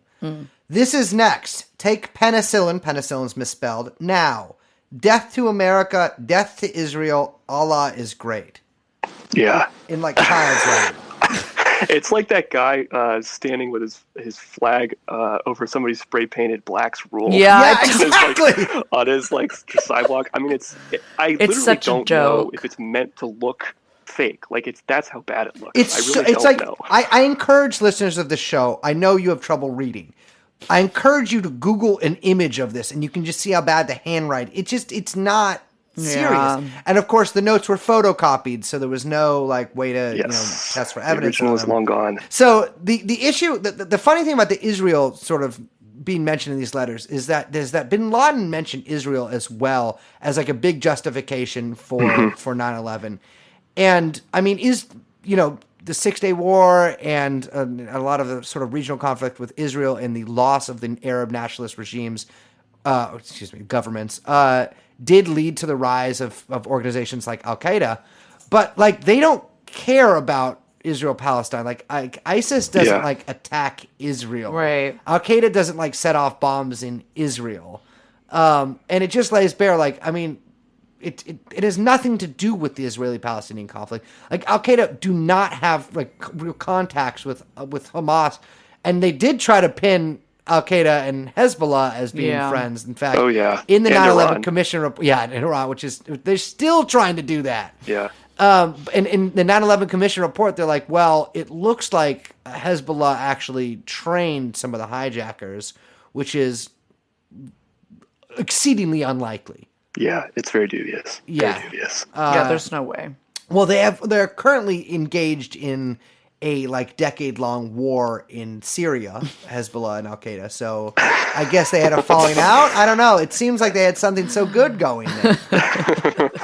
And of course, Hezbollah is always denied involvement. It doesn't seem. Yeah, it's obviously bullshit. Yeah. But with these anthrax letters, it's like this is the barest of fig leaves. Yeah. Yeah, I just want to quote really quickly from new friend of the pod, Glenn Greenwald, which is, if you're listening, Glenn, hello. Big fans. But this is from a piece he wrote in Salon in 2008, and I think it's a great way to kind of sum up why the anthrax attacks are so important. But he writes, after 9/11 itself, the anthrax attacks were probably the most consequential event of the Bush presidency. One could make a persuasive case that they were actually more consequential, and I think you could make that case. The 9/11 attacks were obviously traumatic for the country, but in the absence of the anthrax attacks, 9/11 could easily have been perceived as a single, isolated event. It was really the anthrax letters, with the first one sent on September 18th, just 1 week after 9/11, that severely ratcheted up the fear levels and created the climate that would dominate in this country for the next several years after. I would argue for 20 years after. I mean, we're still in it. But I think people need to understand that anthrax attacks and September 11th are the same story. Inseparable. Oh yeah, and they're the same. I think they're the same operation. I mean, absolutely. Yeah, 100%. I mean, it was ready. I mean, I guess that guy had 8 days to. It's insane. Right, exactly. If Bruce Ivins decided in the 8 days after 9/11, or less than that, I guess, considering mail times, 4 days after, 6 days after. to start this like mass terror campaign. It's too bad that he killed himself before we could find all this out. I mean, it is crazy Yeah. making, but it is like, when you're thinking about it, you're like, okay, it makes sense. Like, you're going to need something, you're going to need a second event in order to like impress the urgency of the moment. Well, it's like when you're talking to a girl, you go up to her and you say something, but to really take it to the next level, you have to touch her shoulder. And then you kiss. And kissing was the Patriot Act. And the other thing too is that, I mean, there had been a bunch of like, Al Qaeda in Iraq. They were trying to tie Al Qaeda and Saddam Hussein together. What's his fucking name? The dead motherfucker, John McCain. Yeah, but they were trying to do that with just 9/11. Yep. And that was like very confusing considering, they were all Saudi nationals. But like, the anthrax letters are when the media and like, government officials in the media really started ratcheting up the connection between Saddam and Al Qaeda. Yep. And like, that's when it started becoming clear that, it would take 2 years, but that like, the invasion of Iraq was going to happen. And, we were going to, Mr. Saddam, R.I.P. Yeah, well, no. I'm just saying. I mean, he was bad. He was. Yeah, I'm not glad he's dead, but he was not a great guy. But yeah, they shouldn't have killed him. Yeah, I think it's important to stress how like 9/11 changed a lot of things, but not in kind of the way people think. And This is the death of irony, right? Yeah. What are you talking about? It set off a chain reaction that led to the resurgence of irony. Now everything's ironic. Like Remember? not even like. But that was the thing. That was like, so I feel like it was like, was it like David Rudnick or some fucking... Dude, comedy was so fucking. Comedy still sucks. It was like in the New Yorker or Vanity Fair or something, and they were like 9/11. They're like, irony is now dead, Dude, or something. 9/11 American like culture was some of the most. Oh my God, it was the worst. I admire the Cultural Revolution in China for politicizing the populace in a way that had never been done before for such a noble cause. But the only thing I can compare it. That's the only thing I can really compare post 9/11 America to, because everyone just went fucking insane. Don't forget, this is when DOD like made it mandatory that like the military be involved in every sports event. Yeah. Oh, yeah. It just. I mean, became the total. I mean, I don't think people really understand like what America became. It's just because it's just we're used to it now. Yeah. Like this is just like this is the new normal. Liz, a phrase that I invented. It really does make MAGA stuff look like pale in comparison in my mind. Yeah. I mean, that's why like people say like. I guess it's a descendant of 9/11. That's the thing is like when I think a lot of people, maybe even younger people, are like kind of confused why like. We get so mad when, people cheer on George Bush now, when liberals are like, I despise like all liberals, but like, sort of the rehabilitation of George Bush as this like the friendly guy. He's like our simple cousin he's been on the farm for a while. Right. And aren't you glad now to visit him? He's a painter. Isn't he so funny? Exactly. But it's like, dude, he did 9/11. Like, it's not a meme. It's not a joke. Like, these people did it. Yeah. And it really did. Rick Perlstein wrote an article right after 9/11 about the left, about the American left. And there's some funny people like Adolph Reed cited in it, Doug Henwood. And even those people were caught up in this. Like, it really affected everybody.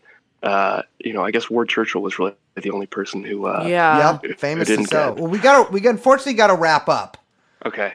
But we're gonna have to do this again sometime. Yeah, I'm sorry. This is it's the thing is with 9/11 is once you start looking into it, is my God, you could spend the rest of your life on this event, and it's interesting just how sort of in the mainstream media discredited 9/11. Truthers is. It's a joke. And, I'll tell you what. It's funny. They've done a good job of doing that. Immediately after 9/11, I was like, this is bullshit. And for many years afterwards, this is bullshit. And eventually I was just like, I don't fucking care. Like, it's annoying, blah, blah, blah. And then I, got back and I'm like, I hate these people. Like, they did this. And it's like, I think a lot of people just write it off like, well, I know that there was something funny about 9/11, but every time I look at it, it's so complicated that, like, I don't know how to explain that. And it's the classic thing that if you mention you're a wingnut, and like, it's fucking insane. I mean, it was the same. I'm a very amateur person at all this. I have a lot of respect for people like Fenton, for example, who literally make it their life to research this stuff. And this is a great example just of how these conspiracies are kept away from people. It is extremely confusing, and the press basically just lied about it and didn't cover any of the important things that they needed to. And eventually, people it happened in the past. The things that the people who did it needed to make happen, such as invading Iraq, passing all this legislation, changing the way the American government worked, they got that stuff done. And so it doesn't really matter at this point. Those people are mostly retired. And the very few people who still give a shit are mostly reviled and insulted. Yeah, and it's I mean, the whole concept basically of like calling things conspiracy theories is itself like a psyop, Right. to discredit things. But like, it really is. Yeah. And yeah, I don't know. It's just to listeners out there, you are not insane for thinking this. No, stuff. you've got friends with us here at TrueAnon. Like, Ben's normal. Yeah, listen to him. Listen to how normal he sounds. I'm just a regular guy. Exactly.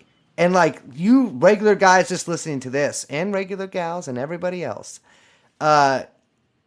you can believe this. Like, it's not weird to believe this stuff. And actually, if you come across to your friends as like a normal person and you talk about this stuff, they will think it's normal. Like, that's been my experience talking about stuff like this, especially since the Epstein stuff has come out. I think people are willing to engage with this a little bit more. And I do think it's important. I mean, I think like the two sides of understanding how this whole imperial system works, right? Like, understanding the political theory side of it, the immortal science of Marxism-Leninism. And then the other side is like, how do these conspiracies, how do these ruling elites actually carry out this policy? How do they actuate this stuff to make this money flow around the way that it needs to, so that enough people make the profits they need to? Absolutely. Well put. Well, Ben, I'll let you go back to your normal, beautiful life while I scurry off to my gutter that I live in, and Liz goes. I don't know where she goes after these things. She doesn't seem to have a home. She wanders the streets in a long black veil And a tinfoil hat. But thank you so much for joining us. We will have, dear listeners, a part. It's going to take us longer to prepare for, but we are going to have a part 3 of. This is Seth Abramson style threading. We don't know when it's going to end. We have no idea. There's too much to cover. There's way too much Sorry, to you cover. didn't want us to do this. Shouldn't have done 9/11. That's right. This all could have been avoided. All right, thank you and good night. Thank you.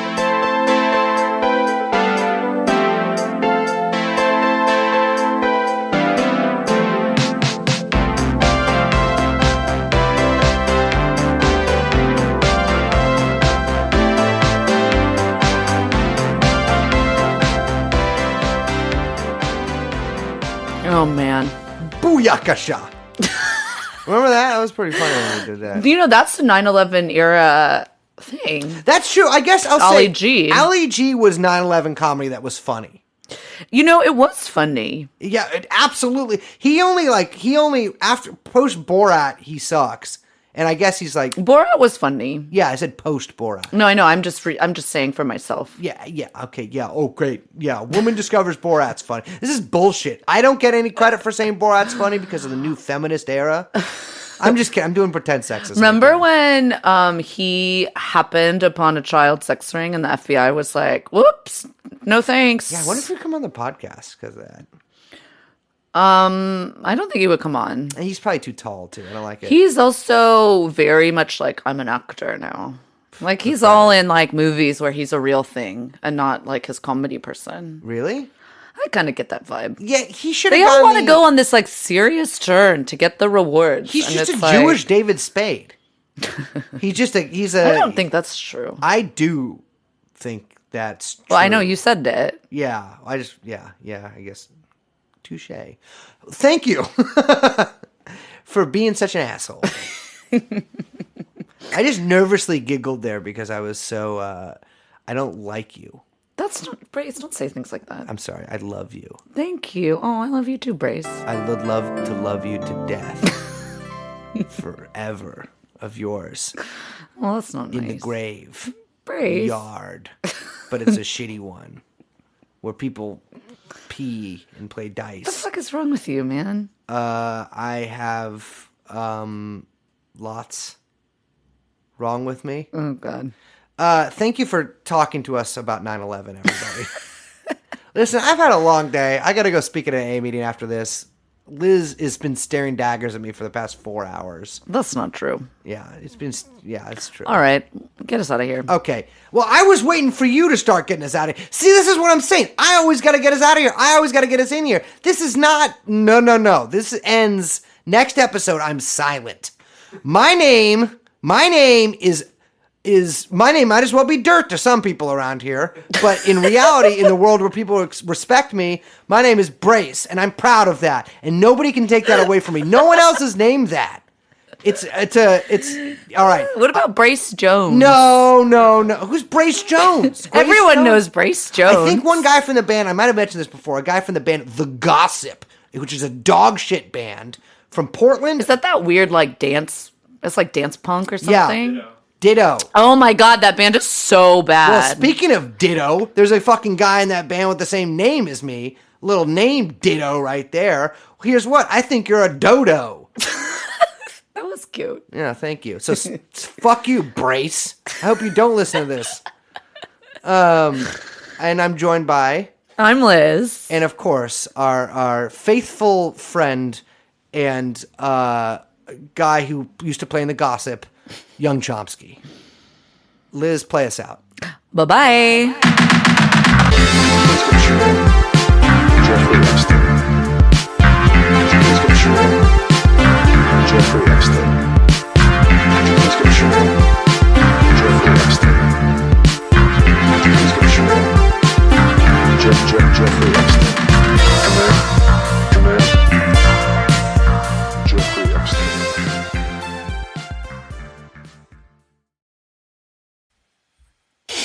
You don't want to start? Come on. I Liz. never know. Come on, You know come on, how- come you on, always come on, let me bring start. it out. No, I want to. No, Liz, I refuse. I'm going on silent strike. Speak. Okay.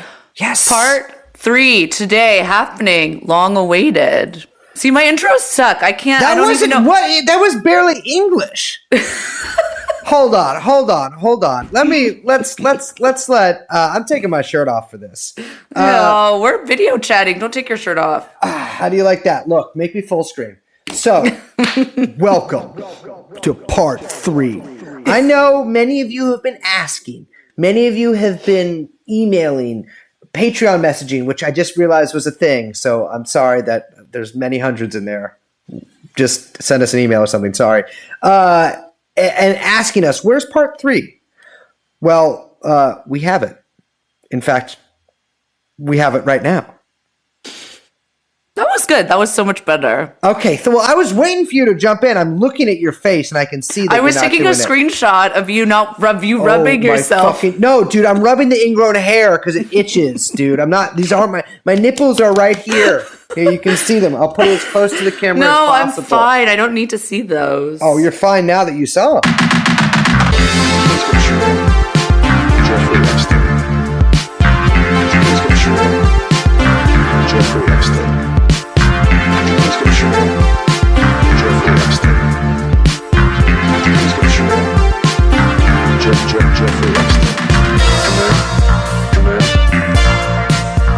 Jeffrey Epstein. Yeah, I got a hairy chest. I want to say that. And Liz is captivated by it right now.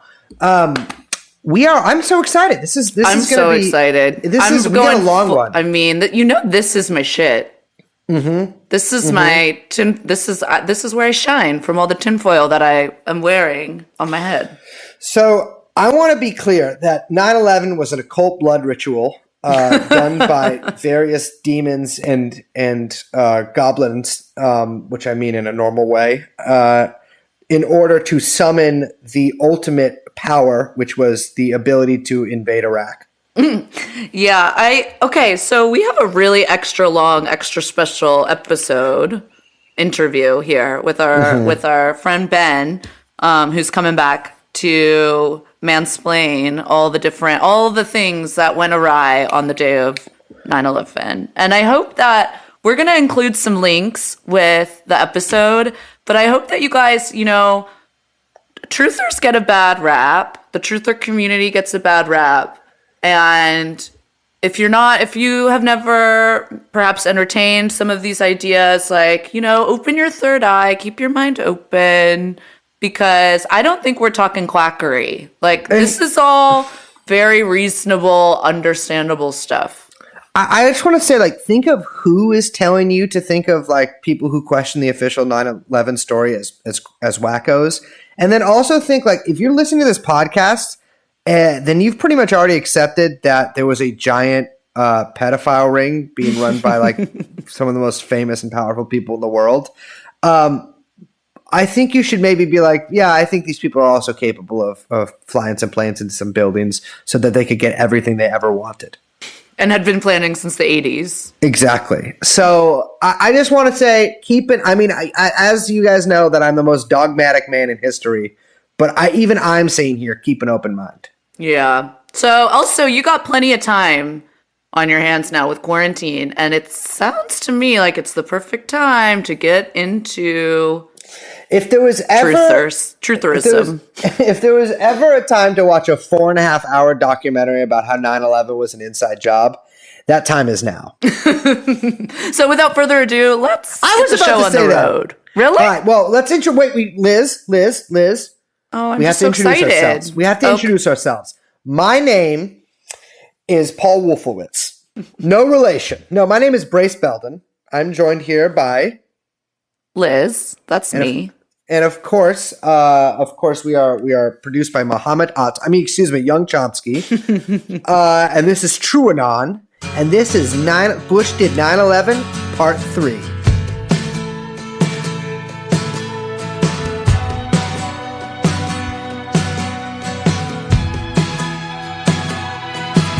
I'll see you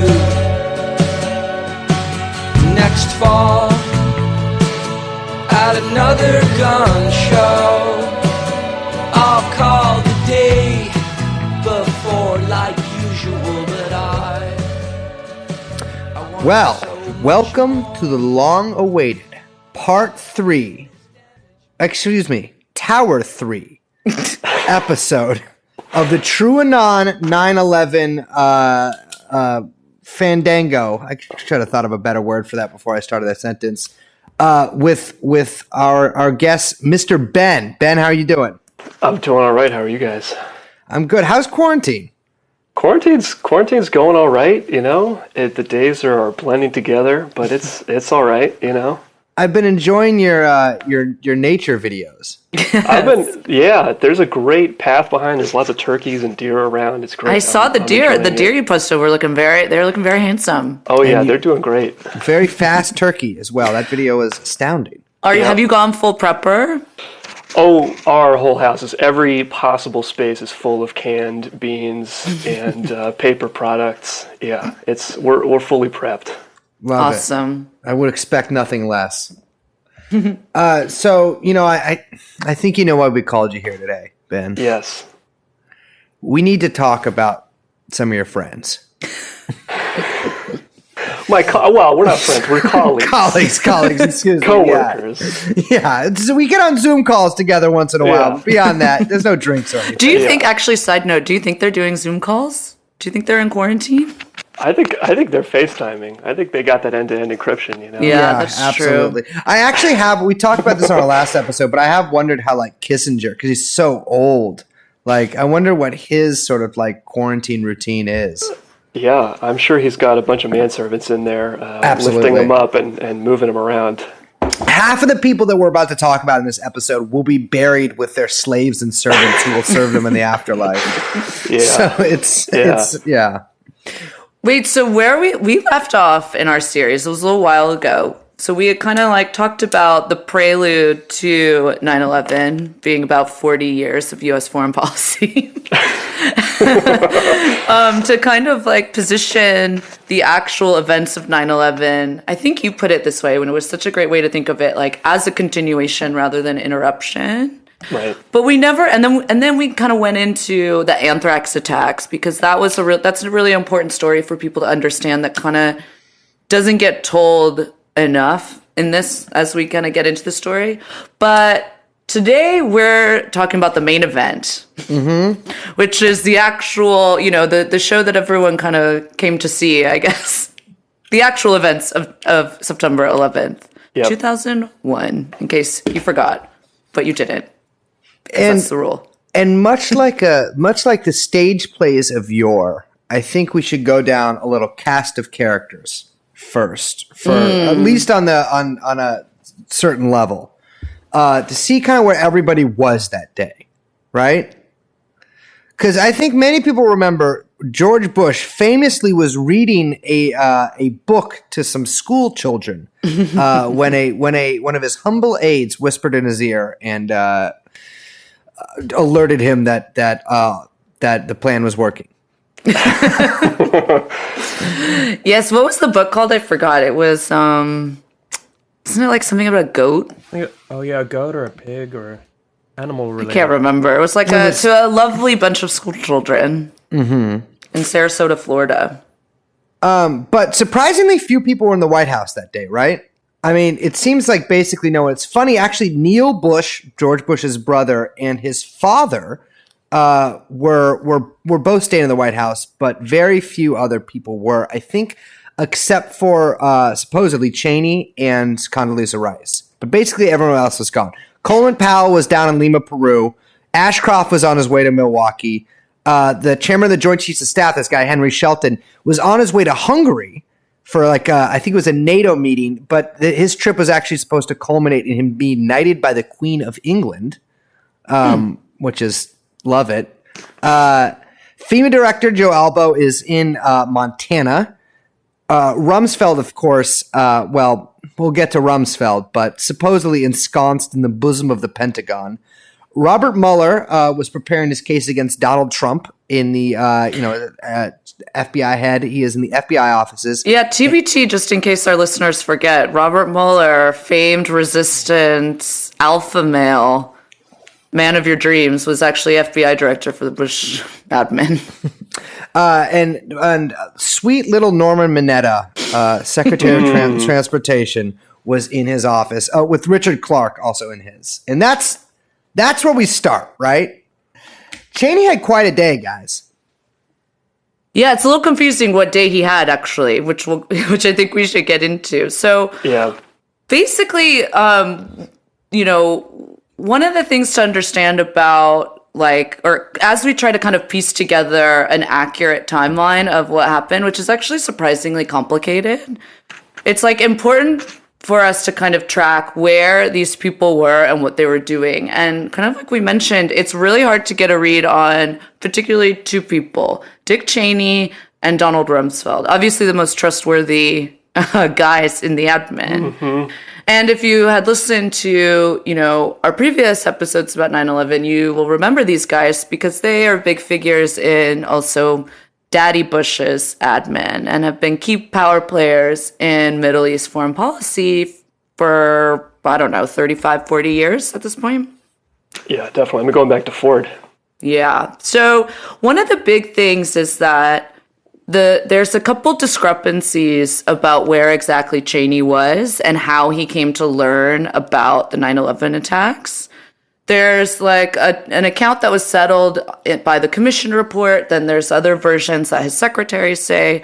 But the general idea is that at some point, right after the first tower gets hit, which I believe is at 9:05 a.m., somewhere around time? It's I think it's 9:05. 9:03, 9:05, something like that. I think it's at 9:03. Yeah. 9:03. I want to get that precise because why not? We're sorry. I think the second one was at 9:03. The first one I think was at 8:57. 8:47, something like that. Yeah, that sounds right. My bad. So right after the second plane it's the second plane that hits. He allegedly gets transported out of the White House where he is and to a bunker. Do you want to go into kind of like the different, there's a couple different stories that emerge here and also a little confusing bits about what exactly this bunker is. Yeah. So the bunker is the PEOC. It's the I think it's the Presidential Executive Operations Center, something like that. But there are two different accounts, and the one that the commission went with is that basically after the second plane hit at about 9:03, Cheney is just sort of hanging out in his office, watching, according to him, watching TV. He said he was getting organized to figure out what to do, and he only got evacuated about half an hour after, at about 9:36. And in the commission report story, that was connected with them being concerned that Flight 93, the one that crashed in Pennsylvania, was headed towards D.C. Mm-hmm. That is the story that the commission went with. And then at some point, he's in the tunnel. He takes a call with the president at some point, probably around 9:45, according to the commission story. And then he gets into the bunker at about 10 in the morning. The problem is that there are a bunch of witnesses who say that that's not what happened. You have Richard Clark, who was the counterterror czar, was with Cheney at around the time that the second tower was hit, and says that basically immediately when that happened, the Secret Service grabbed him and brought him down to the bunker. Bush's secretary also says that she saw Cheney being brought by Secret Service to the bunker at around that time. Somebody else, I can't remember, there was some other witness as well. I feel like she said that he was like physically picked up and carried. Yeah. So it was like something you would remember seeing. Totally. That literally, and then Cheney said that as well. I mean, he's waffled on the story as well. But both of his accounts include him being lifted up and basically being dragged there. And that's what Richard Clark says he saw as well. And then our man inside, Norman Mineta, says that Cheney got into the bunker when Norman Mineta got into the bunker at 9:20 in the morning. Cheney was already there. And Norman Mineta is stuck by that story too. Yeah, absolutely, and that's the testimony he gave to the commission. He was under oath. I mean, that's a wide 40 minutes is a very wide time frame to be off, and certainly, obviously, you would remember the vice president being there, particularly given there were multiple orders, including Mineta gave the order for all the planes to be downed. That Cheney gave his assent to that order. And that was before 10 in the morning. So, the idea that Mineta would have misremembered that, it just doesn't make any sense. It's absurd. Yeah, especially because that order was relayed to other people as well. Right, exactly. So where did the commission get this story? Cheney changed it, and basically, I believe it was in a Newsweek. So he gave the initial story he gave to Tim Russert, like not long after the attack, and the second story he gave to Newsweek, and it's also what he told the commission, that it was much later, that it was closer to this 9:35-ish time frame, and it seems like he basically just decided to change his story completely. I have my own theories as to why they went with this story, but that's what happened. Well, there's this whole sequence of events where Cheney makes multiple calls in the tunnel. David Ray Griffin and Peter Dale Scott and others think that these were calls that they didn't want other people, because there's very extensive notes taken about everything, right? Every call that's made, every conversation that happens, there are people who are recording this information, taking notes, writing things down, and there's information, there's conversations that these people, for a variety of reasons, did not, I think, want other people to hear. So I think that the confusion comes from Cheney went, or not even the confusion, the intentional misrepresentation of what happened comes from Cheney went into the tunnel to have these multiple conversations and then came from the tunnel back into the PEOC. So, for example, I think that there was certainly a call between Bush, Rumsfeld, and Cheney at around 9:45, somewhere in that time frame. that Cheney seems to have taken in the tunnel, and then came back into the bunker after that. So you're thinking is he's like, okay, I'm going to duck out for a little bit to make a couple of, let's say, off the record calls, come back in, and he couldn't really figure out a way to say that without saying that, and so he basically just changed the story to something that's unbelievable, but it's difficult to call him on because everyone has a vested interest in not relaying the truth of that. Right, and of course he and Bush were never called to testify to the commission under oath. Yes. So he didn't stand. He wasn't going to perjure himself if he lied. Yeah. But yes, exactly. I think they wanted to obscure the fact that these calls were made outside of the normal communications channels. For example, there was a big ongoing National Military Coordinating Center, conference call that was going on, where the Secretary of Defense and Cheney and all these other people were coordinating the air defense response and all the other things that were happening. And these calls were occurring obviously outside of that communications channel, and that was something that the commission did not want to get into. Right? They didn't want to have to talk about these conversations, and so just obscuring the fact that they even occurred at all or where Cheney was during these times, I think was a part of covering that part of the day up. Well, there's also the question too about the shoot down order. Yes. There's a lot of let's say conflicting accounts around that as well. Right. The question of and this is again testimony from Norman Mineta, seemingly the only honest man in the bunker. I know at he's that so time. gentle. He's like totally gentle. He seems like he's just like accidentally ended up in this whole boondoggle. Well, I guess my point is that the idea that this could have been there's all of this. This conversation happened, right? This conversation that Mineta overheard between this aide and Cheney. The commission admits that this conversation happened. Obviously, Mineta did not remember nothing, right? And he's a senior member of the Bush administration. And this, I think, is part of the whole confusion about when Cheney got to the bunker, because in the commission's version of the story, this conversation was about Flight 93 and not about Flight 77. Mm-hmm. And so that's right. What that allows them to do is to speculate that maybe this order was a shoot down order rather than a stand down order. Well, famously, that's sort of how it's reported, is that right. He was, there was this sort of tension around a shoot down order. Right. Around a positive shoot down order. Right. But if you look at, and that's based on this conversation happening after 937, after Flight 77 hits the Pentagon. Right, because if it happened earlier, it wouldn't have anything to do with 93. Right, they didn't know about Flight 93 at that time. But if you take Mineta at his word, and I don't think there's any reason to distrust him, certainly there's more reason to trust him than Cheney, for example. Sure.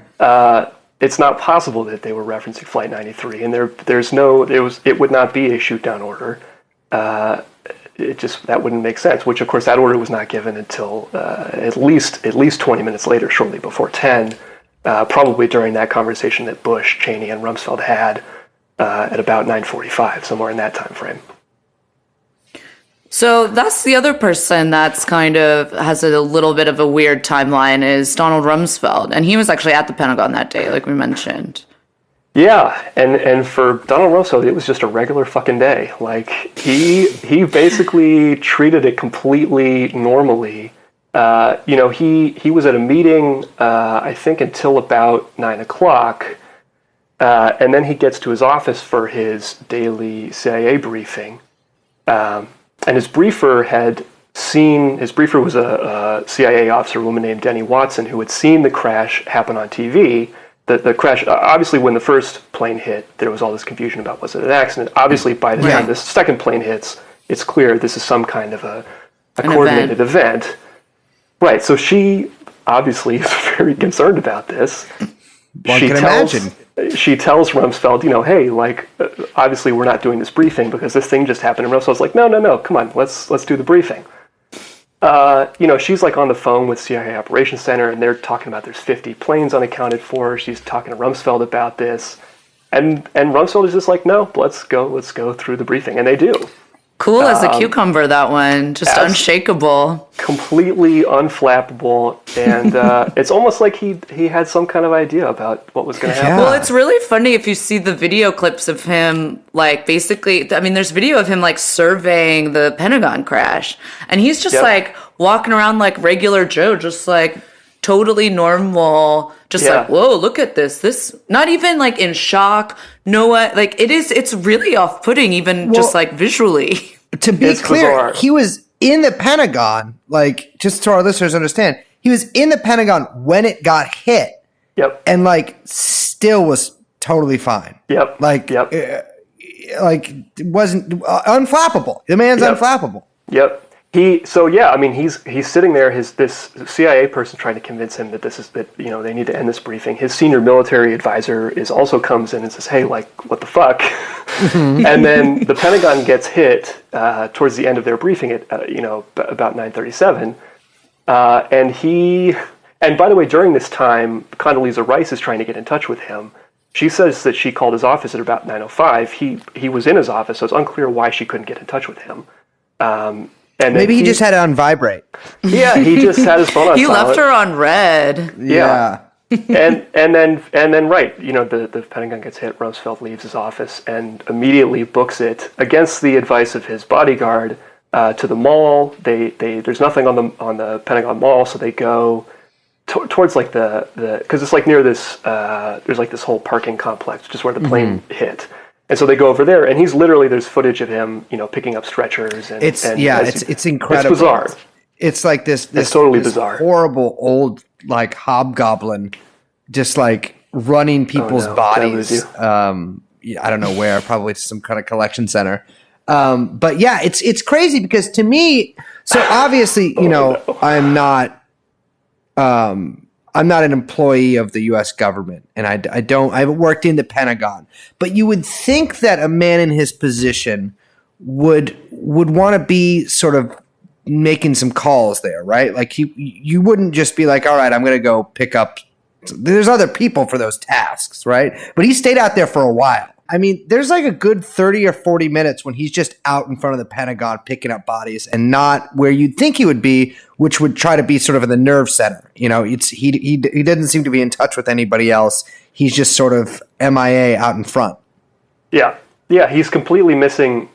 So he's outside of the Pentagon between when the plane hits, like 9:37, till about 10 o'clock. So about 20 minutes, and then even after he comes into the Pentagon, which supposedly happened at about 10 o'clock, he doesn't hop on this conference call, this NMCC conference call, until 10:30. There's another 30-minute period where he's just completely unaccounted for, basically AWOL.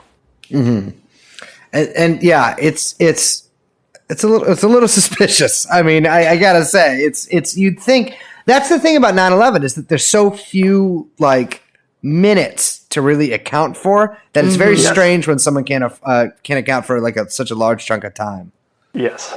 Yes, some known unknowns. Isn't that what he would say? Or unknown knowns. Whatever. Make my stupid Rumsfeld joke. So, another person that has like a little bit of a funny story here. You mentioned her, Brace's ex-girlfriend, Condoleezza Rice. Listen, no, it was just like a weekend fling. It was a lost weekend sort of thing. So Condi, it's funny. I was reading about this. Condoleezza Rice says that, of course, the U.S. had no foreknowledge. I think this was in her testimony that she swore that they had no foreknowledge of any kind of attack, that there was no, like, this was totally unforeseen. But she herself had been warned about a plane attack by jihadists or whoever. Oh no, it was specifically by jihadists on the G8 conference that earlier in that year in July. And in fact, in Genoa, they stationed anti-aircraft guns around where the conference was supposed to be because they took this threat so seriously. It's also really funny that there is. This has really not a lot to do with what we're talking about, but the Italian deputy prime minister, when talking about it, says many people were ironic about the Italian secret services and made fun of them. But it turns out they were right. But it does not seem like she was really on the inside of this at least as not as much as other people, because she does sort of seem to be like the odd man out in some of these.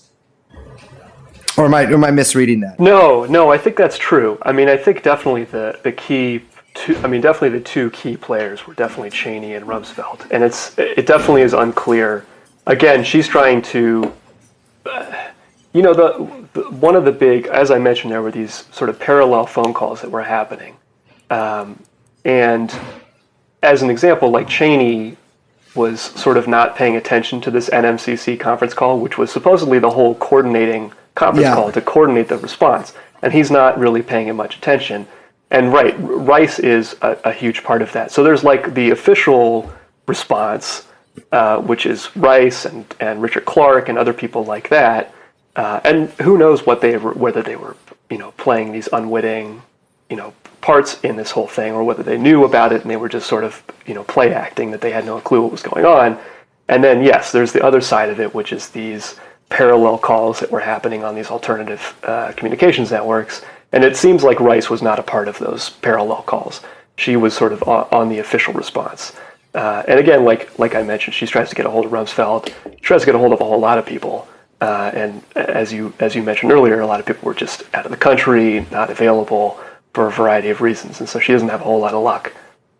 Well, speaking of people who are out of Washington, let's get to everybody's favorite bumbling idiot who's too stupid to have ever planned anything, and it's just a Texas good old boy who just didn't see it coming. George Bush, famously not in town that day. He was in Florida. Yeah, he was in Florida making sure that our children is learning. And yes, and other Bushisms. And he, there's again, it's like, why is there so much inconsistency? There are multiple different accounts about who told him when the first plane hit, what he thought about that, what his response was. But yeah, he was in Sarasota, Florida. He was touring a school. I think his motorcade pulled up at around 8:45. And there are multiple different accounts. Again, like, did his chief of staff tell him about the first plane hitting? Did he get a call from Condoleezza Rice? Like, it's unclear who told him. And then, right, he's sitting in the classroom reading a book about goats or something or other when his chief of staff comes up and tells him about the second plane hitting, which is supposedly when he became aware that it was much more than just an accident, which is what everybody had been thinking up until that point. Do you really think they thought it was an accident? Okay, like, planner, people planning stuff aside, or perhaps having, foreknowledge or whatever. I don't know. The idea that a commercial plane would just accidentally... I can understand a civilian thinking that. I have a hard time the president of the United States being like, oops.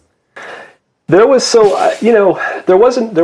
have been examples of pretty big planes hitting pretty big buildings. I mean, I can't remember when precisely it was, but there was an example of I think it was a B-25 hit the Empire State Building. Yes. I don't remember what year precisely that was. Well, that was during the Great Ape Incident when a large ape that was taken from its homeland had captured a small blonde woman, and so yeah. Yes. So the U.S. Army Air Corps. So, I think it was not inconceivable to people that a B-25 is not a small plane. No, so not at all. It's not inconceivable to people that it was possible. Obviously, this was a very, 1945 is a very different age from 2001. So it's very different circumstances. But I think at first glance, to many people who were not in the know, I think it's reasonable that it might have appeared to be some kind of bizarre accident. I think it's plausible that people actually did think that. And again, part of this is like, what did Bush know? Right. People were telling him that we're not specifying what kind of plane it was. Some people were, and again, there are these different conflicting accounts, but by some of the accounts, they were telling him it was a small plane, or he speculated that it was a small plane. Other people supposedly told him it was a 737, which was a 767, but in any case, a large commercial airliner. So it's not clear like what they thought or what they actually believed was happening. Again, leaving aside the fact that they did plan and execute this intentionally. That small detail. Leaving that aside, it's not clear what they plausibly could have believed about what was happening. But yeah, I don't think it's inconceivable that at least a lot of people actually did think it was an accident. Obviously, by 903, it becomes clear that it's not an accident. But what did he do with the rest of his day? Well, and again, there's a lot of conflicting reports. Which is why I ask. So he's obviously when the second plane hits and he gets told, they are trying to rush him to the airport in Sarasota, where they're going to pick up Air Force One. And again, this is all of this confusion about when exactly did the shoot down order happen? Yeah. When did he have this conversation with? There's all these conflicting reports about, did he give the shoot down order when he was on the plane? Yes. Which would have been after 10 a.m. Did he give the shoot down order at an earlier time, which I think is much more likely? I think it probably happened at like 9:45 while he was in the car. So he basically they drive to the airport basically as fast as they can. We're talking about a positive shoot down order here now.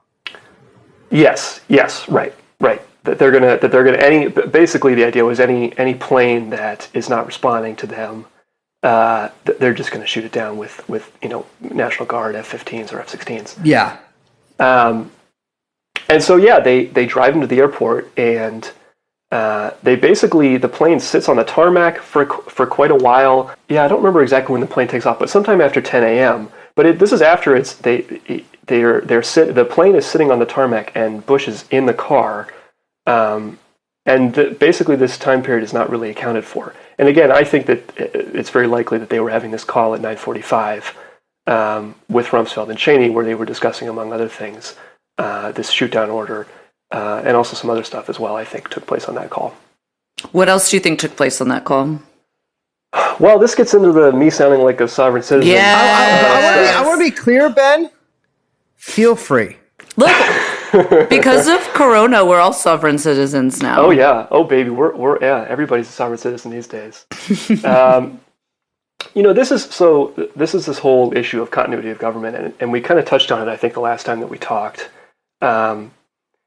These were these doomsday plans that had initially been put in place for a nuclear war. Reagan changed it to be for any kind of circumstance, and then at this point in time, they start to activate these plans. And what this means is bureaucrats going to bunkers. But the big thing is this alternative communications network. One of the people that was involved in continuity of government planning in the 80s was Oliver North. And pretty famously during Iran-Contra, he used this because when you're planning a conspiracy that's illegal, some of the people, for example, like Iran-Contra, some of the people in the government know about it, some people don't. Mm-hmm. And so if you're communicating over official channels, those things are ostensibly, they don't always, but they're ostensibly supposed to go to the archives. Obviously, lots of people can become aware of this information. Some little whistleblower could give it to Adam Schiff. Oh, that's right. They can put together a dossier. Exactly. And so North very famously used this COG, this continuity of government communications network called Flashpoint, to communicate with other conspirators in a way that would not be part of the typical channels. And I think that was a big part of this. So, for example, this call I keep referencing between Bush, Rumsfeld, and Cheney at 9:45 was likely over one of these alternative communications networks. There's an agency called the WHCA, the White House Communications Agency, which is technically part of the military, but it's basically answerable to the White House. And it's a way that the president can communicate directly with people. It's mostly run by the Secret Service. Yeah, I was about to say that's surprised. Yeah, right. And it's not a part. Be all over that. This communications network was probably used during the JFK assassination by certain people as well. But again, it's a part of having these parallel structures so that certain people in the government can be aware of certain things, and you can also have your conspirators who are sharing this information more directly. So this is what anarchists mean by dual power. I get it. Yeah, you just set up a little. This is cabal. the government's mutual aid program. Yeah, and I think that's a big part of this is that they were putting into place these plans so that they could have this basically an alternative bureaucracy. Like we mentioned, John Yoo, for example, doing the torture memos being part of that. And so that was, I think, part of what they discussed, that they were going to activate this plan that they had. I mean, so Cheney and Rumsfeld had been working on this stuff all through the 80s and 90s. They had sat on these planning meetings for this COG stuff. So they were very intimately involved in it. And when they had the chance to activate it, they jumped at it. Yeah, this is something I just want to pause on because we mentioned this, I think, maybe it was the first or the second episode. I think it was I don't know which one it was. But that, like, one of the really, not well told, part of the story is the fact that, like, all of this leads to what seems like a very well planned out very big expansion of executive power, like actually pretty unprecedented. And that, like, we are still living in the government that basically, I mean, you kind of say it's like it's basically like a shadow bureaucracy that gets, implemented, and that we're still living in this, unitary executive theory that basically gets implemented, in the minutes between these attacks. Yeah, and it was clearly based on stuff that they had been planning for, like I mentioned, Cheney and Rumsfeld had been planning this COG stuff for a long time. Obviously, the Patriot Act was extremely long, and yet it was ready to go. It was so long that literally, like, barely anyone's read it. Yeah, the people in Congress couldn't read it before they voted on it. They said as much. Yes, I think it's quite clear that they had this stuff ready to go, and then they very, very rapidly put it all into place. People who are not directly a part of it, because obviously you can't run a huge bureaucracy by conspiracy. You can't do that. You need memos. You need public. It's in theory a public state, and you do need to have public memos, public laws that administer this stuff. So you need to provide some kind of legal justification for why you're doing what you're doing, so that these functionaries will go and do it, even if they're not a part of whatever your ulterior motives are. Right. And so that putting this COG stuff into place was, I think, a part of that. It provides a legal justification for, well, hey, we're in this emergency situation. We're going to very quickly write these executive orders. For example, one declaring a state of emergency, which is still in place and has been signed by Obama and Trump since then. Yes. It provides a Wait, can you explain that really quick? Because I don't know if people know that. Yeah, so on September 14th, Bush signed an executive order that placed the United States in a state of emergency as regards, Islamic terrorism. And that executive order is you need legal justification for these things so that these functionaries will feel comfortable doing it, right? So it has been signed by Obama and it's been signed by Trump and it's been re-upped every single year. It's still in effect. And it provides a part of the legal basis for all of the stuff that's happened since then. Yes. Yeah. Yeah, there's no way. I just, I don't know. I've said this before, but I just want to, really impress it on people. Like, there is absolutely no way to understand what Trump has done through his administration without understanding what Obama also put into place during his administration. But really crucially, what Bush, Cheney, and Rumsfeld did, in these months after and in between, September 11th. It's really, this is Trump is really a continuation rather than, there's nothing abrupt about this man's election and the way that he's governing. This is a direct, line straight from what we're talking about, right now. Yeah, absolutely. And it all has its roots, its legal justification, or at least its initial legal justification in this stuff that was done during these secret calls that took place, literally half an hour after, 10 minutes after the Pentagon was hit, they were having this conversation. So it's these executive powers that Trump has and that Obama continued had their roots in these conversations about activating plans and putting into place legal memorandum that took place, like I said, about less than 10 minutes after the Pentagon was hit. It really has its roots immediately after these attacks happened. Yeah, and just one last thing, just before we move on, that I want to pinpoint too is, as you mentioned, if they didn't have these legal memos and these legal justifications, the bureaucracy wouldn't carry this stuff out. And I think that maybe, I don't know, there's a sense that the law doesn't matter, or the state will just do whatever it wants. And okay, sure, in a theoretical way, but in a practical way, no, the United States bureaucracy is fucking massive, like massive. And you know, these people like won't, if they don't have a legal memo in front of them, like, yeah, the torture memos were bullshit, but they were memos and they needed that legal justification in order for all of the little Eichmanns to actually carry out what they needed to do. And I think that's like really important for people to understand. Yeah, I mean, you can, obviously, I think that there was very clearly a conspiracy that existed outside of the bounds of the public state. But to get people inside the government who are not a part of your conspiracy to do the stuff that you want them to do, which is the whole point of your conspiracy, so that you can make the American government do the stuff that will help out your buddies in the oil industry, you need to have some kind of public order, some memorandum giving legal justification. So yeah, the law is real. the law compels these people. I think a lot of people think when they hear like 9/11 conspiracy theories, they hear actually about really any sort of quote unquote conspiracy. I mean, they are literal conspiracies, but you know what I mean.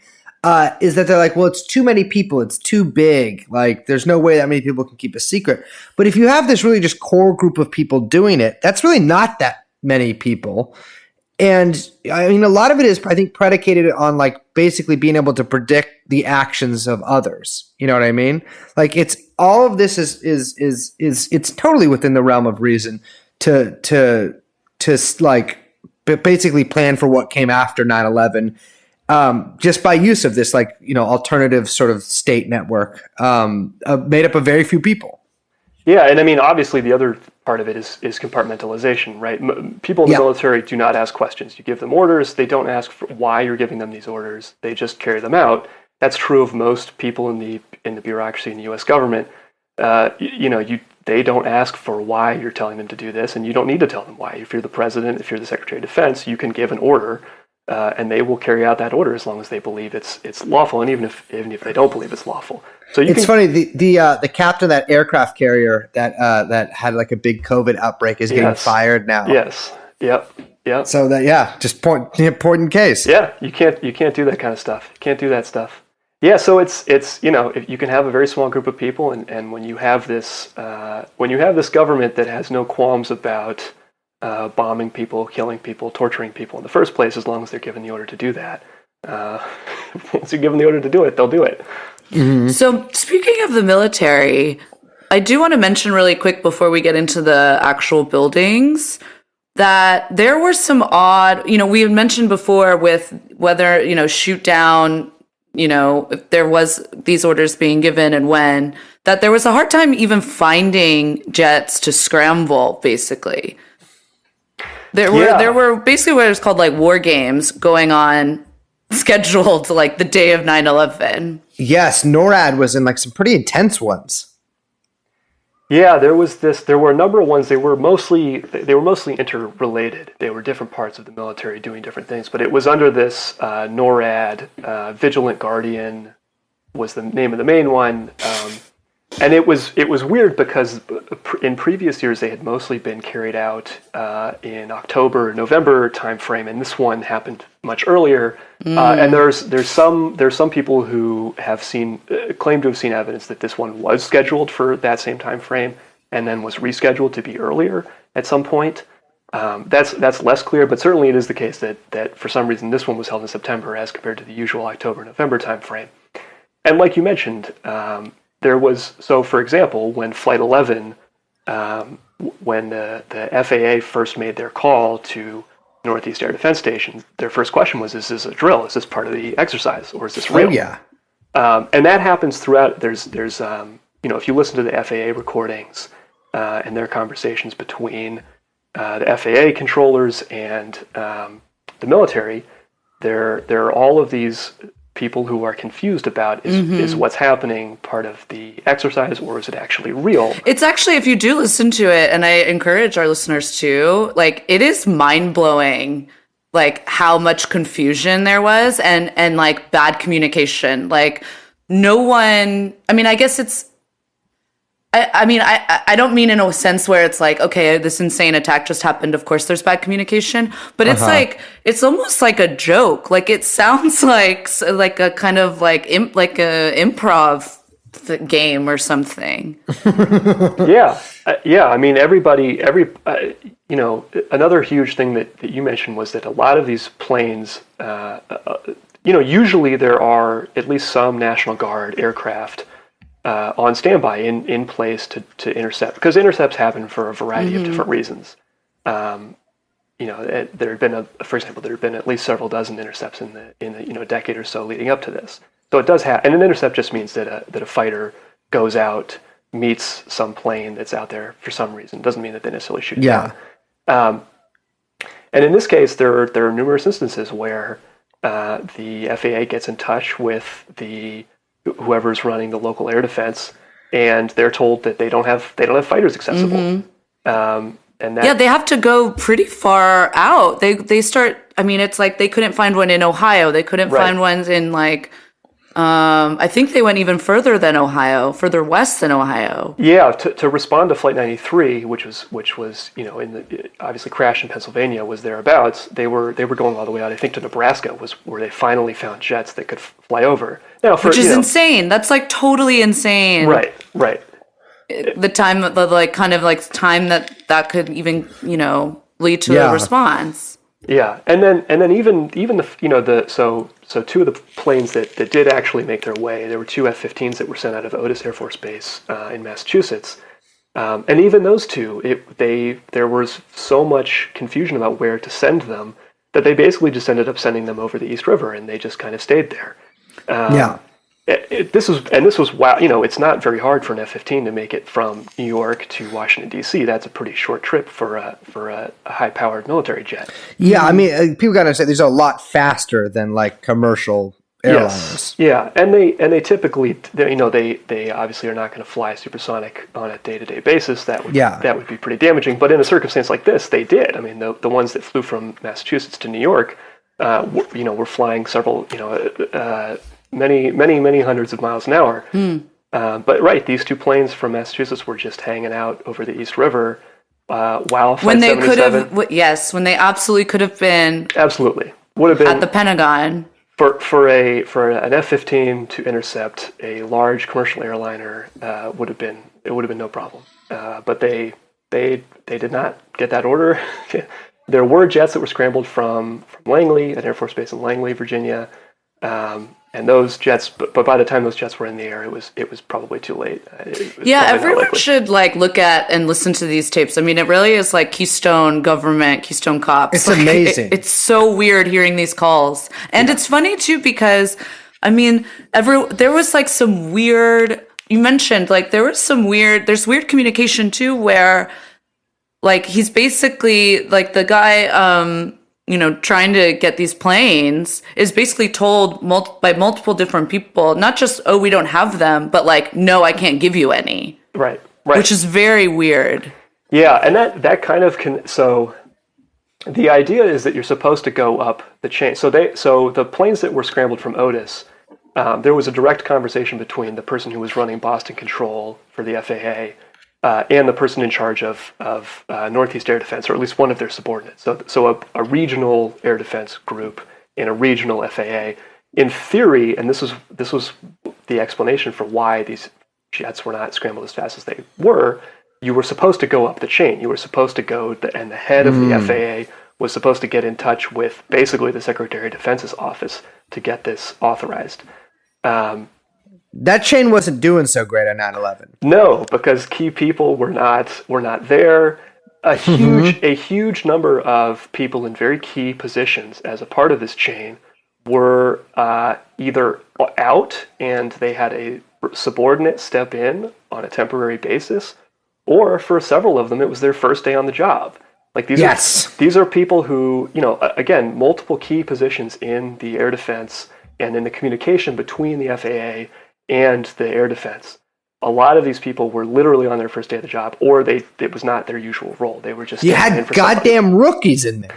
Yes, very. I mean, it's really hilarious. It's really anyone. I mean, it took me actually seeing bizarre coincidence, a visualization of it. Someone had made a little chart and just showed how many people were out that day and how few of these people actually had somebody that could sort of step in and act in their role. Yep. Like I can't remember who it was. I think it was either.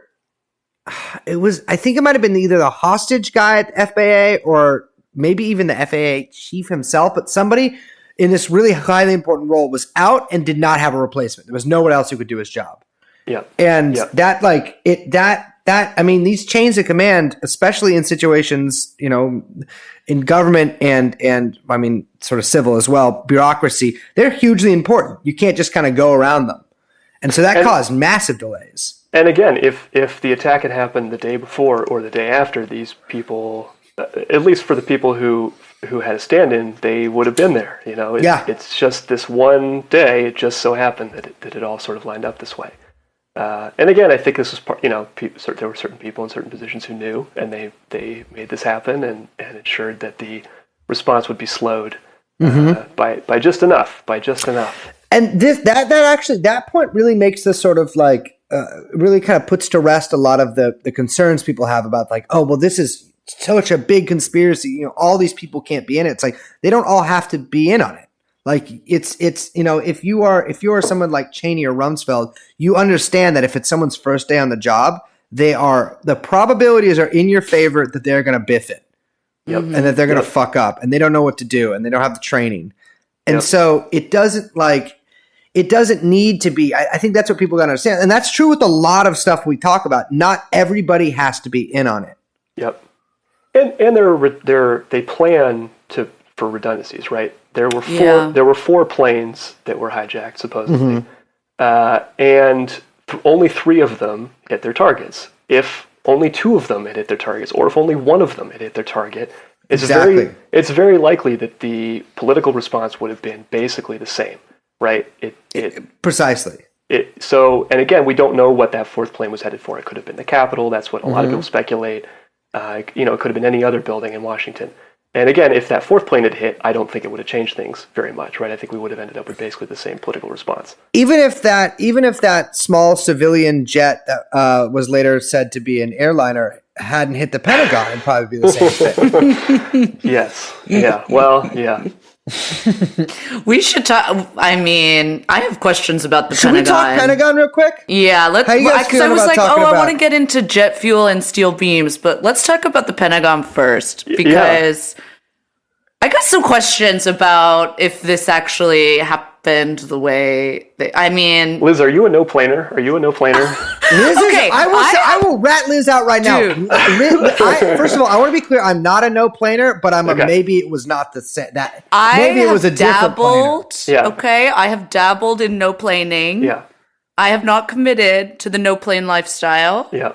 But I've been known to partake in some no planing. See, I call Liz a hydroplaner. It means when she drinks a little water and gets a little less lightheaded, she starts believing there was a plane. Yeah, these are the fault lines inside the 9/11 truth community that people just don't know about. It's like it's like Tumblr drama, but it's for people who were on BBS forums in 2003. They need little emojis to put like so we could be like no plane. Well, right. let's just to say where we stand. We've established Liz is a no planer. I'm not a no planer. I just like the idea of there not being a plane. Okay, well, Liz is partial, or she has sentimental feelings. I'm no plane curious. Well, by the way, what? Yeah, okay. I am a person who thinks that it possibly was a different plane. Yeah. I'm not casting that. I out like of the realm that of theory possibility. too. Ben, where are you standing on the plane issue?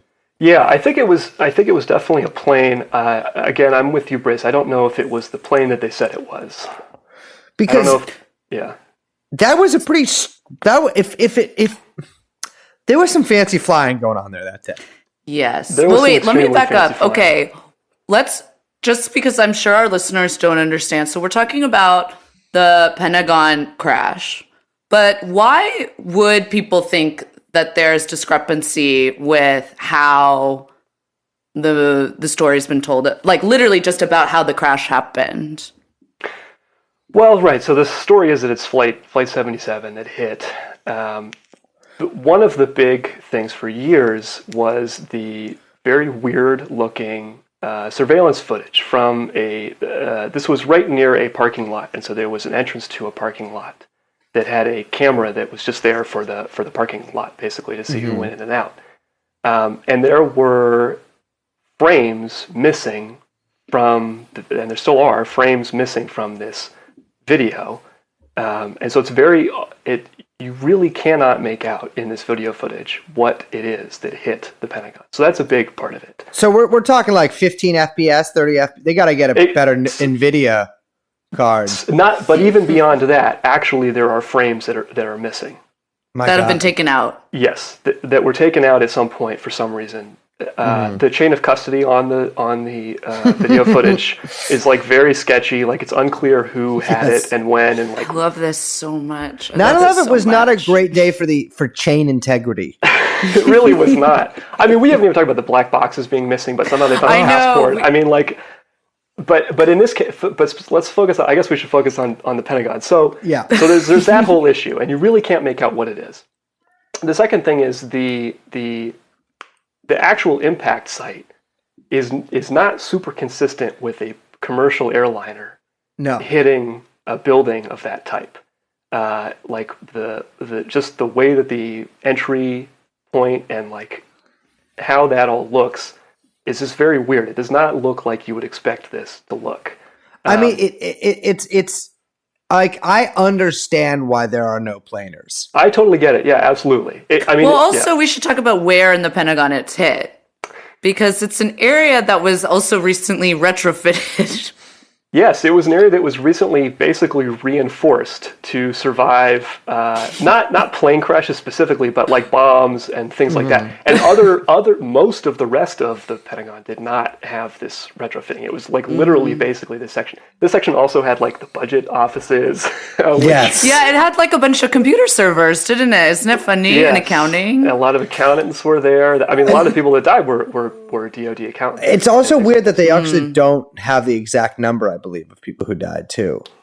That I believe goes up and down a little bit. Yeah, well, it goes up and down. I actually, yeah, no, it is. I was looking at this morning. Fuck that. Yeah, no, I will say that there are discrepancies in the reports of the amount of casualties. Yeah.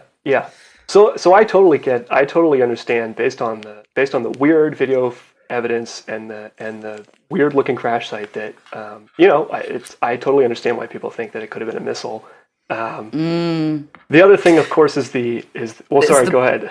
No, I think we were both leading to the same place, because Brace mentioned like how this crash actually happened and the insane flight pattern that this plane allegedly took. Right. Plane in quotation marks. Plane in quotation marks, because the plane in quotation marks hit basically exactly parallel to the ground at obviously a very low altitude, because it struck the side of the building. So it basically hit perpendicular to the side of the building, which is a pretty that involves obviously flying at low altitude in a commercial airliner that is not really built to do that, from somebody who is not a good pilot by all accounts. Well, yes, and savvy listeners will remember we spoke about how specifically this pilot, I'm forgetting which one it was, but he was like notably so bad that the flight school called to try to revoke him having a pilot's license, because he was, and the FAA of course never got back to the flight school because he was so like demonstrably like incapable, like not capable of flying a plane. Yeah. This was Hani Hanjour who was training out in Arizona. Yeah, we talked about the fact that like and of course the FBI had been looking into him as well and didn't get anywhere with that for some reason. But the flight path to get to where he supposedly ended up being at this directly parallel to the ground, hitting perpendicular to the side of the building, was this basically perfect corkscrew maneuver. Yeah. Like so I've seen pilots' testimonies about this, and they're like, I couldn't do this. It's exceedingly difficult, because obviously, so if I'm making hand gestures which no one can see, but if you're flying at a relatively high altitude and you need to get your plane to a lower altitude while simultaneously being back where you started, right? So you need to do a circle in 2 dimensions, and then you simultaneously need to be dropping altitude at the same time. So you need to execute this corkscrew maneuver, which is not an easy thing to pull off in a, by the way, completely full of fuel, right? These planes, right. Typically a commercial airliner lands not empty, but not super full like this one was. It was just the point theoretically was that they were full of fuel, so they would cause a fire. And it was steel beams. Right, right, precisely. So this was, and as you mentioned, like lots of commercial airline pilots have attempted to replicate it, and some of them have been successful, but not usually on their first try. It's a very difficult thing to do, and certainly Hani Hanjour was not a good pilot. Right. So and let's be clear, this was his first try. Right. He had never flown a multi-engine plane. He had never flown a plane of this type before. Like, this was his first time flying. I mean, yeah, and if any of these guys even flew these planes, which is something we can maybe get into. Absolutely. To be clear, this plane came in at such, like, you really, I encourage people listening to look up a visualization of this, because it's so insane. It's astounding. The plane comes in basically like upside down almost, and it's clipping, it's flying so close to the ground. So close to the ground that it is clipping like lamp posts and like knocking over chain link fences and stuff. I mean, again, not a great day for links and chains. But it is something that like, it is like a hot shot, like Luke Skywalker move, not the move of like a guy who could barely fly a fucking Cessna.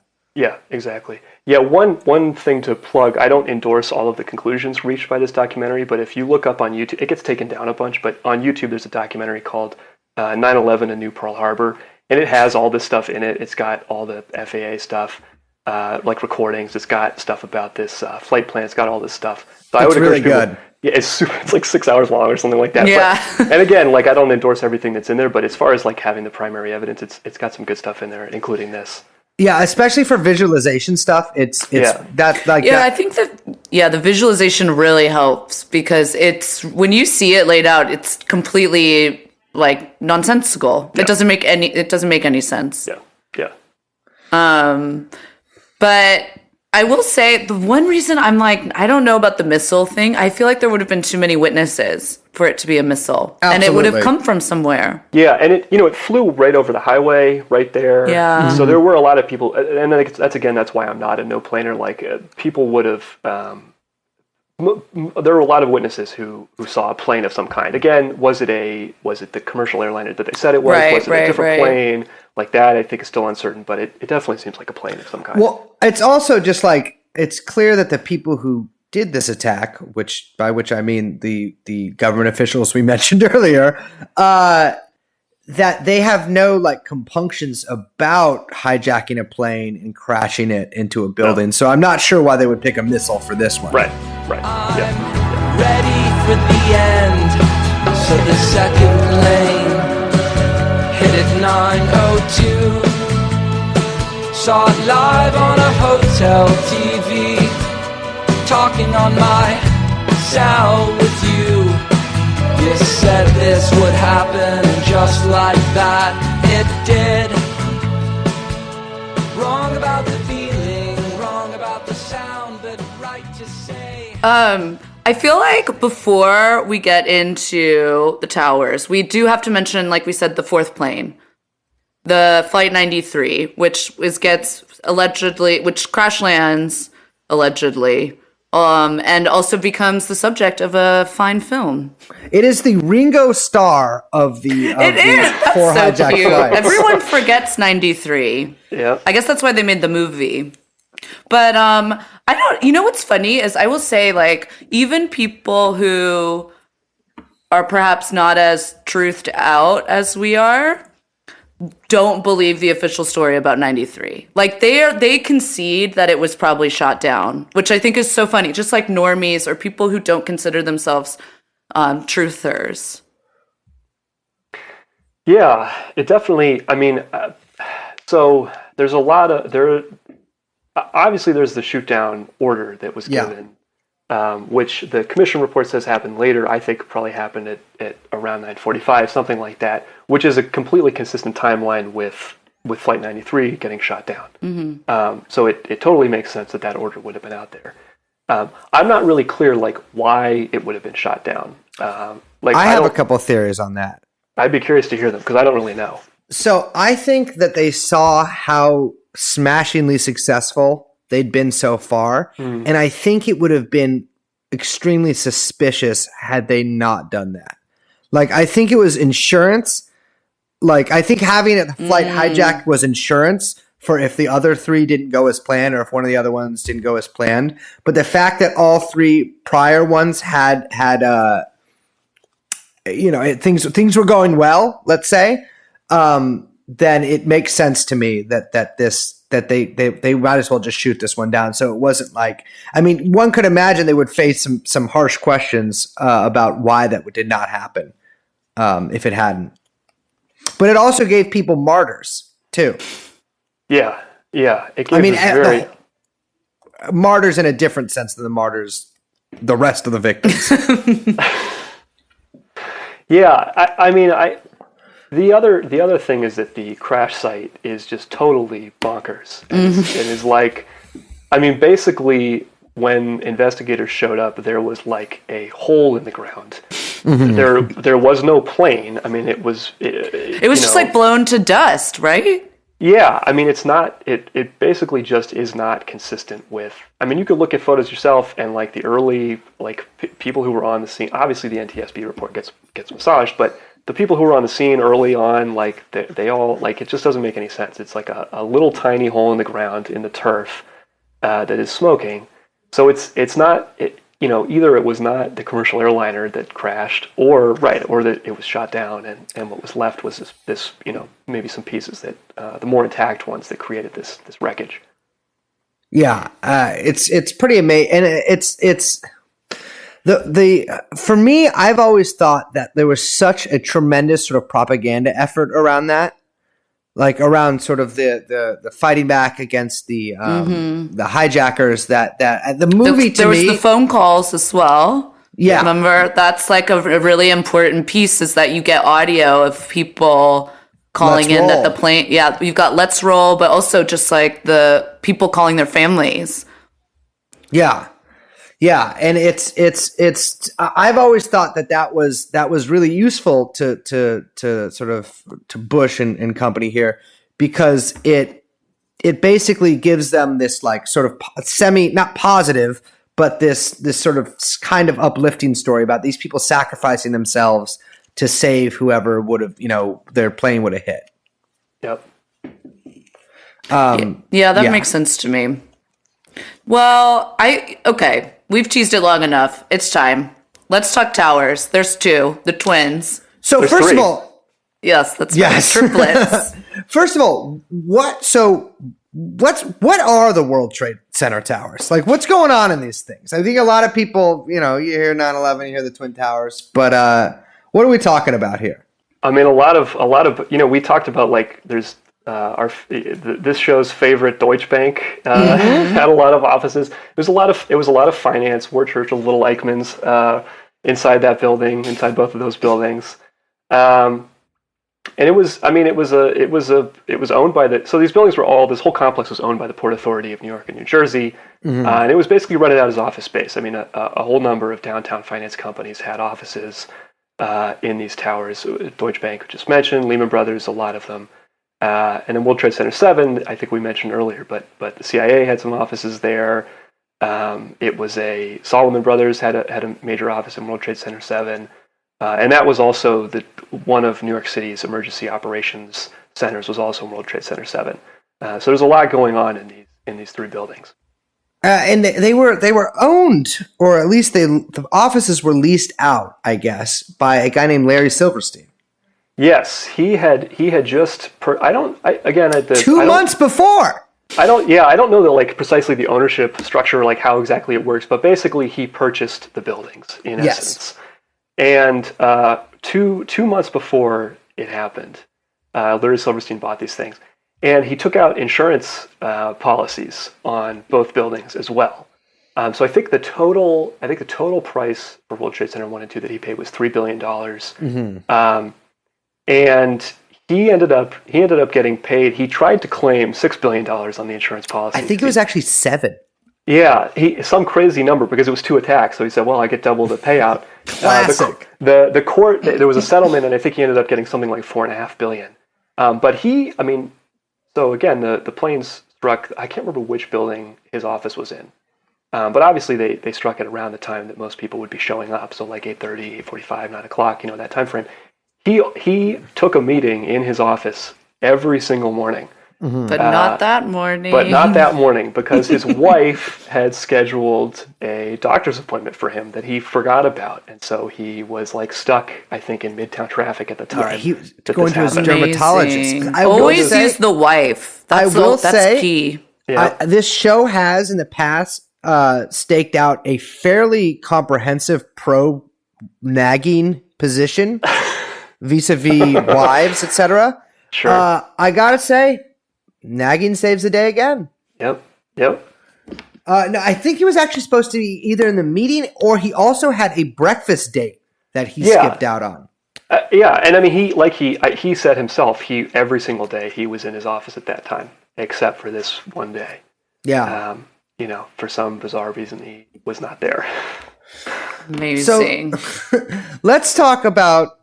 I don't even know where we should begin on this. Well, I mean, do you think jet fuel can melt steel beams? Good question. I think that question has been answered pretty unambiguously. Even NIST admits jet fuel cannot melt steel beams. That's right. So basically, when the first plane hits, this is the North Tower, right? Right. And that's around 8:45, 8:47. Yeah, I think it was 8:47. I think that was Okay. exactly when it hit. And people are already, like, as it's happening, I mean, people are fleeing, but people are already on the ground looking at the damage before the second plane comes, right? Yeah, that's right. And actually, this is like so I'll kind of out myself already. I'm definitely a controlled demolition believer. Yes! I think it definitely was. And They call him Benny Squibbs. that's right. I would love, man, squibs. I've seen squibs in my nightmares. I mean, that is some scary shit. Yeah. But this, there were two independent witnesses in the North Tower, rather in the South Tower, World Trade Center 2, who both heard a massive explosion in the basement, and one of them was an engineer who was working in a sub basement. He hears this huge explosion. He goes upstairs. I don't recall his name exactly. This is all stuff, by the way, pulled from History Commons, which I encourage people to check out. They've got a great, We will link to it. yeah, they got a great 9/11 timeline.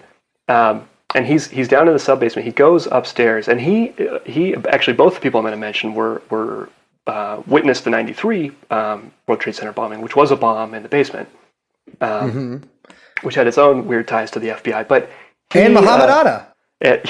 Yeah, and but he goes up to the floor above him, and this, in his own words, this 50-ton hydraulic press that was used to make parts for various purposes was just obliterated. It was just gone. And he goes up to the parking garage, and there's huge amounts of damage. Now he doesn't. His time frame is uncertain. Obviously, not. Most normal people were not keeping track of exactly what time everything happened. Yes.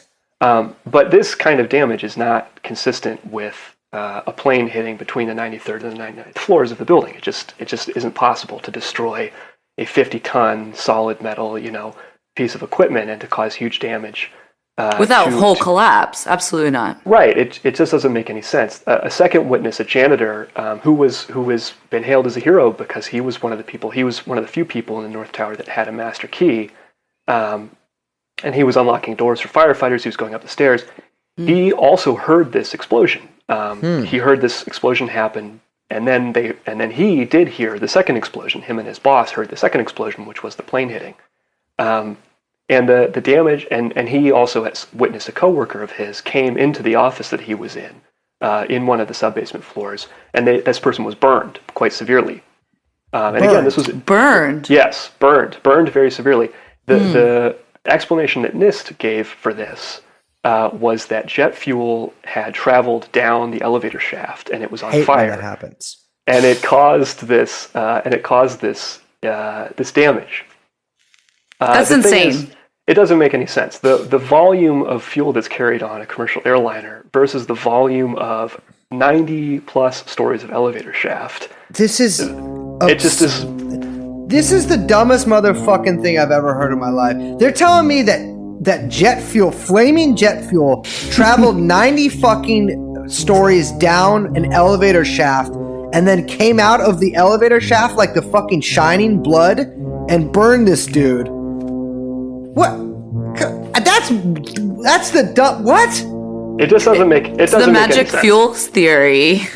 Also, shouldn't it have melted through all the steel beams? Right, exactly. It's like the double fuel hypothesis, right? That the fuel simultaneously all went down the elevator shaft to cause this damage in the basement, but also was creating enough heat that it was causing the trusses to sag, on those 90 some floors. Yes. It just doesn't make any sense. It's not. I mean, it's just ludicrous. And again, I think this is like a part of the evidence for the idea that there were explosives that were somehow planted in this building at some point. Well, other people start seeing explosions later on, right? Yeah, there are tons of. I mean, first off, and you can look at video footage. There's tons of explosives damage in the lobbies of these buildings. And again, the NIST theory is that this jet fuel traveled down the elevator shafts and caused this damage, but it just isn't consistent with that. It's not fire damage. It's windows blown out. Multiple firefighters, police officers, people who would know said it looked like a bomb had gone off. Yeah. And it just is not consistent with a plane hitting, again, 90 floors above the ground. It just isn't possible for it to cause that kind of damage on the ground floor. And then right before the buildings are collapsing, you have tons and tons of eyewitnesses reporting hearing explosions. And this was sort of In both towers. On both towers, absolutely, on both towers. And this was sort of written off as, well, they heard deformation People's of the metal. memories are unreliable. But some of these are people who, respect the troops. These were people who had seen combat in the Gulf War. Some of these veterans who were in the fire department and police department. I mean, they know the difference between an explosion and a deformation. It doesn't sound like the giant booms that all of these people report hearing. And I mean, you can hear it yourself if you watch some of that video footage. I mean, it does not. When a building collapses, and if you've seen footage of.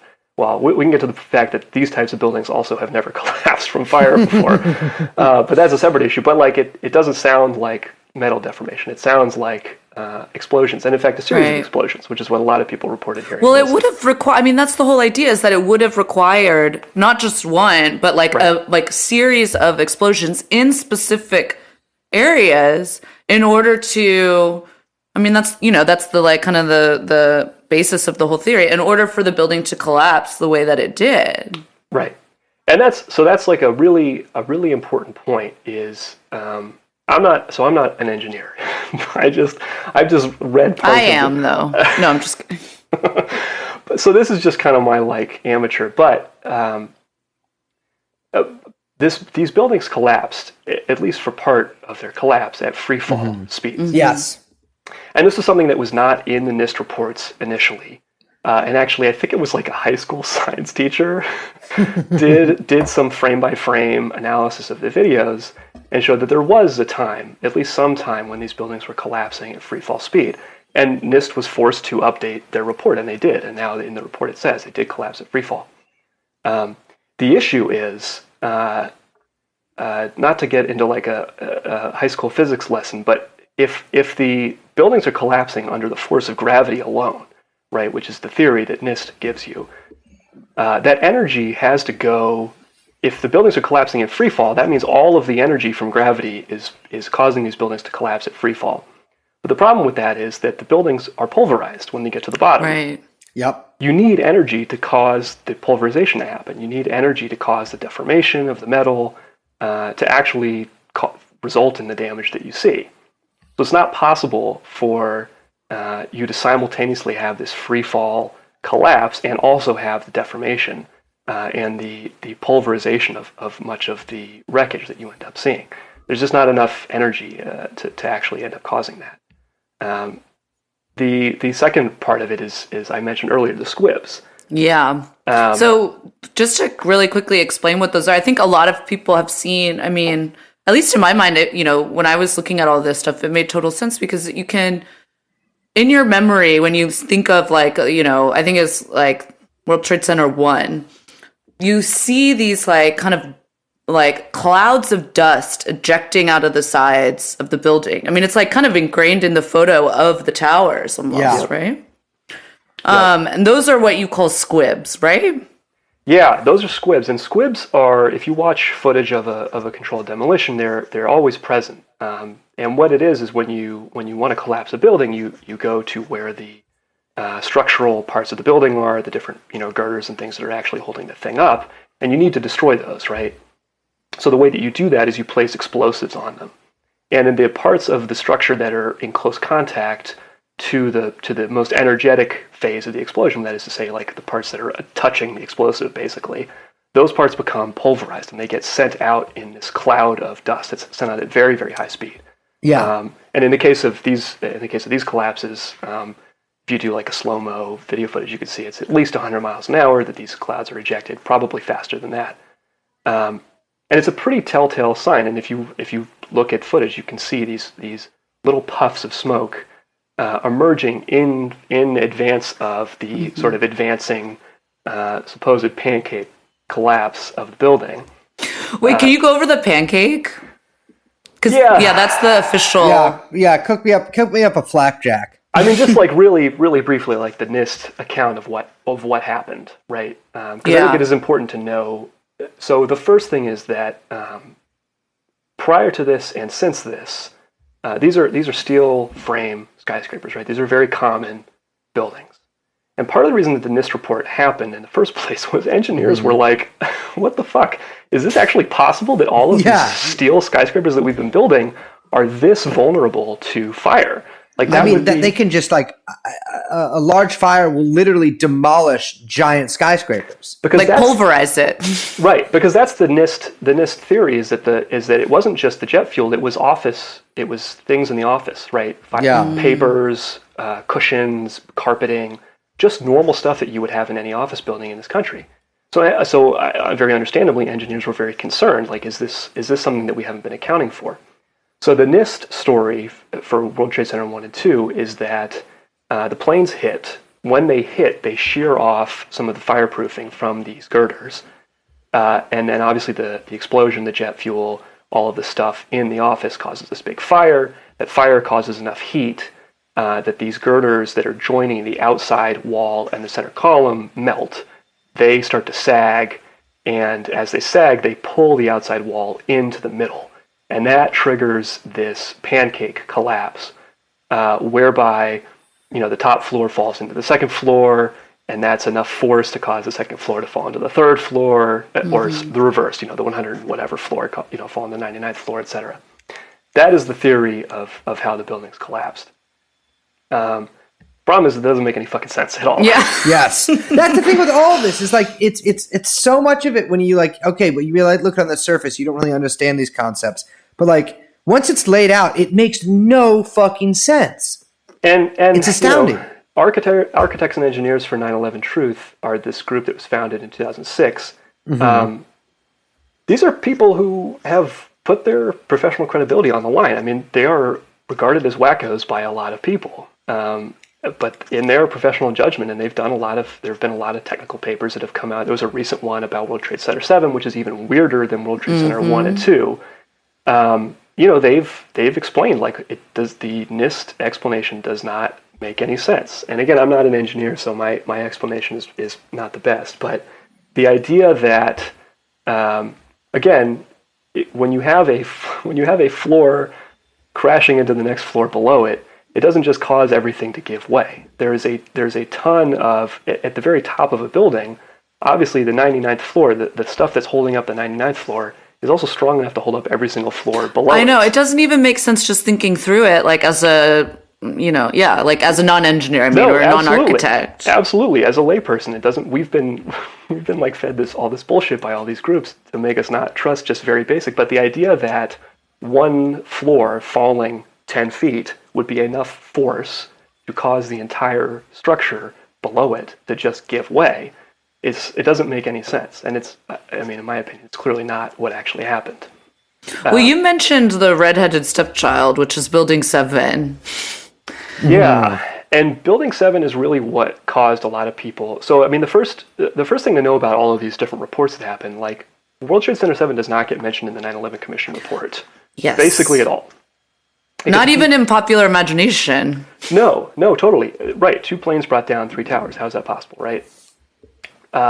World Trade Center, or excuse me, yeah, WT7 was not a little teeny building right next to it either. No, huge, 70 plus. I think it was 78 floors, something like that. Yep.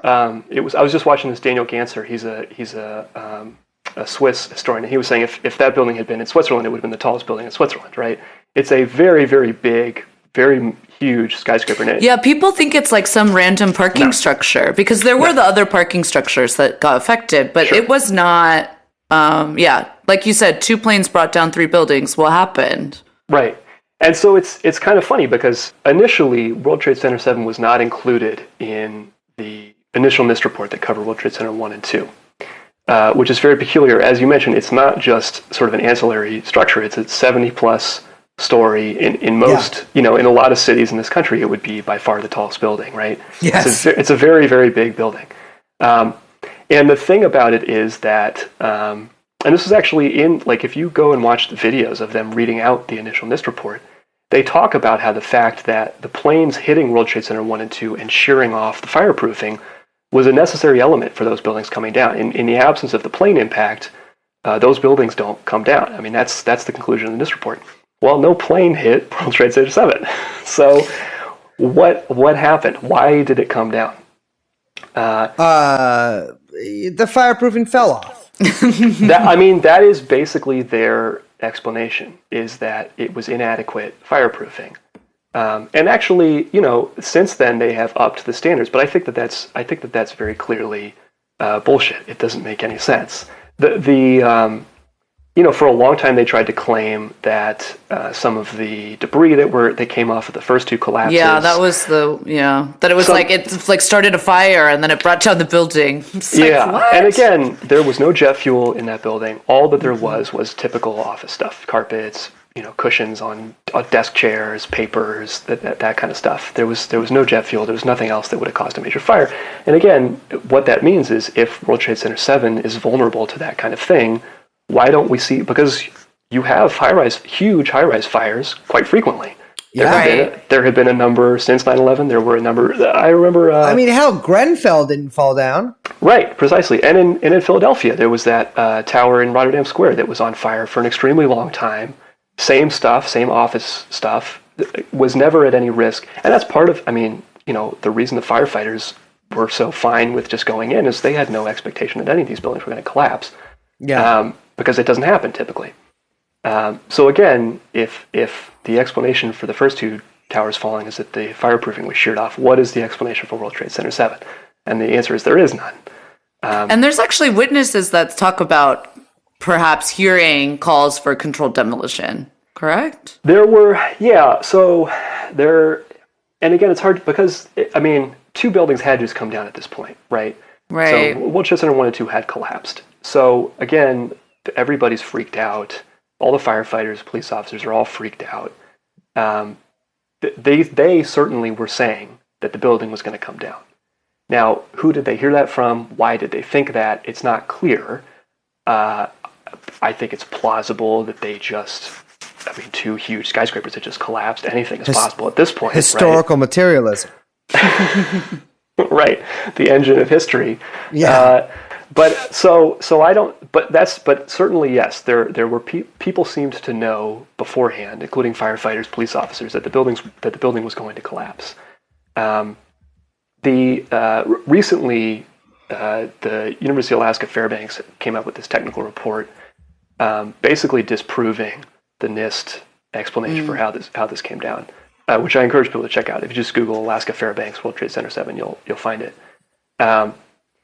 And again, I'm not an engineer, but this building also collapsed, at least for part of its collapse, at free fall speed. And you can watch the video footage yourself.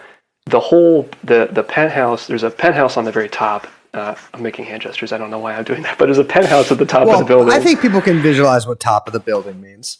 There's this penthouse that collapses initially, and then the entire rest of the top of the building collapses simultaneously.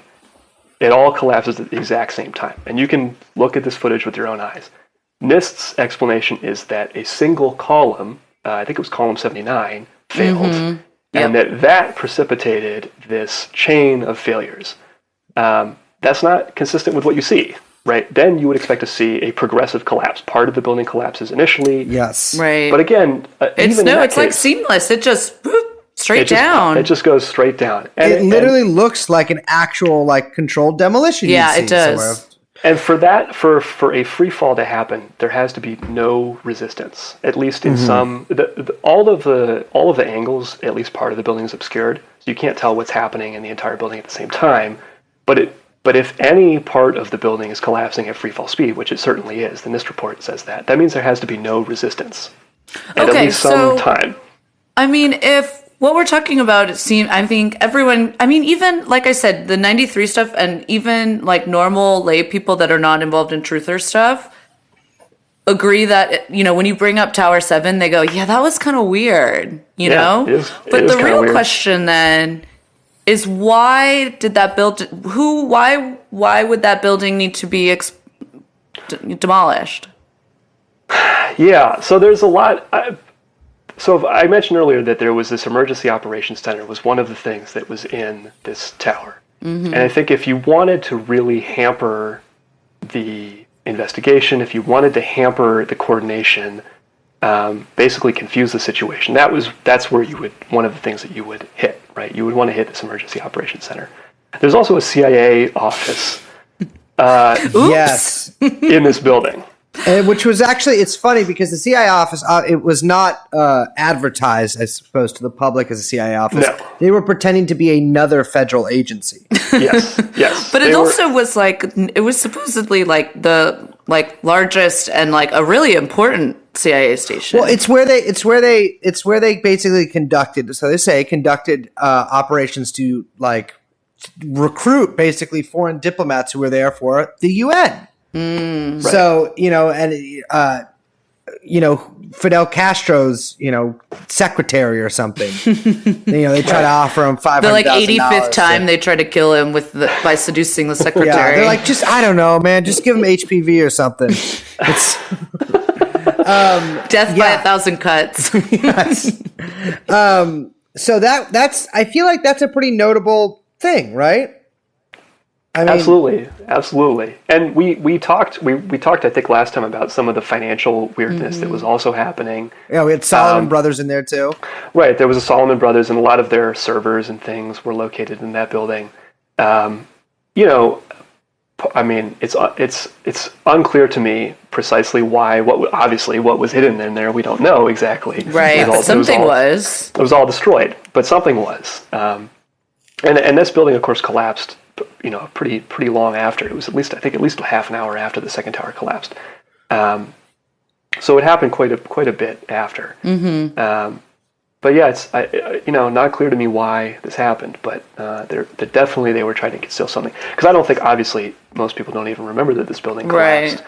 I don't think it was for the PR purposes that the rest of the operation was, essentially. No, and it's funny. I wonder if it was not even related. Like, it was just a kind of like, well, we're already down there, might as well just this out while we can. Yeah, like I say, anytime you look at this stuff, there's a ton of compartmentalization, and I'm sure somebody got a hint from somebody something was going to go down, and they said, hey, why don't we clean up a little bit of our dirt? They paid a couple guys to come in. Yeah. And this gets into like, how did they do this? Which is like, right. How would they have rigged these buildings to blow?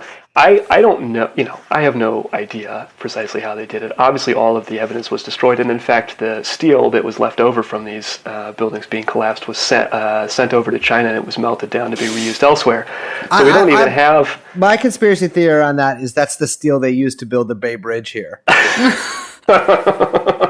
That would rule, actually. That would be amazing. They did import the steel. That they just like hidden in plain sight. Yeah. It's part of it's the Bay Area buying into Belton Road. Yeah. So one of the things there is evidence. There is some evidence that it was thermite, which is a fairly commonly used material. that basically just burns extremely hot. You would basically use thermite to like cut a steel girder, which is what the main structural element on these buildings. So is I steel actually girders. have seen it. I have seen thermite, both homemade thermite and real, I believe, Russian thermite grenade in real life, and it is astounding. Like, you can. I mean, look up videos of this stuff. It is like, it makes a lot of sense in this context. I'll say that. Yeah, you can make thermite out of stuff that you can get at Home Depot. But the stuff I think they were working with. So demolishing buildings and similar applications that these things are used for mining is a very advanced science. I mean, there's people who are trying to make better and better stuff. We talked, I think, on the first episode about a company called Dresser, which is a mining and oil services company that has been CIA connected for a very, very long time, connected directly to the Bush family as well. And they had patented with a company called Komatsu, which is a Japanese heavy industry mining company, this nanothermite. And this is a real, you can go look up the patent for this if you want to. It's nanothermite. It's some kind of new, I don't know enough about engineering to understand it, but this is what people have hypothesized was used because they right, you'd want to work with your buddies. You would want to work with your buddies, and there's evidence of, so people did air quality checks around, just independent people, and found part of one constituent component of thermite is aluminum, and so they found like these aluminum oxides that are consistent with thermite having been used. The other thing is just that the pile of rubble was extremely hot for an extremely long time. And this was remarked upon by just lay people, like, why is this so hot? Why is this still, and like smoking, kind of. Right, and to the point of people seeing molten metal, when they would pull girders out, they would be extremely hot. Again, that wouldn't have come from jet fuel. I mean, it would not have stayed that hot. I mean, even I know that, and I don't know anything. And I'm talking about, like, we're not talking about, like months. Like, right. For months after, it was still extremely hot. And again, that would be consistent with, the way that thermite works is this oxidizing reaction. Like, that would be consistent with this oxidizing reaction still taking place at some level underneath all of this pile of rubble. Interesting. And there was really no, I think Pataki was the governor, and they were like, some naive reporter was asking him, like, why is it still so hot? And he didn't have a good answer, and I don't really think anybody really does. It doesn't make sense given what supposedly happened to these buildings. So I don't have a theory about like how they rigged this thing to blow, but it seems like it could have been thermite, and certainly a lot of the companies that were pushing the envelope forward on making thermite products for mining and building demolition purposes had CIA connections, and those connections went way back. Yeah, and we know that they have. I mean, the CIA itself certainly has extensive laboratories. Oh yeah, and ways to procure this stuff too. Yeah. Yep. I mean, we didn't mention one. I mean, we have to wrap up because we could go for like 2 more hours, but we can't. Also, we've already gone long. I just want to mention one crazy thing is that they're really, and this is just back on the hijackers, because this is the stuff where I was like, okay, I don't know anything anymore. Which is, were the hijackers even the pilots of the planes? Yeah. Like, and I mean all of them. There is photographic evidence of Mohammed Atta and I can't remember who he was with, flying from Portland to Logan Airport, Boston. That there is no photographic evidence of any of the other hijackers going through any security. There's like some witnesses that kind of remember, but really like not a lot. And in fact, at Logan, there were no witnesses to them basically going back through security. It's really, and we mentioned that the pilot of the Pentagon attack, you know, if that is what happened, as we mentioned, like that would have been completely out of bounds of his skill set. Like there's just no way it was him, or if it was the flight that he was on. But there really is like no proof that these guys were even the guys that were on the flights. piloting these planes. And there's not a ton of evidence that it was Flight 11 and Flight 175 that actually hit the two towers. I mean, very famously, somehow the black boxes were destroyed and not recoverable, but they found these passports that somehow made it to the ground and were recovered, so that these hijackers Jet fuel didn't catch those on fire. Yeah, I know we've talked about this before. I think we probably mentioned this a few times. It's such an astounding detail. They found the fucking passports of these guys. Yep. I mean, jet fuel was melting guys 90 stories down. Excuse me. Yeah. Jet fuel was burning people 90 stories down, but somehow their passports fluttered out of the planes, out of their pockets? Well, again, it doesn't make any sense. It's so stupid. Presumably they had their passports on them, or at least they were in their luggage. But let's say they're in the cockpit with their passport on them. The cockpit voice recorder is also in the cockpit, right, or right near the cockpit. But that was destroyed completely, and somehow these paper documents survived. It does not make any sense. It's so absurd. Surely we should be able to find. I mean, we should clearly have these black boxes, right? I mean, it's extraordinarily rare, the crash where these things don't survive. I mean, famously, myself and many of my colleagues have asked, why don't they make the whole plane out of the black box? But it appears that if that was the case, then they would just lose it. Yeah, I mean, again, I am curious in the idea that it was not these planes at all. That just piqued my interest. Do you think that it was like different flights? At very least, some of the planes had their transponders turned off. At which point, it's quite easy to pull a switcheroo. I mean, you just have to. Why would their transponders have been turned off? Well, it doesn't make a lot of sense. For one thing, these guys did not have, how they even, leaving aside, like, how they even flew these planes, like, how did they know how to turn the transponders off in the first place? Like, it's not clear how they would have learned how to do that, how they would have gotten that knowledge.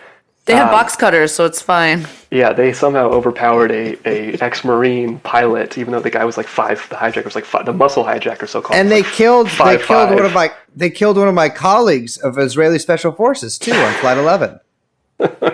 Yes. So the idea, again, we really don't have a whole lot of evidence. The lack of evidence is kind of surprising. You would think that there would be more solid evidence that these people did actually hijack these planes, and that the planes that impacted the buildings actually were the planes that were supposedly hijacked. And there just is not a ton. There is not a ton.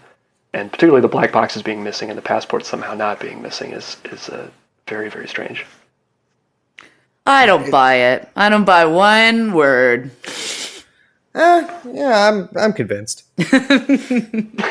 Well, anything else we should mention here? I mean, there's a lot else that we could mention. Could go on forever, but no, I think that does it for me at least. Well, thank you very much. If you are listening to this podcast and you are still thinking that same old bullshit that you thought about 9/11 before, then I invite you to please listen to all 3 episodes again. Over and over until you agree with us. But no, we'll give you the links to the stuff we talked about. That History Commons site in particular, it is extensive. Yeah. And I invite everybody to do your own research on this. Totally. And to actually do it, to go in. You got a lot of time right now. Yeah, exactly. Totally. You should try to solve 9/11. Well, here's the thing. I do want to say, I really love having you on, Ben, to talk about this stuff because. And we heard this from some of our listeners too, is that everyone thinks that 9/11 truthers are cranks. Mm-hmm. It's you're a very well-spoken, intelligent person. You're not a crank, if I may say so myself. But I don't know. I probably am. But this stuff is, this isn't just crazy people. This, there's so much here that does not add up in any way. Yeah. Absolutely, and we are definitely made to feel like crazy people for questioning the official story. Yeah. And obviously, throughout history, the official story has turned out to be bullshit time and time and time again with actual investigation. And there's a ton of stuff that there's a ton of evidence we do not have. And what would be terrific would be an actual real investigation. Put some of these people like Cheney and Bush on the stand under oath, ask them pointed questions about where were you at this time, what were you doing at this time. That would be great. And you know, I'm not necessarily saying throw these people in jail immediately. At least give them like some kind of tribunal, you know. Exactly. And figure out like what really did happen. There are so many parts and pieces of this that we don't understand. And I don't think we will ever. I mean, I don't think it's ever going to happen. No, it's like JFK, you know. Yeah, absolutely. I mean, I think too, it's like, as we kind of have been trying to lay out with this series, like this event catalyzes or crystallizes so many important, you know, like new developments within the state. Like it really is just a key moment in, you know, in the last 30 years that you know, we can't understand American policy without understanding it. And that just furthers you thinking, well, there had to be some reason for all this stuff. You know what I'm saying? Absolutely. I mean, what I've always thought is 9/11. I mean, if they didn't plan 9/11, then these guys are fucking idiots because 9/11 gave them every single thing they could have possibly wanted. 9/11 was 100% the best thing to ever happen in George W. Bush's life. It's true. Absolutely. And Giuliani's. Absolutely. Oh, yeah. Yeah. He's still traded on that thing. If 9/11 hadn't happened, Giuliani would be in a rest home somewhere. But he gets to skate by. You know, PNAC, before the PNAC cabal came into power in the 2000 election, they were talking about the stuff that they wanted, this new American century needed a new Pearl Harbor. That was the language they said. That we needed a new Pearl Harbor for these things to happen. And that's, you know, less than a year. One. They got exactly that, you know, they got it. And Robbie Martin has a documentary, I believe, on PNAC that I haven't watched yet, but I'm going to. But those guys are really, I mean, that is some cold-blooded shit right there. Absolutely, yeah. Well, Ben, thank you so much for joining us. Your quarantine beard looks kempt. Your home looks well lit. Thank you. And it's always a pleasure having you on. I'm literally trying to think of excuses of what else we could do with you after this. I know. I was thinking about that too. I'm sure we can come up. I've got some ideas. I would love to talk. You know, JFK would be another great thing to talk about. But there's a lot of JFK people. The thing is, we need a JFK like symposium. Oh yeah, totally. Like we need like all the heavy hitters on there. But that'd be a Zoom call. Yeah. That would be a really fun live event if like live events could ever happen again. Just us sponsoring a roundtable discussion about JFK or something. That could be cute. Actually, that's got me thinking. Maybe sometime mid next year we can just fly everybody out to a fucking place because people will come see us and then they'll be treated to 5 hours discussing the Cowboys versus Yankees. Yeah. All right. Well, Ben, thank you so much for joining us. Follow him, by the way, at House Trotter. That's House and then Trotter at Twitter. Yeah. And visit my site, housetrotter.com. Oh, yeah. There you go. Hopefully will not be taken down like so many of the other websites. Do you know how much I've used the fucking Wayback Machine in the past week? Oh, yeah. My God. And we'll hopefully talk to you soon. Yeah, well, thank you so much for having me. Have a good night, guys. See ya. Tell me now, I must confess I'm not sick enough to guess. Dance, revolution, all we're gonna get, unless it falls apart. So I say go down. Let it fall down. Well, I'm convinced. You know what I'm convinced of? That was a good episode. But I'm also convinced that 9/11 was an inside job. And it is, again, we said this at the beginning, we said this all during the episode, but please do your own research if you're skeptical. If you have knee-jerk skepticism, well, ask yourself why that knee is a jerkin. And maybe you're the jerk. Yeah. So yeah, take your time, check this stuff out. There's lots to read, and hopefully, you learned a thing or two. Well, we will see you soon. We will see you, I believe, next episode, actually. Yeah, real soon. Yeah. I'm Liz. My name is Brace. We're doing music and production by Young Chomsky. And Liz, play us out, baby. We'll see you next time. Bye-bye. Jeffrey Epstein.